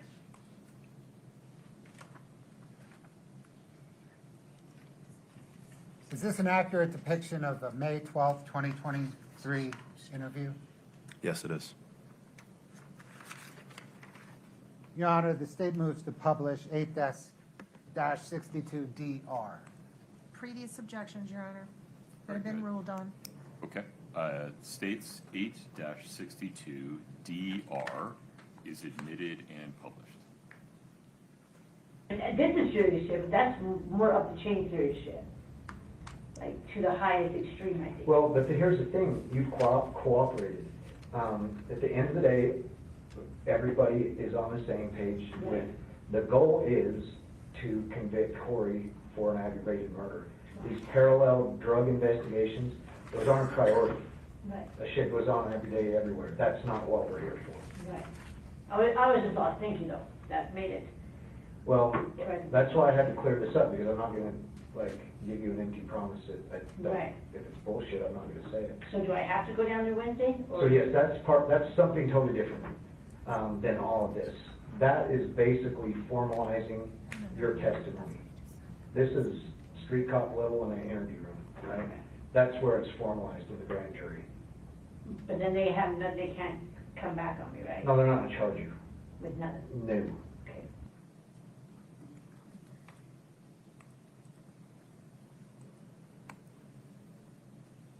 Detective, did you arrest Kouri Richins on May the 8th, 2023 pursuant to an arrest warrant? Yes, I did. That same day, did detectives execute a search warrant on the Willow Court home? Yes, the Richins home. Were Kouri Richins and her sons living at the home at that time? They were living there, but we planned the execution of our search warrant intentionally to avoid the boys being home, so we waited till after they went to school. When detectives executed that warrant, did they recover an orange notebook from a nightstand in the master bedroom on Kouri Richins' side of the bed? Yes.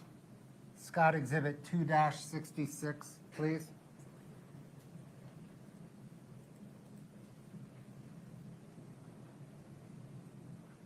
You just scroll through that real quick.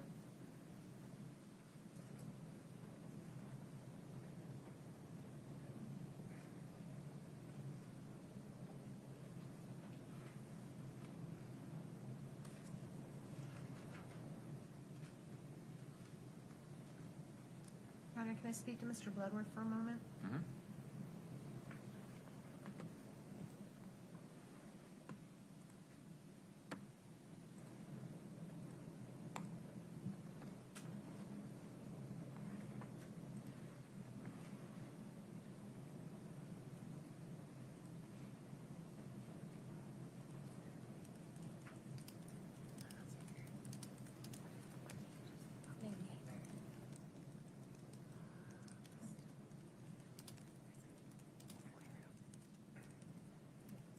Thank you, Your Honor.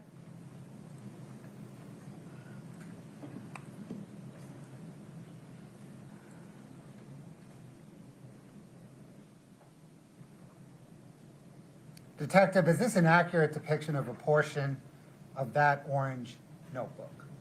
Yes, it is. Your Honor, the state moves to admit and publish 2-66R. We renew all our previous objections that have been ruled on by the court already, Your Honor. Understood. 2-66R is admitted and published.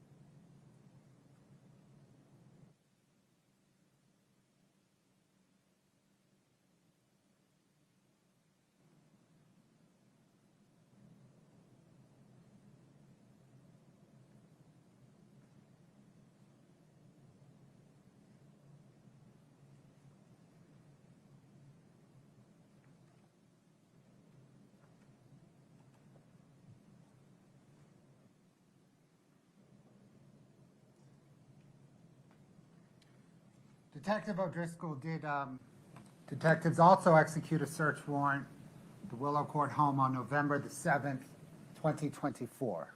Yes. Scott, Exhibit 2-65, please. Is this an accurate depiction of a document recovered from the kitchen cabinet of the home pursuant to that search warrant? Yes, it is. Your Honor, the state moves to admit and publish 2-65. No objection. 2-65 is admitted.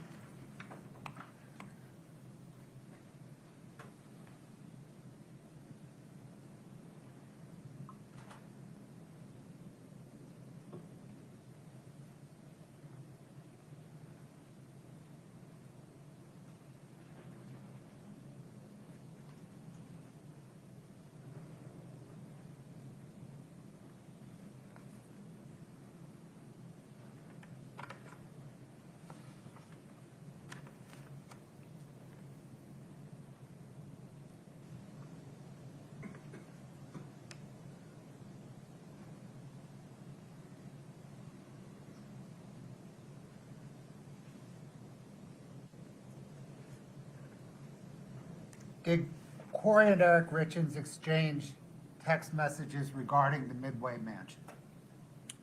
Yes. I believe those were located on Eric's phone. Scott, Exhibit 2-17D, please.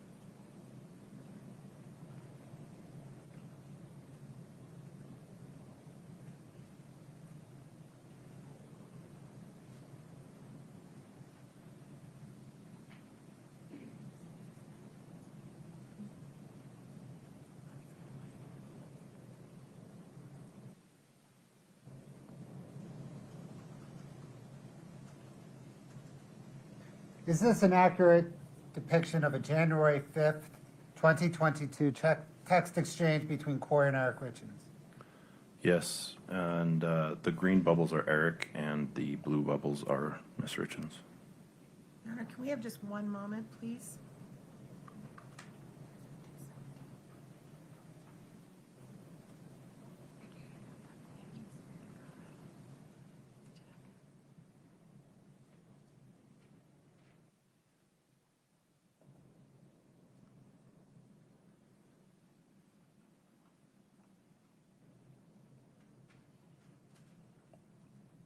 Just a moment, Your Honor. I'm so sorry. Thank you.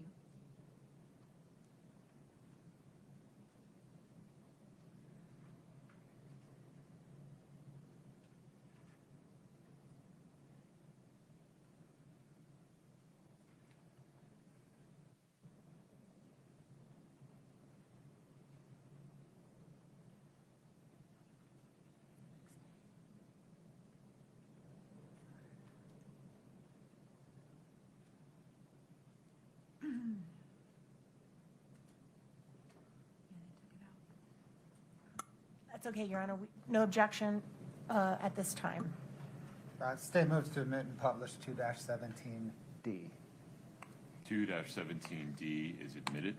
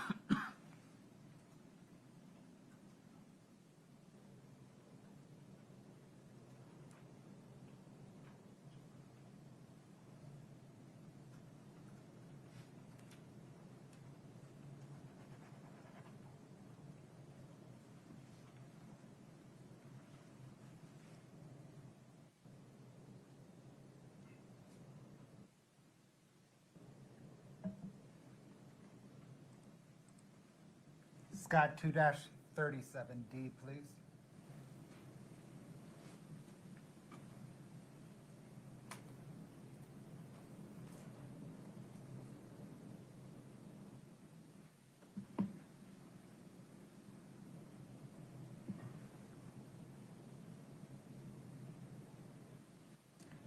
Detective, is this an accurate depiction of a March 2nd, 2022 text message between Kouri and Eric Richins?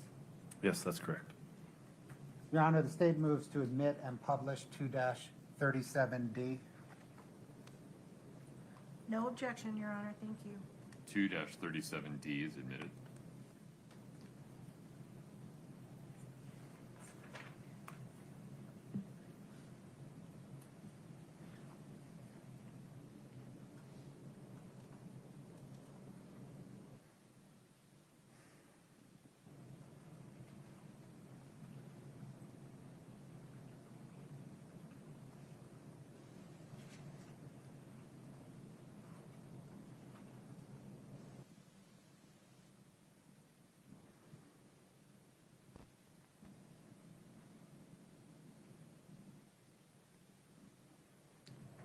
I want to turn now to some other text messages. Scott, 2-71R, please.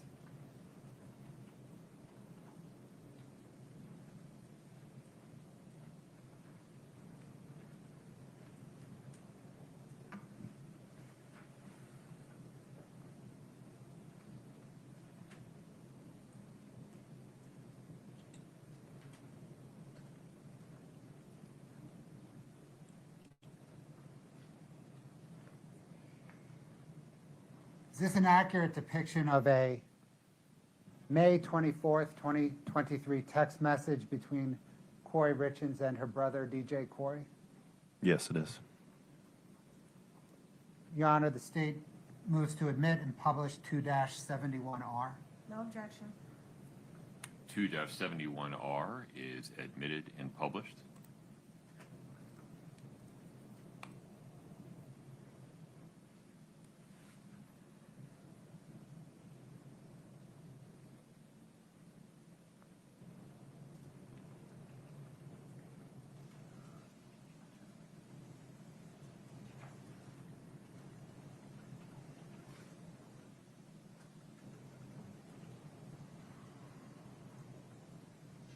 Thanks, Scott. Can I get 2-72R?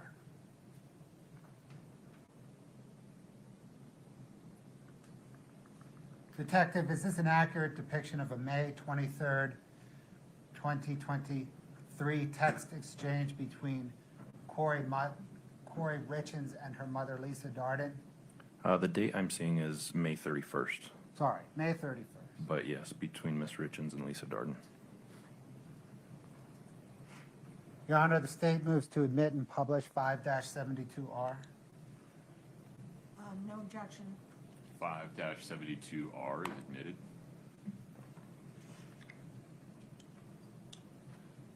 It's 5 or 2, I'm sorry. Sorry, 2. 2. 2-72R, yes. That's, sorry about that.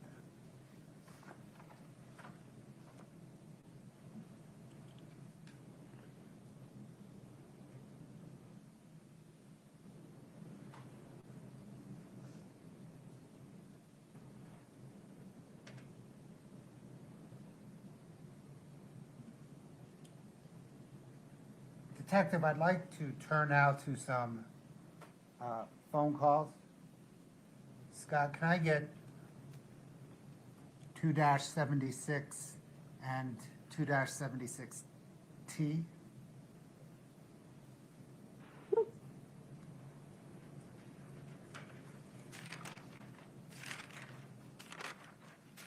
One second, detective. The detective can see 2-76T. Your Honor, 2-76 on the left side is an audio recording, so there's nothing to see. Okay.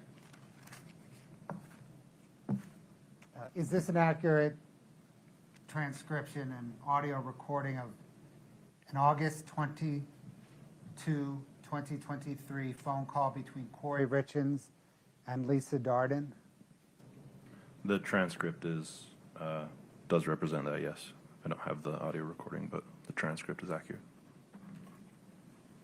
Your Honor, the state moves to admit and publish 2-76 and 2-76T.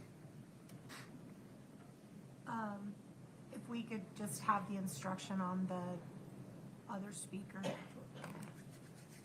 Ladies and gentlemen, during this telephone conversation, you will hear the voice of Kouri Richins. You will also hear the voice of people that are not Kouri Richins. You can consider and accept the statements made by Kouri Richins for their truth or for any purpose. The people that are not Kouri Richins, you cannot consider their statements for the truth of what they say. You can only consider their statements for the effect they had upon the listener, Kouri Richins. 2-76 and 2-76T are admitted. Picked up the sandwiches from the diner.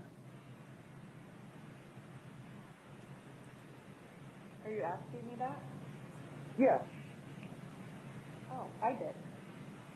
I thought so. Okay, that's enough of that. Ronnie said, no, no. I said, Ronnie, yes.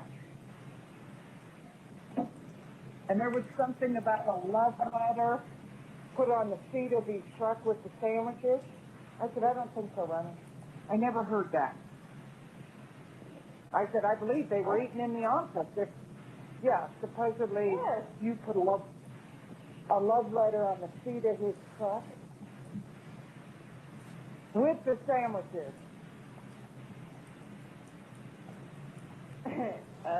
No. Yeah, exactly. In the office? Yeah.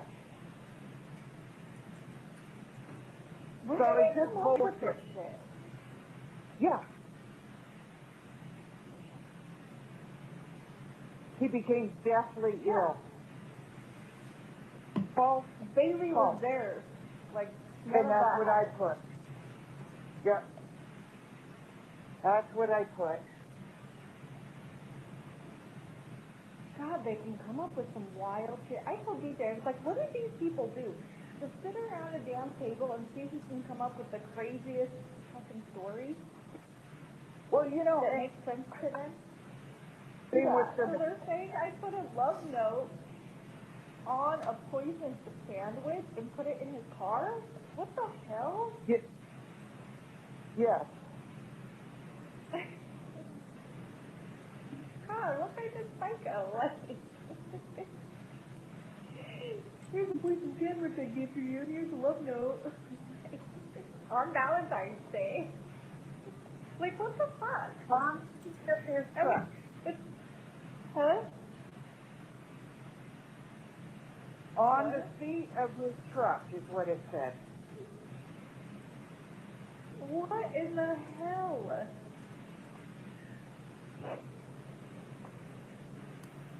Oh my God, they are nuts. And they're gonna feel so stupid, and that's the thing, I feel like all of America, really. When people get up to actually testify and say, no, that is a lie, that did not happen. I was there. You can't compete with somebody who was actually there on your beliefs. Right. You know, so I'm just like, you know, and the stupid part is the freaking detectives, or just all those idiots, they know this. When they were at my house, I told them this. But there They're again, you still have through anyway.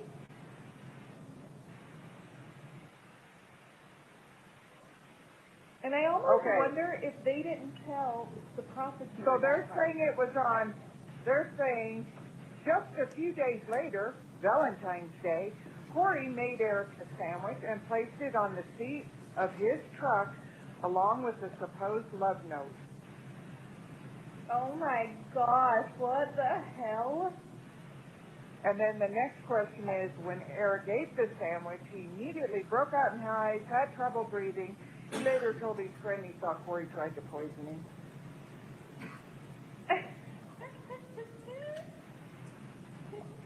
They are It is so ridiculous. fucking sad. Sad. that you would go to this lie. And Austin was right. I did go back and look where they do start with, I believe. Well, I'm going to have a whole bunch of I believe today when Rick calls me. Well, exactly. Yep. And that's what I was like, well, if you believe, then I believe this. Yes.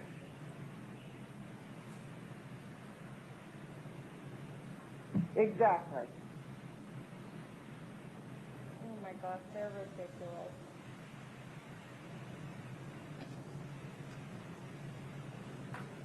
So Ronnie said, when are you calling him? And I said, I'm not. He's supposed to call me today. I said, and then I want my questions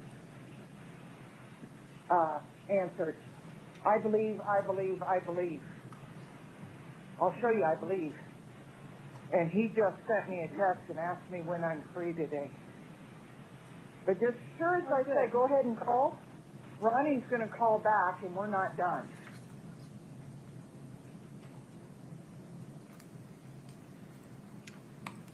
Scott, can I please get 2-77 and 2-77T?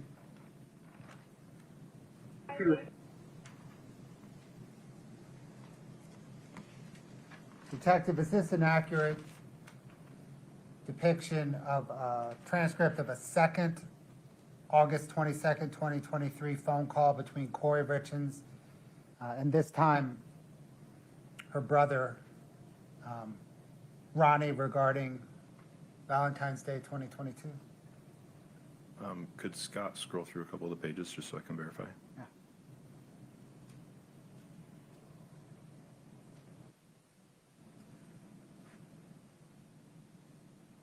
Yes, it is. Your Honor, the state moves to admit and publish 2-77 and 2-77T.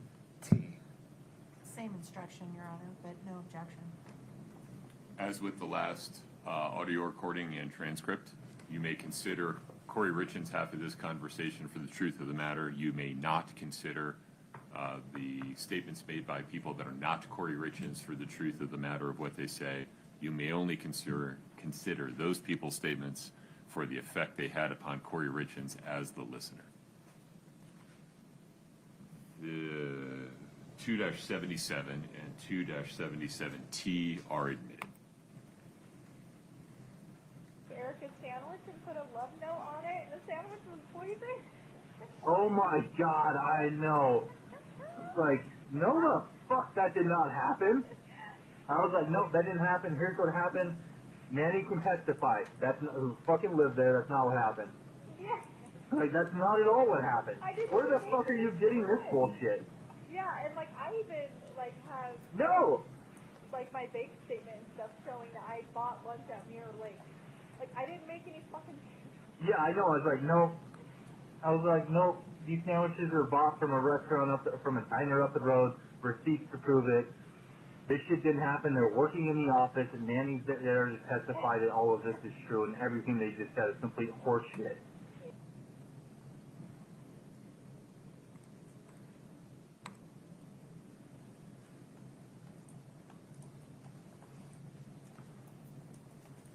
Detective, are you familiar with what is known as the walk the dog letter? Yes, I am. Scott, exhibit 2-86R, please. If you could scroll through that for the detective.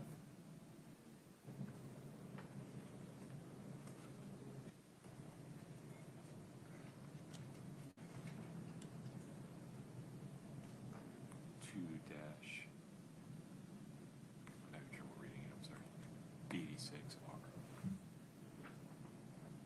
Detective, is this an accurate depiction of a 6-page letter to Lisa Darden written on either September 12th or 13th, 2023, that investigators recovered on September the 14th, 2023, from a book that was among Kouri Richins' personal possessions? Pause for 1 moment. Your Honor, I object. I think there needs to be a foundation laid of if whether or not it's to her mother. Please approach. Okay.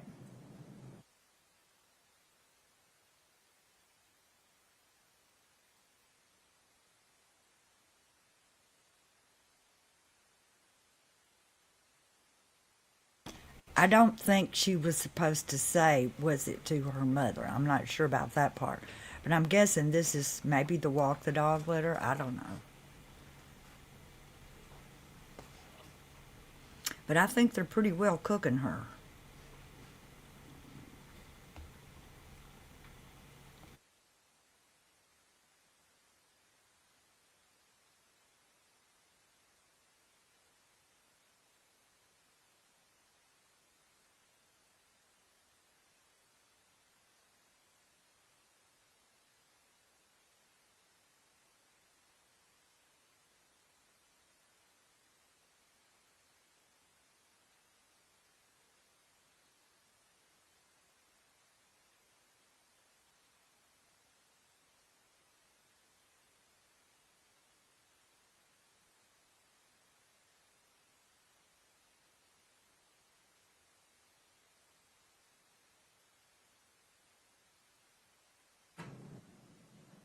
All right. Do you remember the question, Detective O'Driscoll? I can ask it again. Okay, please. Is this an accurate depiction of a 6-page letter to Lisa Darden written on either September the 12th or 13th, 2023, that investigators recovered on September the 14th, 2023, from a book that was among Kouri Richins' personal possessions? This is that letter. It has redactions, but yes, this is that letter. Your Honor, the state moves to admit and publish 2-86R. Just renew the previous objections the court's already ruled upon. Okay. 2-86R is admitted and published. Detective O'Driscoll, can you please, starting at the top where it says page 1, read this letter aloud? Page 1, walk the dog, but take vague notes so you remember. Here is what I'm thinking, but you have to talk to Ronnie. He would probably have to testify to this, but it's super short, not a lot to it. He will need to tell Sky at the meeting next week. Upon information and belief, just like they say, a year prior to Eric's death, Ronnie was over watching football one Sunday, and Eric and Ronnie were chatting about Eric's Mexico trips. Eric told Ronnie he gets pain pills and fentanyl from Mexico from the workers at the ranch. Not to tell me because I would get mad, because I always said he just gets high every night and won't help take care of the kids. There are pictures in my phone of Eric passed out on the floor or in the chair. Ronnie should have texts from Eric talking about getting high as well. Eric told Ronnie he keeps them in an allergy pill bottle in his work truck, so I wouldn't find them. Ronnie never told me about the conversation. Eric finally told me and asked if Carmen could get him some. Eric never wanted anyone to know he had an issue, especially get caught. He always wanted Kouri to go down for him.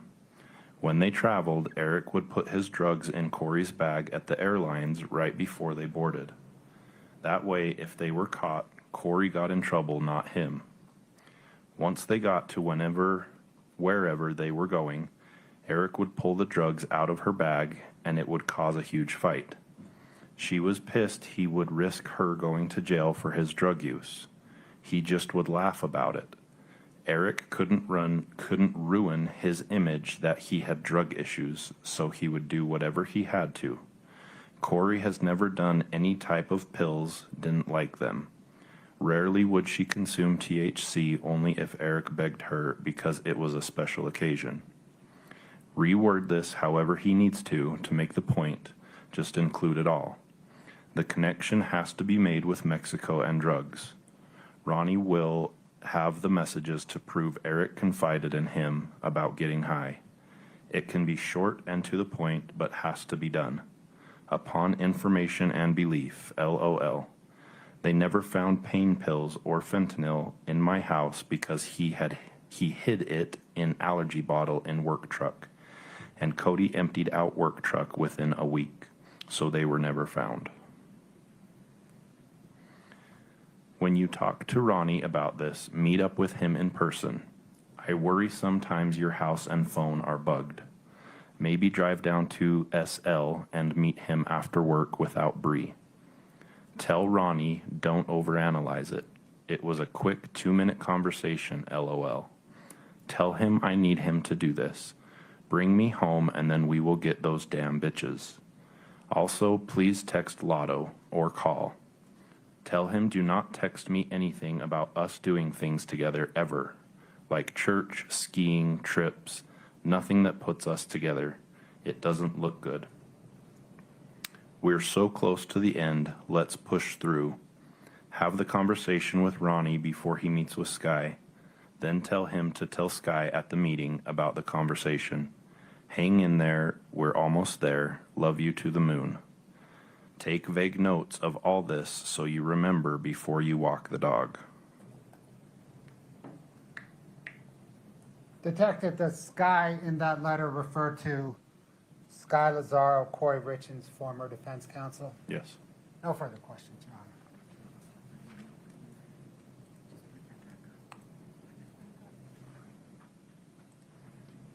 Ms. Nestor, please.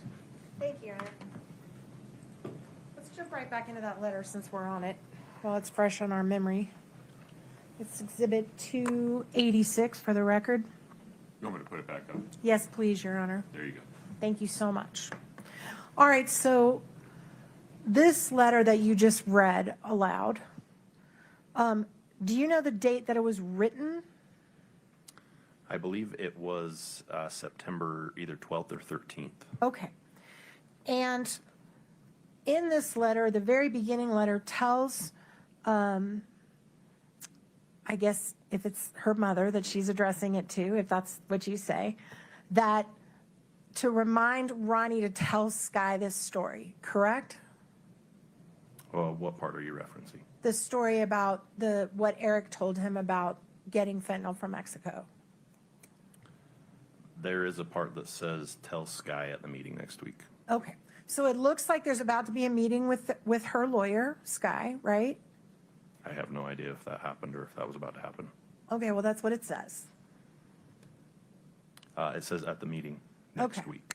All right, so there's a meeting coming up with the lawyer, and Kouri is relaying something that Ronnie had known from the past, just and something that occurred between him and Eric in the past, right? When they were watching a football game. You pause for a moment. Go ahead, Mr. Objection, Your Honor. Foundation. Sustained. Okay, let's blow it up. We're going to get very particular. All right. A year prior to Eric's death, Ronnie was over watching football one Sunday, and then she tells a story about something that Eric allegedly told Ronnie, right?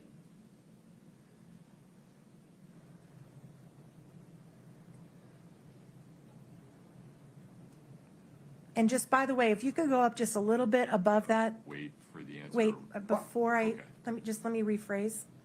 Katie, if you could go back up to he will need to tell Sky at the meeting next week, just start right there and then highlight. And then thank you, I'll rephrase. You're withdrawing that question? Yes, sir, I am. Understood. So he's gonna need to tell Sky next week about a year prior to his death, something Eric told Ronnie, allegedly, right? About his trips to Mexico. Your Honor, there's no question there. It ends in a question mark. Thank you, Your Honor. Right? It includes the word allegedly. Yes. Right? Hold on, any other objection? Your Honor, perhaps you could just re-ask it again. Sure, one more time, Ms. Nestor. In the letter, because you said you weren't sure, so we're looking right at the letter. In the letter, she says at a meeting with Sky next week, and she talks about Ronnie telling a story about a year prior to Eric's death, Ronnie being over watching football one Sunday and talking to him about his trips to Mexico, right? That's what the document says. Okay. As the chief investigator of this case, did you ever go to Ronnie and say, hey, did this happen?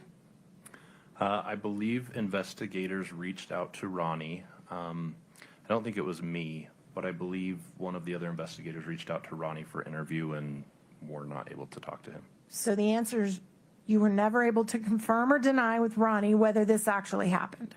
I was not. Okay, let's go to the next page.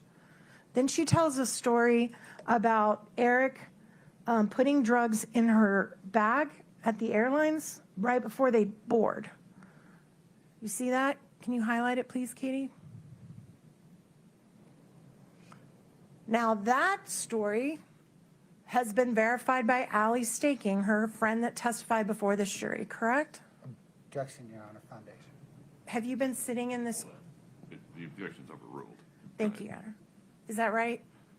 Could you rephrase the question? That story about Eric putting drugs in Kouri's bag when they would travel and causing a fight was verified in this courtroom by Allie Staking under oath. Is that correct? I listened to Ms. Staking's testimony. She told of one incident when that happened. Okay. This says Eric would, as if it happened multiple times, so I don't know. I just know what I heard Ms. Staking testify to.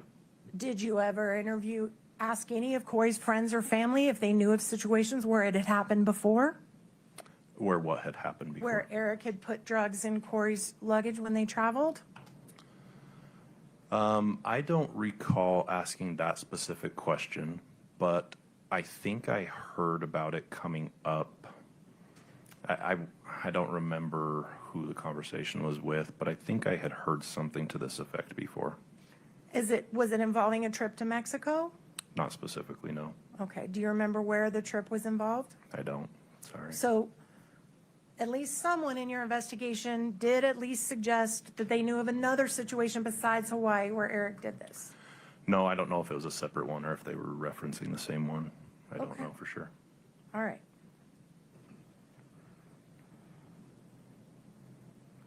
All right, if we could go to the bottom of the, highlight the bottom half for me.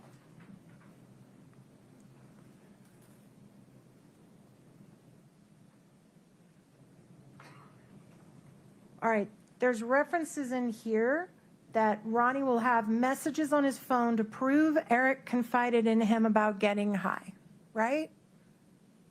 That's what this text says. As the chief investigator of this case, did you ever go check Ronnie's phone to see if those existed to verify this? I was made aware of this letter after May 8th. Of like- 2023? Of 2023. Okay. Like I said, I believe investigators reached out to Ronnie to talk to him in general about the case, and he denied letting us talk to him. So, no, I was never able to confirm this with his cell phone. So we sure have sat in this courtroom and listened to a lot of testimony about search warrants to seize phones. You know how to do that, right? I do know how to do that. Didn't issue a search warrant to get Ronnie's phone to see if that happens to be true. No, but like I said, this information came to me well after May 8th, 2023. Okay, sir, that's 3 years ago, right? Yep. And isn't it true you issued a search warrant as recently as 2 months ago to search the house for, I think, the 10th or 11th time, didn't you? Yes. Okay. All right, and then can we go to the very last little bit about they never found pain pills or fentanyl in my house? At the bottom? Yes, please, thank you. I can see that. You can see it? Great. Okay. So again, this refers to the previous page where Eric allegedly told Ronnie that he kept his drugs in an allergy bottle in his work truck so that Kouri wouldn't find it, right? Objection, foundation, that's not what the previous page says. We But- just go back to the previous page. Sure. We'll use the- Absolutely. Katie, can you go back to the first page and find this section in there about where he kept his drugs?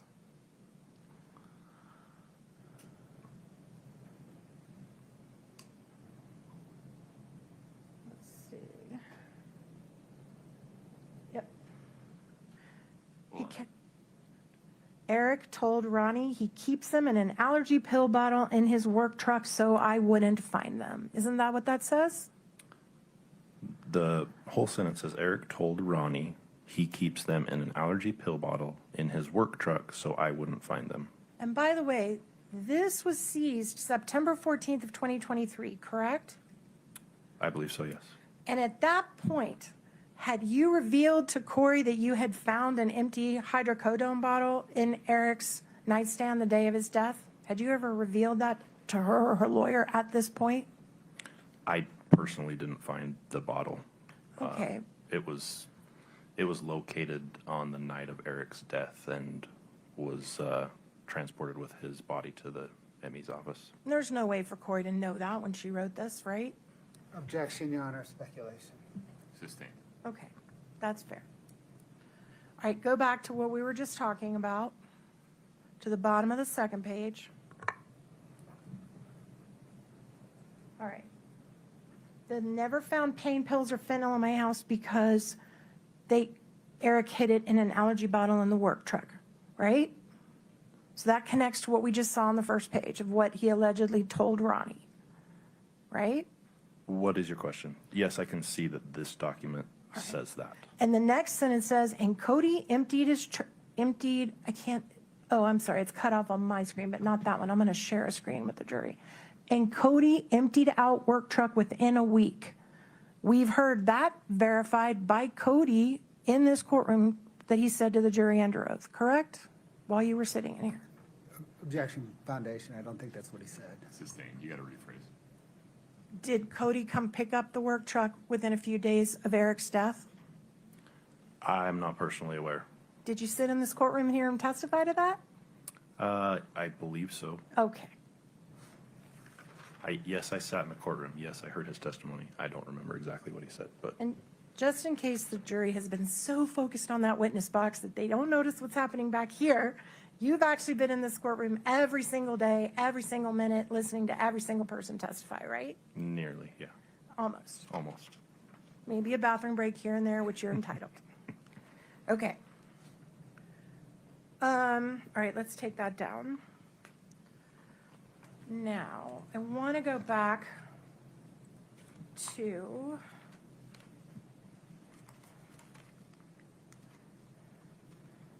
by the way, just last little thing on the walk the dog letter, and then I swear I'll quit beating a dead horse. But the walk the dog letter, to your knowledge, was the walk the dog letter ever delivered to Kouri's mom, to her brother, to the lawyer, to anybody? I don't believe so, not to my knowledge. Okay, thank you.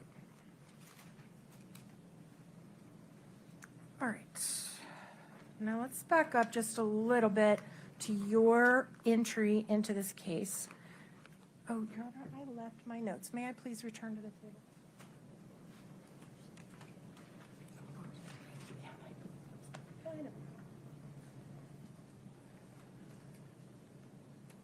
Too excited and ran up here too fast and left all my questions for you on the back. So, okay. I want to talk to you about the time. So you basically, before you even entered this case as the new head of the investigation. Lead investigator. Lead investigator, thank you so much. I want to use your terminology. Before that, you did what's called a trash cover at Carmen's house, right? We call it a trash rip. A trash what? Rip. Rip. Okay, I've never heard that. So you did a trash rip at Carmen's house, correct? You referenced a time frame. I don't remember what you said. Could you rephrase it? Would it refresh your memory that around February 21st of 2023, you searched Carmen's trash? It was probably around that time, yeah. Before you were technically the lead investigator of this case. That's possible, yeah. And you said you found some foil, right? Yes.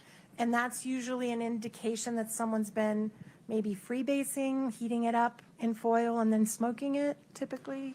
I don't know the term freebasing, but I'm from the 80s. I'm old, so you probably don't know that term. But from my experience, people will put a substance, any substance that they want to smoke, on top of tinfoil.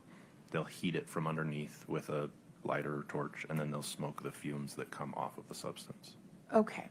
And did you test the substances that you recovered from her trash that day?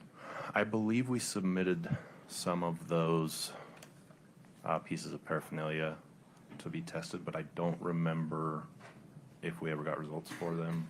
If they were only NIC tested, I don't remember. I'd have to check records. Would it refresh your memory to say that only meth and heroin were recovered and no fentanyl? Like I said, I can't remember without checking my records. You certainly can't tell the jury under oath that they got fentanyl out of her trash that day, right? No, I don't remember us finding anything that was confirmed as fentanyl. Okay. And then at the end of March, I believe, someone started tracking Carmen's car. Is that right? Correct. Was that you all or was that Mr. Gabler? Who was you all? The law enforcement, sorry. We did apply for a GPS tracker warrant for Carmen's vehicle, yes. All right. And then you get to be assigned a lead investigator around April the 11th. I think it was in March sometime. I would have to check my notes again, but I believe it was about mid-March, early to mid-March. Okay. And the first real step that you took as lead investigator, would it be fair to say that was when you applied for a warrant for Kouri and Eric's cell phones? Oh. It's been just as long for me as everybody else. So, I remember that I applied for a warrant for, well, I'm sorry, I don't remember. One of the first things I remember doing is applying for a search warrant for medical records for Kouri. For Kouri? I believe so, yeah. Okay. All right. And did you also apply for medical records for Eric? I think those had already been requested or seized subject to a warrant. By Detective Woody. Actually, I think she did testify to that. I think that's right. I believe so. One of the investigators previous to my getting into the case. And then you decided to knock on Kouri's door and interview her, right? At one point, I did, yeah. And when you showed up to interview... Objection, Your Honor. Be on the scope. Sustained. Can I have the court's indulgence for just a moment? I need to go chat with my co-counsel for just 1 second. No problem.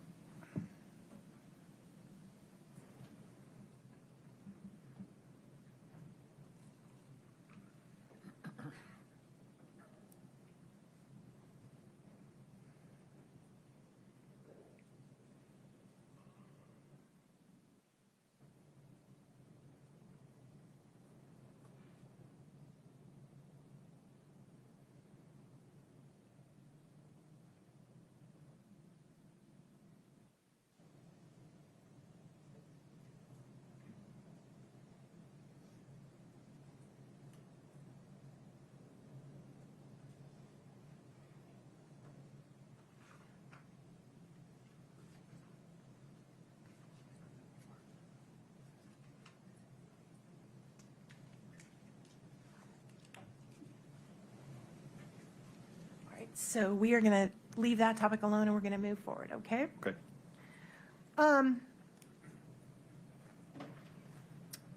Also, the other things that you did in the mid to end of April of 2023, shortly after you're assigned to the case, you also looked at extracted Kouri's cell phone, did you not? Yes, I would have to verify the date, but yes. Okay. And when you extracted the phone, were you able to start looking at her texts and looking at her, everything in her phone? Yes. At this time, we had just acquired our own forensic equipment. So previously, we relied on the RCFL for our digital forensic evidence extractions and so forth. We had just started getting our own forensic equipment, and so I downloaded Kouri's phone, and I don't remember the format of the software to analyze it, but I do remember seeing the text messages and the gaps in the text messages. Was that the first time you'd ever extracted a phone on the new equipment? I don't remember it was the very first, but it was one of the first times, yes.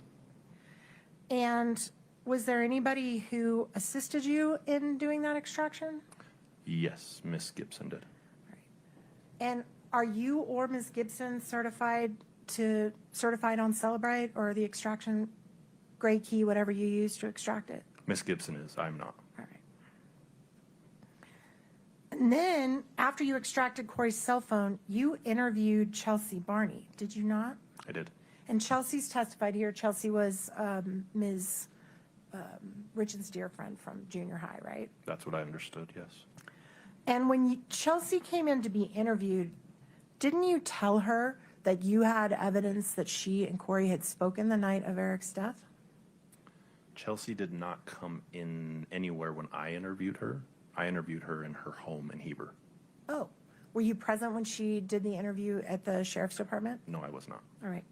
So when you interviewed her at her home in Heber, did you tell Chelsea that you had evidence that she and Kouri had spoken the night of Eric's death? Your Honor, just a foundation as to what time frame are we talking about?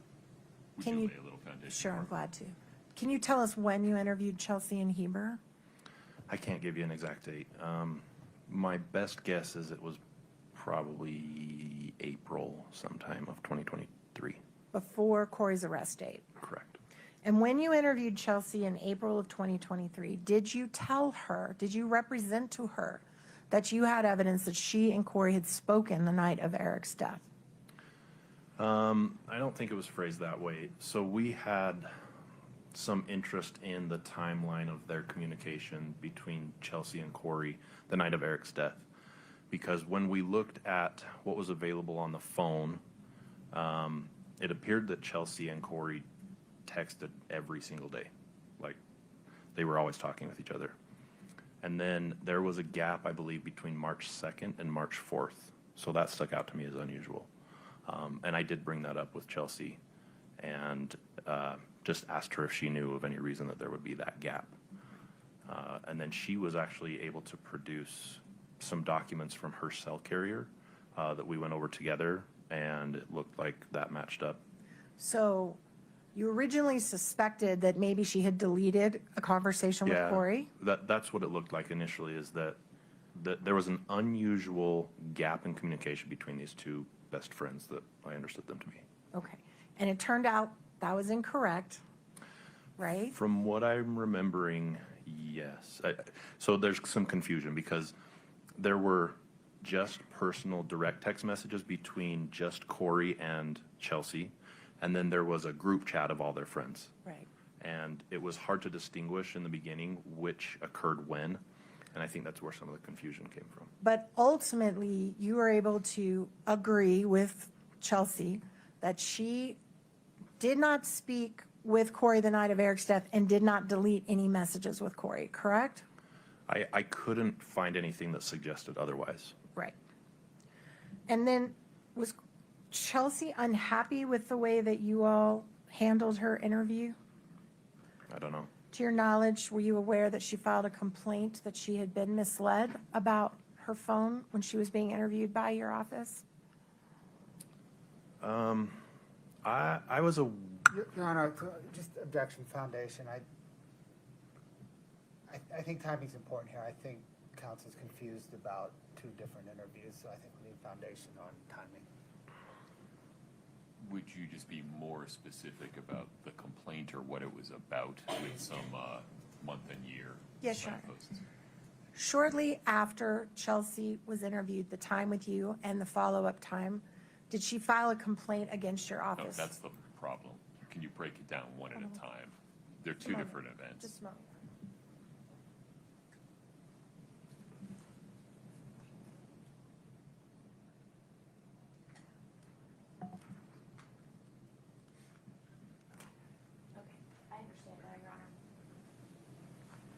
I'm going to get specific about timing. Okay. I think that'll solve the problem.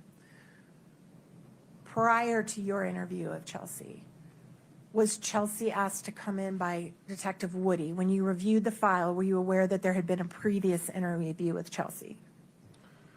I don't know if it was when I reviewed the file, but I was aware that Chelsea had come in for an interview, and that was prior to when I talked to her. You're right.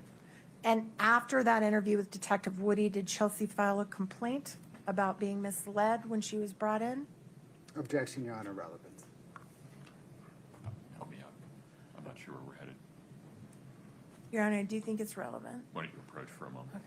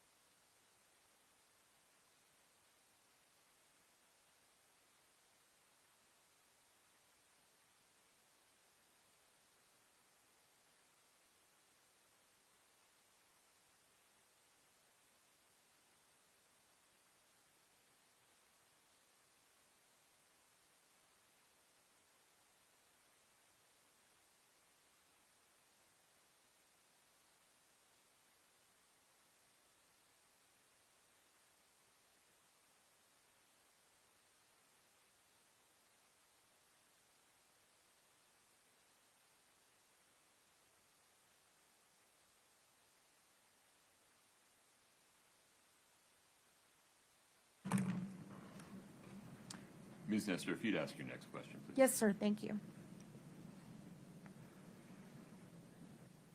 All right, and in addition to you interviewing Chelsea at her home in Heber sometime in mid-April, you also interviewed a close friend of Eric named Jake, right? Yes. All right. Jake Sorensen.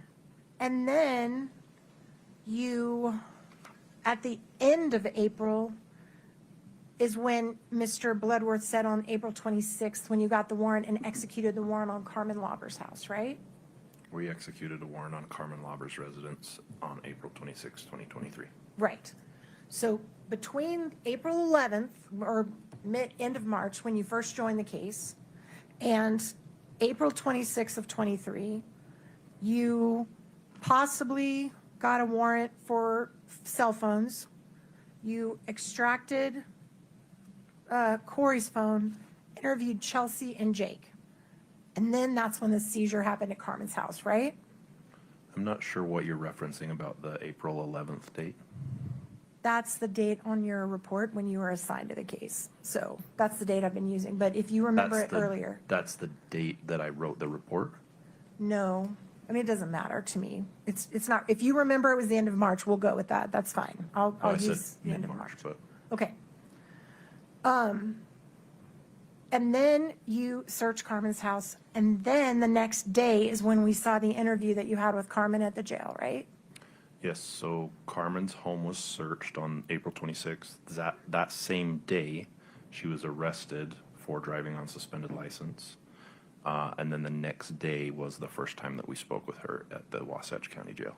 So first, the search of her house. Was any fentanyl located in her house at all? No. Then when you go to interview her, do you know what time of the night or the day she was pulled over for driving with the suspended license? It was in the morning.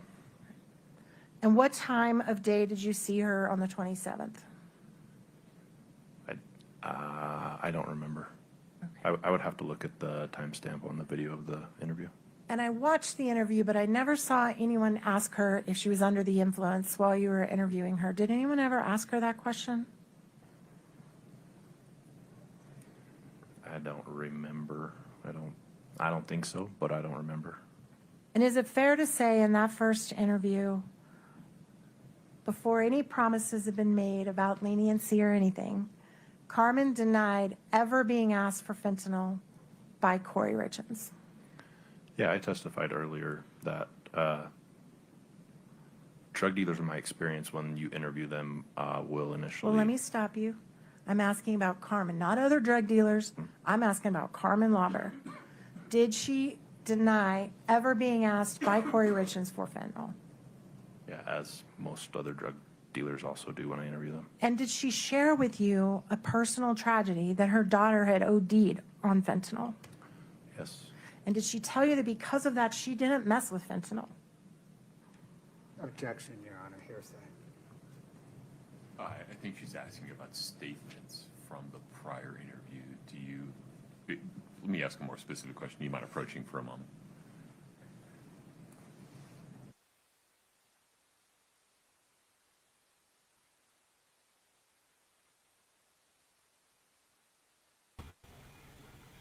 She's a legalistic Mama Lou, isn't she?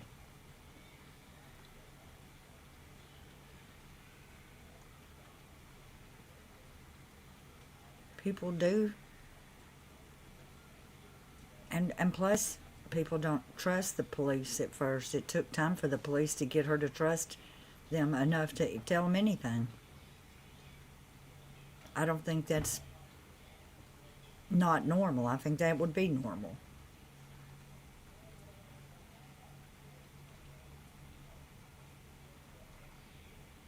But I'm sure if Carmen Lobber had a came to any of her drug court things or meetings or whatever they were doing, The objection is over. acting high or drunk, they would not.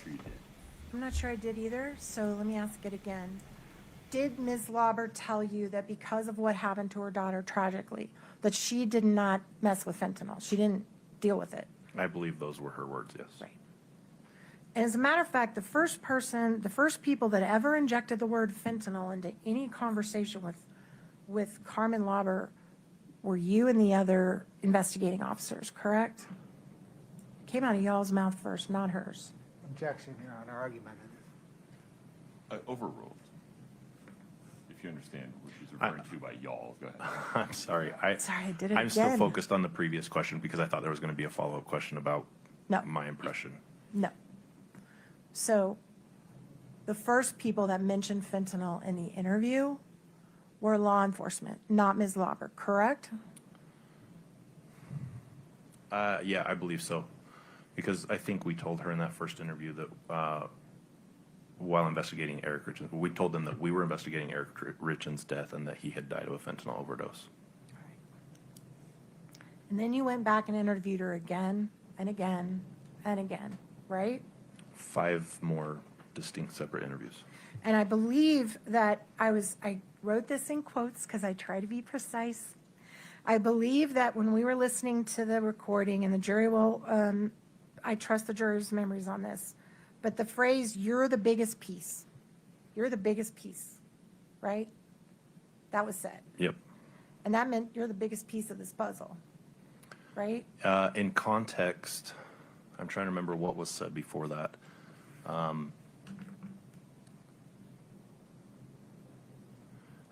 I think there was Miss Lobber made a reference to, can we just like put all of the pieces together in front of us so that we can see how it happened? Actually, And it then wasn't can we, it was can you put the pieces Okay. together for me, correct? Yeah, something like that. Yeah. Mhm. And then go ahead, I didn't mean to interrupt you. Yeah, and so in context, yeah, we said, yeah, you're the biggest piece of that set of information that we're trying to figure out. And you also, and I wrote this in quotes, and hopefully the jury will recall this the way I do, you hold all the cards. Yeah, as in she had all the information that we didn't know. And we saw her struggling and telling you repeatedly that she could not recall dates, she could not remember certain things, is that right? She told us several times that she had difficulty remembering, And- and that I'm the so more, sorry. and that the more that we brought to her and showed her things that were corroborated, the more she remembered and the better recollection she had. And then, within less than a few days of when she finally gave you what you needed, that there was fentanyl involved in her transactions, within a few days is when you issued the warrant to arrest Kouri, right?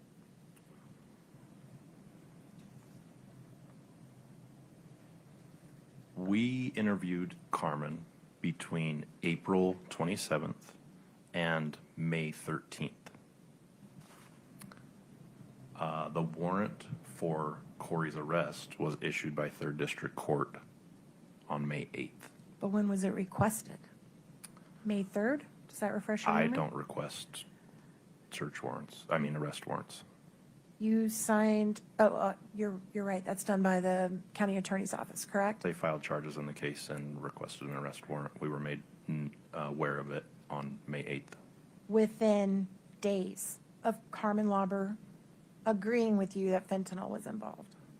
May 8th falls between April 27th and May 13th, yes. Okay.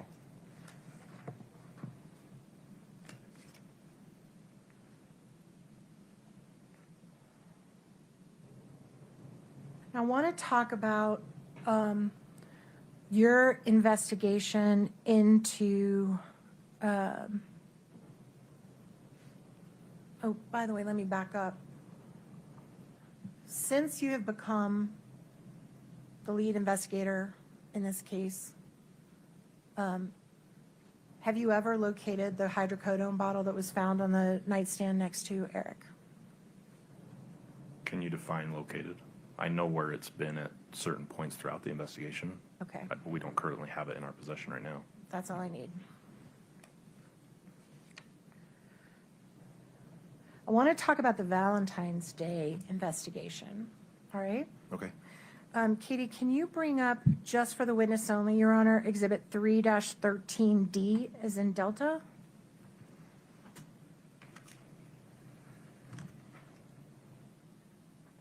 Do you recognize this exhibit? Yes. It states Exhibit 3-13D. And is it fair to say that this exhibit is a visual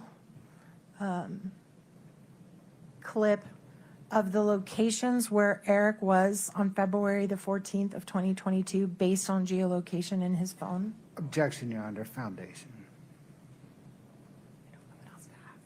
I don't know whether this witness would have the basis to know that, so sustained for now, if you can lay some I foundation. understand what you're asking. As you've been preparing for this case, have you been reviewing the demonstrative exhibits that the state prepared to get ready for trial? Not all of them, and not this one. I've just seen it in court. Okay. Did you, as the head investigator of this case, investigate Eric's whereabouts on the days of February 14th, 2022? Yes, in the sense that Mr. Koutrodimos, the digital forensics expert that the county hired, helped us in the analysis of the phones, and he at some point told us the data that was in the phone regarding Eric's location on the 14th. All right. So without revealing anything that Mr. Koutrodimos said, what did you learn about Eric's locations that informed how you acted in the future in your investigation? Objection, Foundation. I don't know how he would know that without hearsay. Well, it's possible that he heard it prior to being in court, and to the extent that is to inform what he did next, we can accept it not for the truth of the matter. Shall we proceed in that way? Yes, Your Honor. Let's see what the response is. Go ahead. Just so I'm clear, you're asking if I'm aware of Eric Richins' location on February 14th? Yes. Just based on The whole digital investigation. evidence? Yep, and the whole investigation, whatever you did. Your question was at least tied in some way to Mr. Koutrodimos. Okay, we'll start with that. So based on your working with Mr. Koutrodimos, looking at the digital evidence that you went through in this case, do you have a knowledge of Eric's locations on February 14th of 2022? Maybe pause for a minute. We Yes. can just approach for a minute.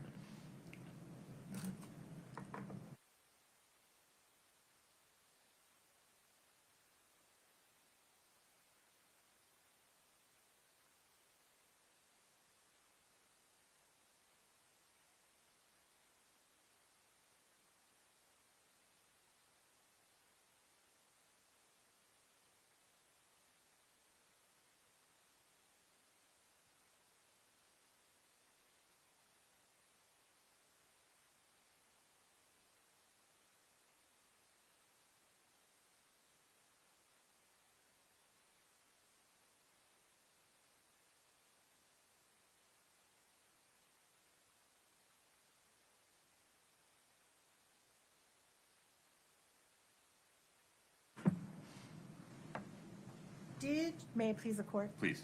Did you receive information from Mr. Koutrodimos about Eric's locations on February 14th, 2022 that informed your investigation in any way? I believe so.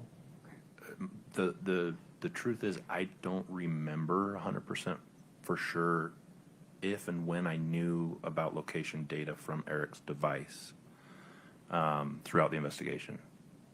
I would have to go back and review reports, especially Mr. Koutrodimos' reports. Can we, Your Honor, I just don't remember. Can we see if this document refreshes your memory as to that? This one or different one? Yes. Can we go through the pages very slowly and give him a minute to see if it refreshes his recollection? Yeah, objection, Foundations. I think we're at the same spot we started with a few minutes ago. Well, we're showing different pages. He testified that he'd never seen the first one prior to being in the court. It's unclear whether that's true for the remaining pages that the witness is being shown right now. I imagine we're about to find out. Thank you, Your Honor. Do you need us to do it again, or did you see them all? Yeah, I saw it. Does that refresh your recollection about Mr. Richins' locations on February 14th, or what you knew about them? It doesn't. This demonstrative Mr. Koutrodimos created, and the first time I saw any of these slides was in the court And like I said, he may have shared that information during our investigation. I just don't remember. Okay, so Ms. Richins is here today on charges that she attempted to kill her husband on February 14th of 2022. Is that right? One of the charges. I believe so, yes. And you're the head investigator of this case. Yes. Did you take any steps to confirm or deny Mr. Richins' movements on the day of February 14th of 2022 when he was allegedly a murder was attempted on his life? Our team did. We hired an expert in digital forensics. So what do you know about his locations on that day? That's what I'm saying. What I know and what I remember are probably two different things. What I knew at some point throughout the investigation is that Mr. Kouri probably found whatever location data was available on his phone and shared that with investigators. I just don't remember the contents of what those said. So as you sit here right now under oath in a homicide trial, you cannot tell this jury what Mr. Richins did on the day he was allegedly attempted to be murdered. You can't tell them. That's Foundation, Your Honor. The question is, you can't say what Mr. Richins did. There's no foundation for that. Your Honor, that's not the question I asked. Gentlemen, I'm sorry. Counsel, just ask a more precise question. If it needs to be 3 more precise questions, that's fine. Thank you, I will. The foundation objection is sustained. You cannot say under oath what your investigation showed about where Mr. Richins was on the day that someone apparently attempted to murder him. I could after a 2-minute conversation with the digital forensics expert that we hired because I just don't retain that information well. So you don't know? I don't remember. You don't know right now, and we're in trial right now. Do you know right now? Objection, Your Honor. Ask it and answer. I'll withdraw. That one was a little argumentative. Sustained. I'll withdraw. Speaking of that, were you ever able to confirm or track Mr. Richins and place him? Did you ever check and see if he ever went to the house in Midway on his geolocation? Did you ever ask anyone to do that? Objection, Foundation. When? I can ask him if he asked anyone to do it. Well, that's a different question. So the question you just asked was very broad as to time frame. Foundation objection is sustained, but please ask a more precise question. Did you ever ask an expert, hey, can you see if Eric Richins ever went to the Midway house where Carmen allegedly left drugs in a fire pit? So I was the lead investigator on the case. I was not the only one making decisions. I am aware that someone in our investigative team directed Mr. Kouri to look into Eric's location from his device. Yes. Are you able to tell this jury if Eric Richins was anywhere near the Midway house around the time that Ms. Lobber claims she left drugs there? That's a broad date range. So I don't know. I don't have that data in front of me. Okay. All right.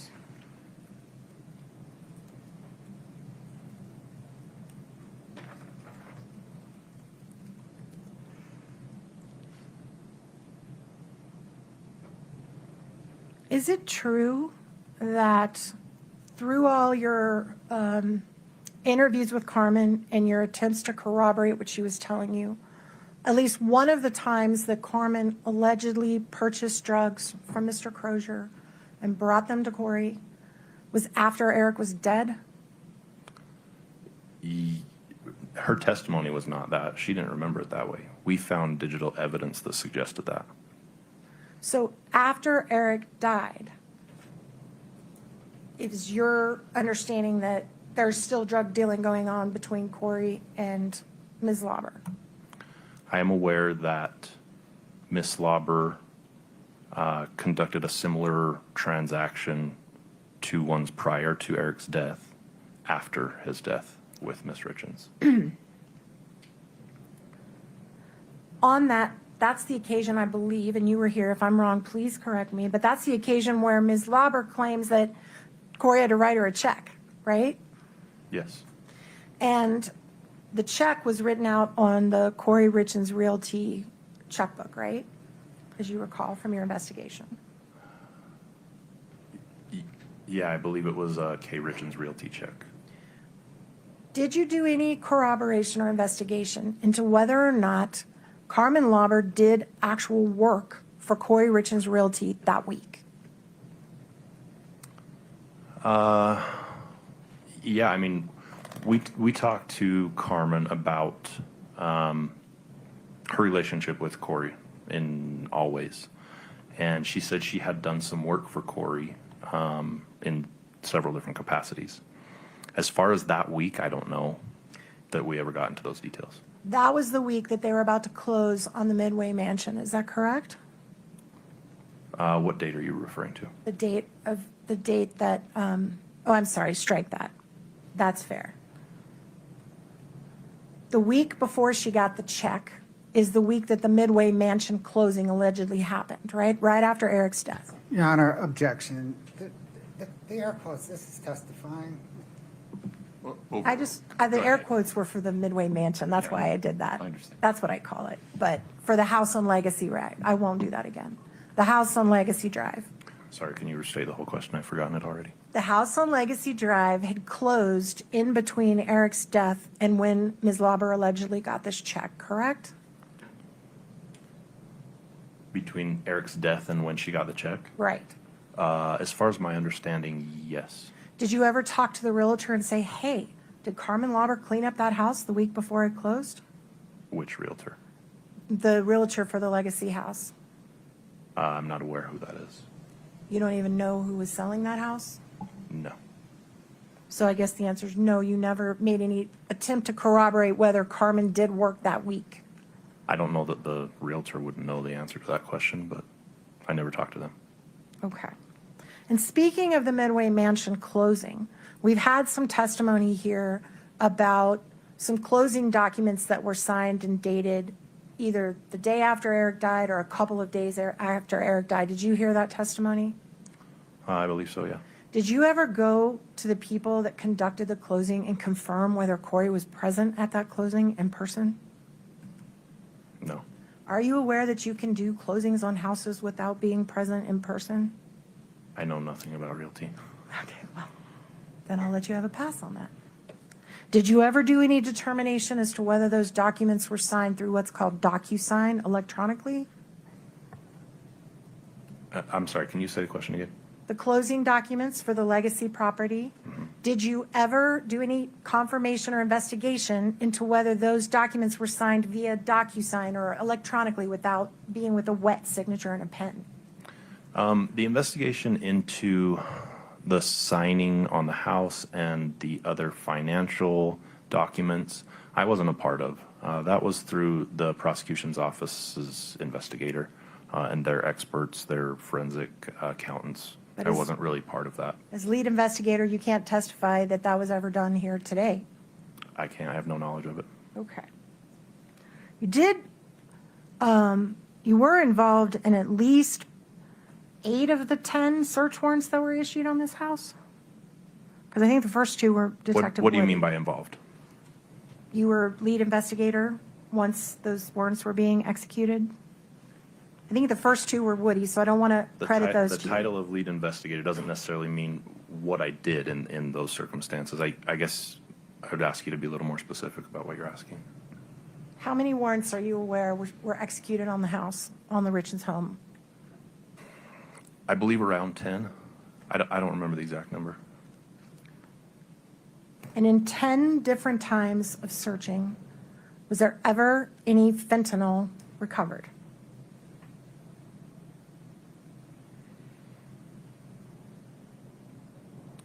Throughout the 10 search warrants,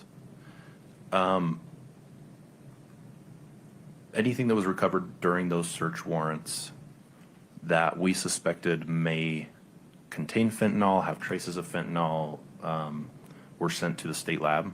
Okay. We got results back from the state lab. There were some items that. It was, May we approach? Okay. Do you want to move on? Yeah. Okay.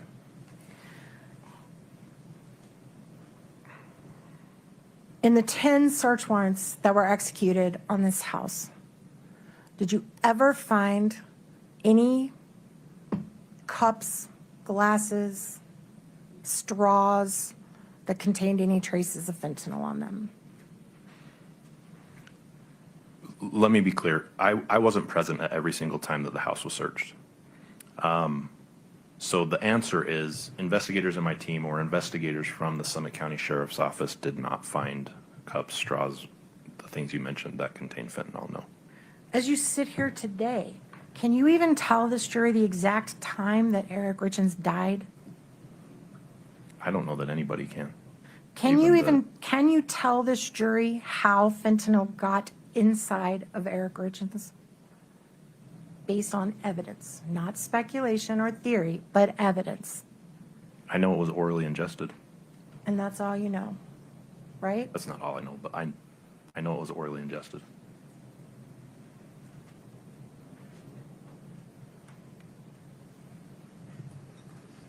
To this date, have you ever recovered any of the pills that Carmen Lobber allegedly gave to Kouri Richins to test to see what they are?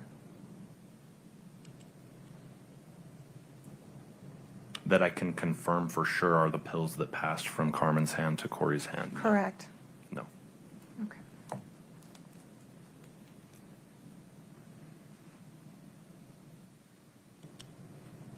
Prior to Carmen Lobber's second, third, fourth interview, there was never a warrant issued for Kouri's arrest prior to that date. Is that correct? I'm sorry, can you say the question again? Prior to the interviews with Carmen Lobber, there was never, that was the first time you all requested an arrest. Let me say, because I won't say y'all. The first time there was ever a formal request to arrest Kouri Richins was after the interview with Carmen Lobber, correct? After at least the first 3 interviews with Carmen Lobber, we had enough information that we believed met a probable cause standard for the arrest of Ms. Richins. Okay. We gave that information to the prosecutors, and they filed charges in this case. They then requested an arrest warrant be issued from 3rd District Court. I executed that warrant by arresting Ms. Richins. Have you ever heard of hair follicle testing? I think I've heard that term. I don't know what you're referring to. What's your knowledge of it? That people much smarter than me can test hair follicles for what it can tell you about the body's biology. About the extent of what I know. Specifically, isn't it fair? You've been a narcotics officer for a long time. Objection, Your Honor, relevant scope. This is beyond the scope, Your Honor, it goes to the investigation or lack thereof. but beyond the scope of the version or the version of the direct examination regarding the investigation. You have other options to get into this. It's just not right now. Okay.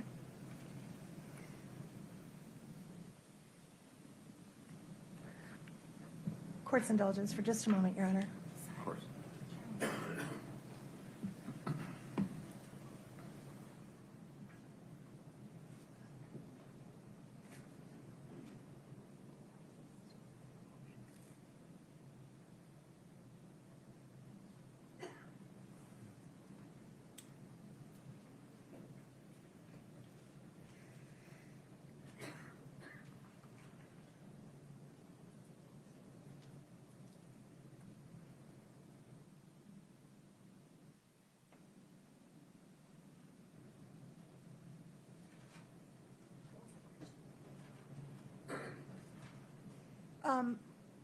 When you searched Carmen's house, did you test any pills that were found in Carmen's house? I don't remember. That would be a better question for Ms. Gibson. She handled all the evidence recovered from that search. You were aware through your investigation that shortly before Eric's death, he was on a hunting trip in Mexico, is that right? Yes. And the very last thing Eric ever did that we can establish before he passed away was a Google search, right? I don't know if that's an accurate statement, but I know that a Google search was found on Eric's phone the night he died. That was, I think it was searching directions or how far it was from Utah to Sonora, Mexico, I think. And Like if did you you- had to drive, how long it would take to drive. Okay. And did you do any investigation into where Eric went hunting when he was on his hunting trip in Mexico? Where was it? Yeah, I don't remember the name of the outfitter. Todd Rice was the contact that we had with the hunting outfit in Mexico. But I mean, where in Mexico? Was it Oh. the Sonora area? I think so. Also, according to Ms. Lobber, she estimated that each time she got pills that apparently she says she gave to Kouri, they were 15 to 30 pills per transaction. Is that accurate? Her statements. Your Honor, the foundation is to when, during interview, during testimony, during when? Just provide a little more foundation for the question, or a little more detail for the basis of the question. What is your understanding of how many pills were involved in each transaction that ultimately allegedly went to Kouri? Total or each time? Each time. Each time approximately 15 to 30. And that would be a total, again, math, but if you have 30 pills times 4, that's 120 pills.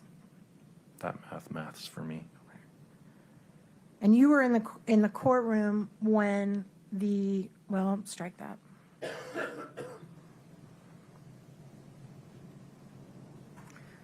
Did you give Carmen rides to meetings with her attorney in your car? After she agreed to cooperate with you? We helped transport Carmen when she couldn't get somewhere. It wasn't usually in my car. It was in Detective Maynard's, but yeah. How often did you guys give Carmen rides places? It was only a couple times. Did you talk to her on the phone? Yeah. Check in with her? Went by and saw her at her house? We need answers. I'm sorry. You gotta say yes, because they can't type, Right. Okay, so what was the answer to the last question about you called her on the phone? Yes. You would go by and see her in person? Well, not just like to see her, but like if we needed to get in contact with her in person for some reason, yeah, sometimes we would go to her house or her work, wherever she was at. And this relationship or these interactions that you had with her extended from the time she agreed to cooperate with you to literally she showed up in court, right? If you're referring to myself and Detective Maynard, yes, because Detective Maynard contacts and deals with Carmen a lot more than I do. Okay.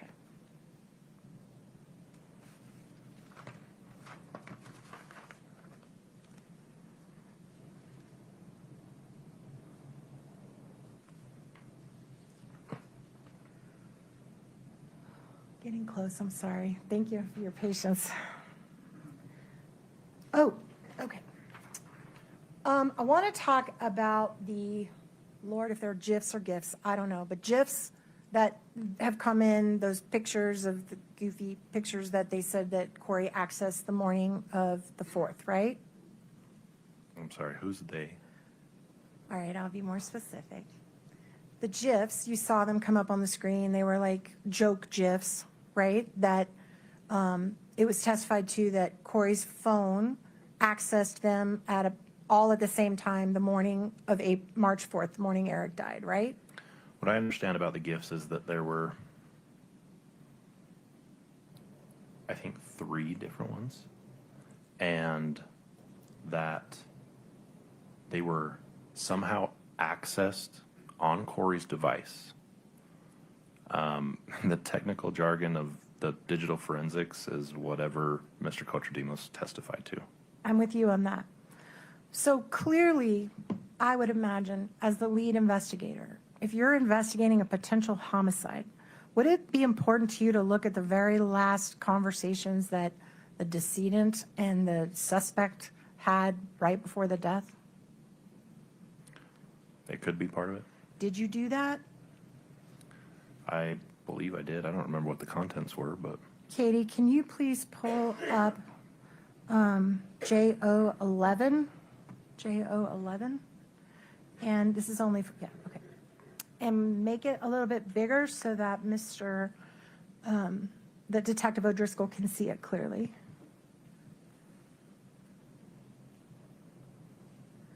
And take your time looking at this, and I'm going to ask you some questions about it.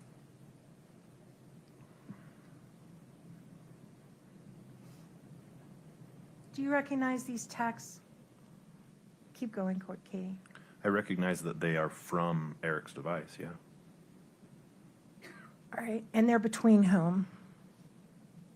Eric Richins and Kouri Richins. And what is the date, sir? Can you blow them up, Sorry, I'll have to please? zoom in. Sorry. March 3rd, 2022. This is the day, literally, his last day on Earth. And it's the conversation he had with his wife, right? That's what it looks like. All right. I have And- to look at all the timestamps to And give certainly, accurate context for that. But I'm really sorry, I didn't mean to interrupt you. Certainly you reviewed this as part of your investigation. probably.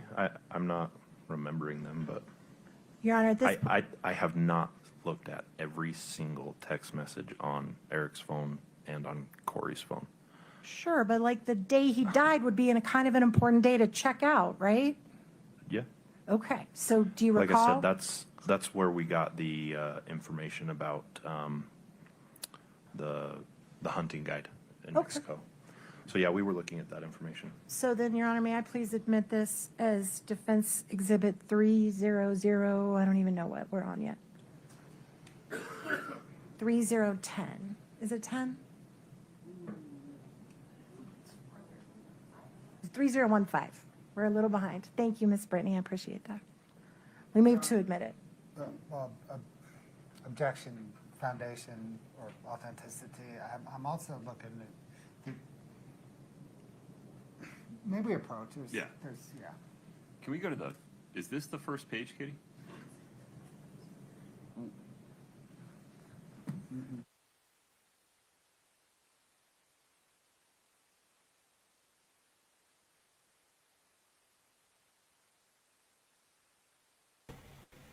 I want you to explain your gift. What did that gift mean? Where'd she get them gifts? Did she buy some celebration gifts when she killed her husband? That don't look good. Ah, poor Kouri. You got caught, Kouri. You are a dumb criminal.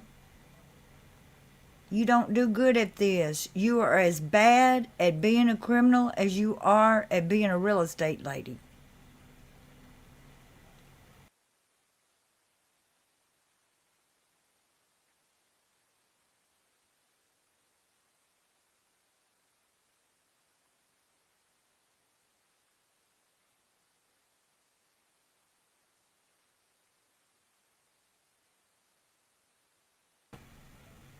Angela says, is she jutting out her neck with her eyebrows raised? In my opinion, Kouri has too many gestures happening over there. Allegedly, in my opinion.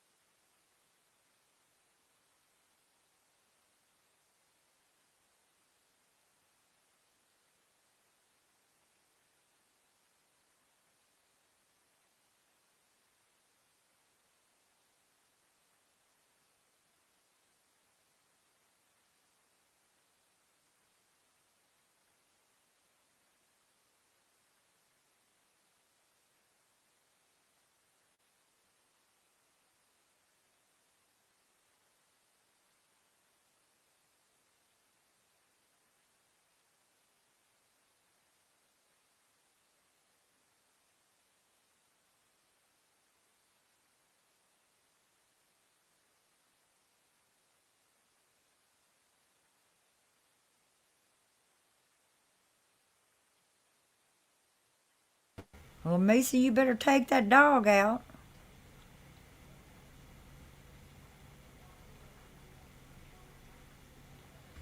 They're about to talk themselves to death over there arguing.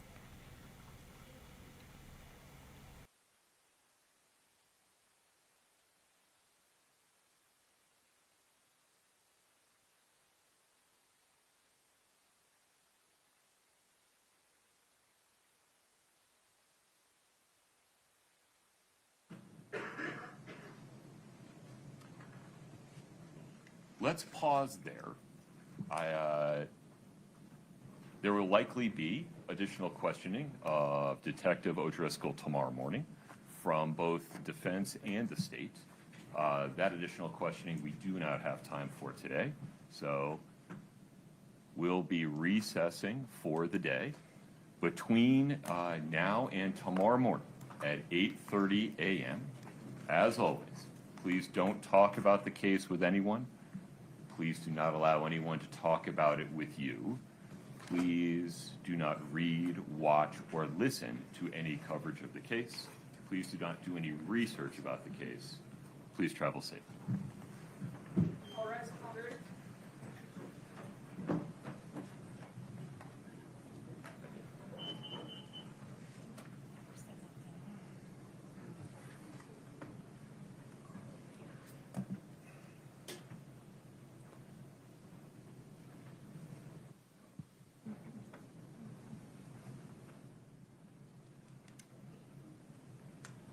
Folks, have a seat. Anything else on the record today, Mr. Bloodworth? No, Your Honor. Ms. Nestor? No, Your Honor. Detective, I need you to be back here at 8:30 tomorrow morning. Agreed? Yes, Your Honor. Very good. Ladies and gentlemen, we'll be in recess until 8:30 in the morning. Thank Your you. Honor, just real quick. My apologies. If there's some kind of urgent matter they need to discuss with him as the chief investigator, I guess, I'm just asking we all be on honor. They don't discuss with him his testimony at all, but if they need to talk to him about something, just let me know and we'll probably agree to that. So just, if there's an urgency in the middle of the night or something. Any problem with that, Mr. Bloodworth? No problem, Your Honor. Okay, very good. We'll be in recess until 8:30 a.m. Thank you.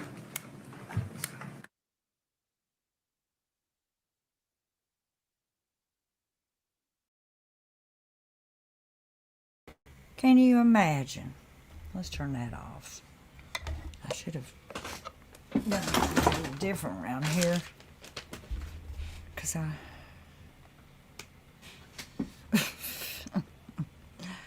I'm so glad that y'all stayed with me all afternoon. And we'll be here again tomorrow morning. Because we're getting justice for Eric. Justice through understanding. And you know, we're here for the kids. Justice for Tolly and JJ. Charles, Tammy, and Eric, and all of their friends and family and relatives who have to go through this. Justice for them. Love always wins. We'll see y'all tomorrow morning.